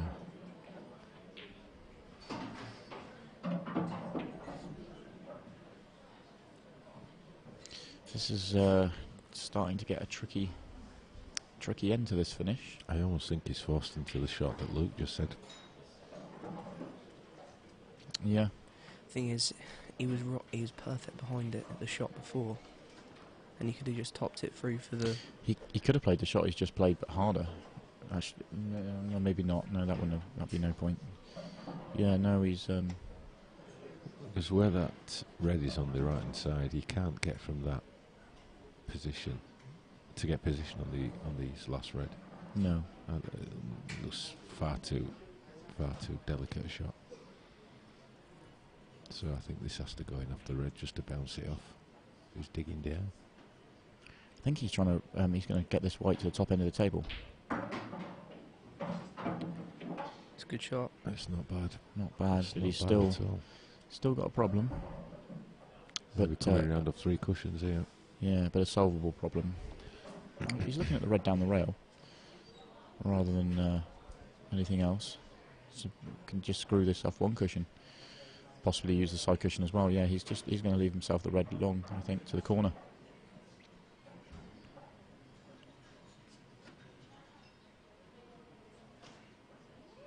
Screw between the gap. Yeah.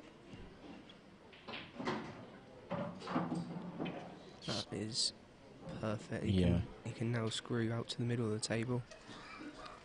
He's got to time that well, though. These are not easy shots. No, cutting it back a little bit as well. He'd rather have been straighter on it, just to be able to come up the right-hand side of the table, I think. The problem with this is if he just flicks the black in any way, and he's going to be going close to the black. And, yeah, it's tricky. I think if he can just get that white off around 8 inches and leave himself a really thin clip. Yeah, don't the try and middle. get perfect on the black. Yeah. Yeah, I think that's about as good as he can hope. Depends how confident he plays this. Oh, that's a great shot. Brilliant shot. That is a great Brilliant shot. Fantastic shot. That is a great. That was not easy. He made that look easy, though. And The way the last 2 sets have gone, and it's got a little nervy out there. 4 balls out, I didn't fancy Dan for that finish, and he's pulled it out, and a huge moment in the match as well. I think that probably just illustrates how confident he's feeling that, you know, he's probably not really bothered where the balls are. He's just going to take them out. Yeah. A great mindset to be in. Yeah.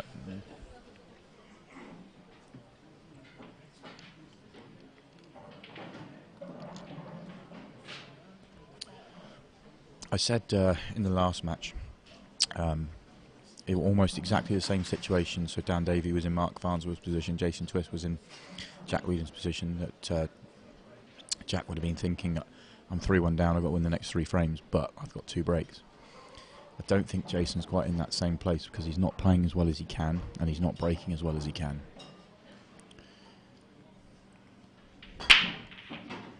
But he has hit Better break. an amazing break. To break. A bit more oomph in that one.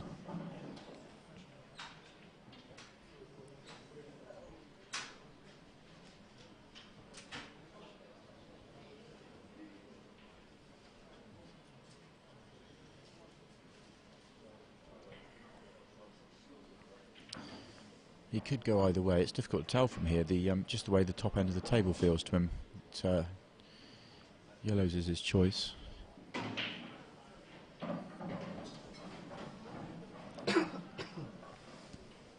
He'd like to be on the one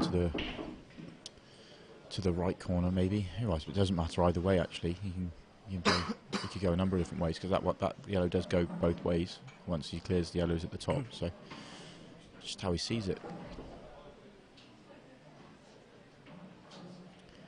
If he could pop the yellow to the right hand corner and in a way he could hold for the other two yellows at the top, he probably would want to do that, but he might have just too much angle.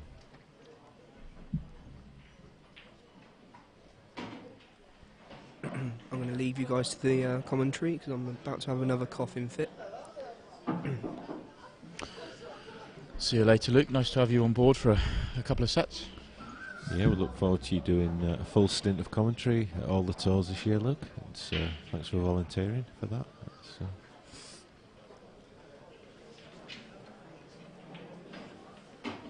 A couple of nice positional shots from Jason.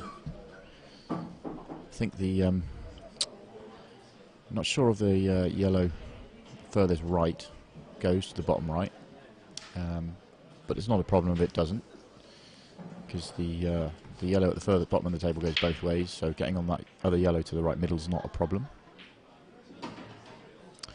Probably suggests the way he plays that it does comfortably go to the bottom right, in which case this is fairly routine now, just 4 roll-ins really.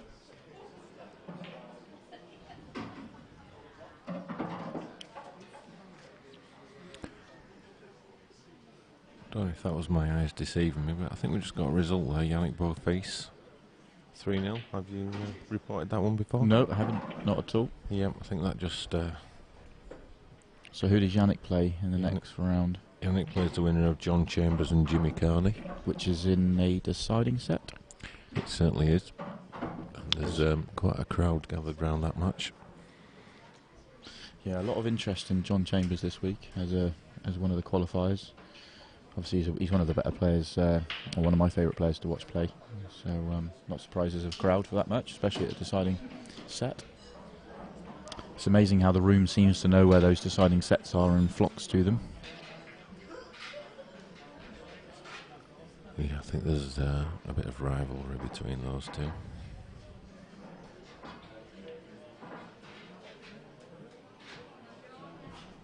Which is good. Yeah. I like rivalries. We don't mind rivalries.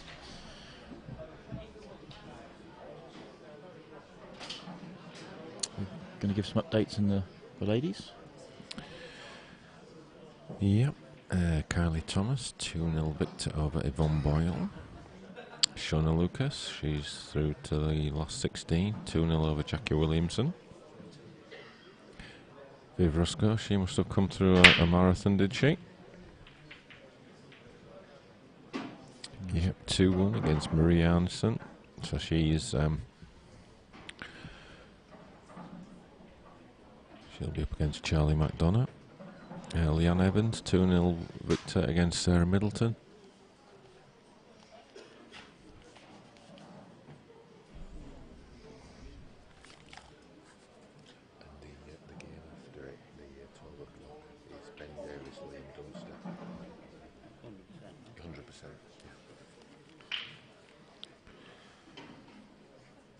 Amber Curran, she's a 2-0 victor over Sabea Porter. So the first 4 names are through to the last 16. All the other matches are just underway, so they're 0-0. So, meanwhile, Dan's break, he's made a ball. Not a good split for him, so not a great chance to win the match.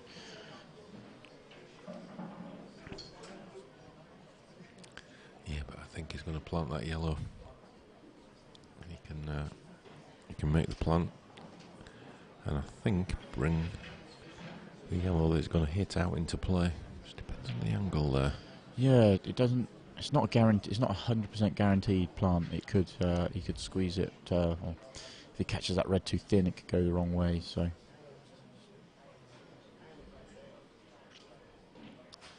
Obviously, it's a 3-ball plant, just adding to the difficulty. Maybe he's worried if he plays it, the yellow he's using might not come out.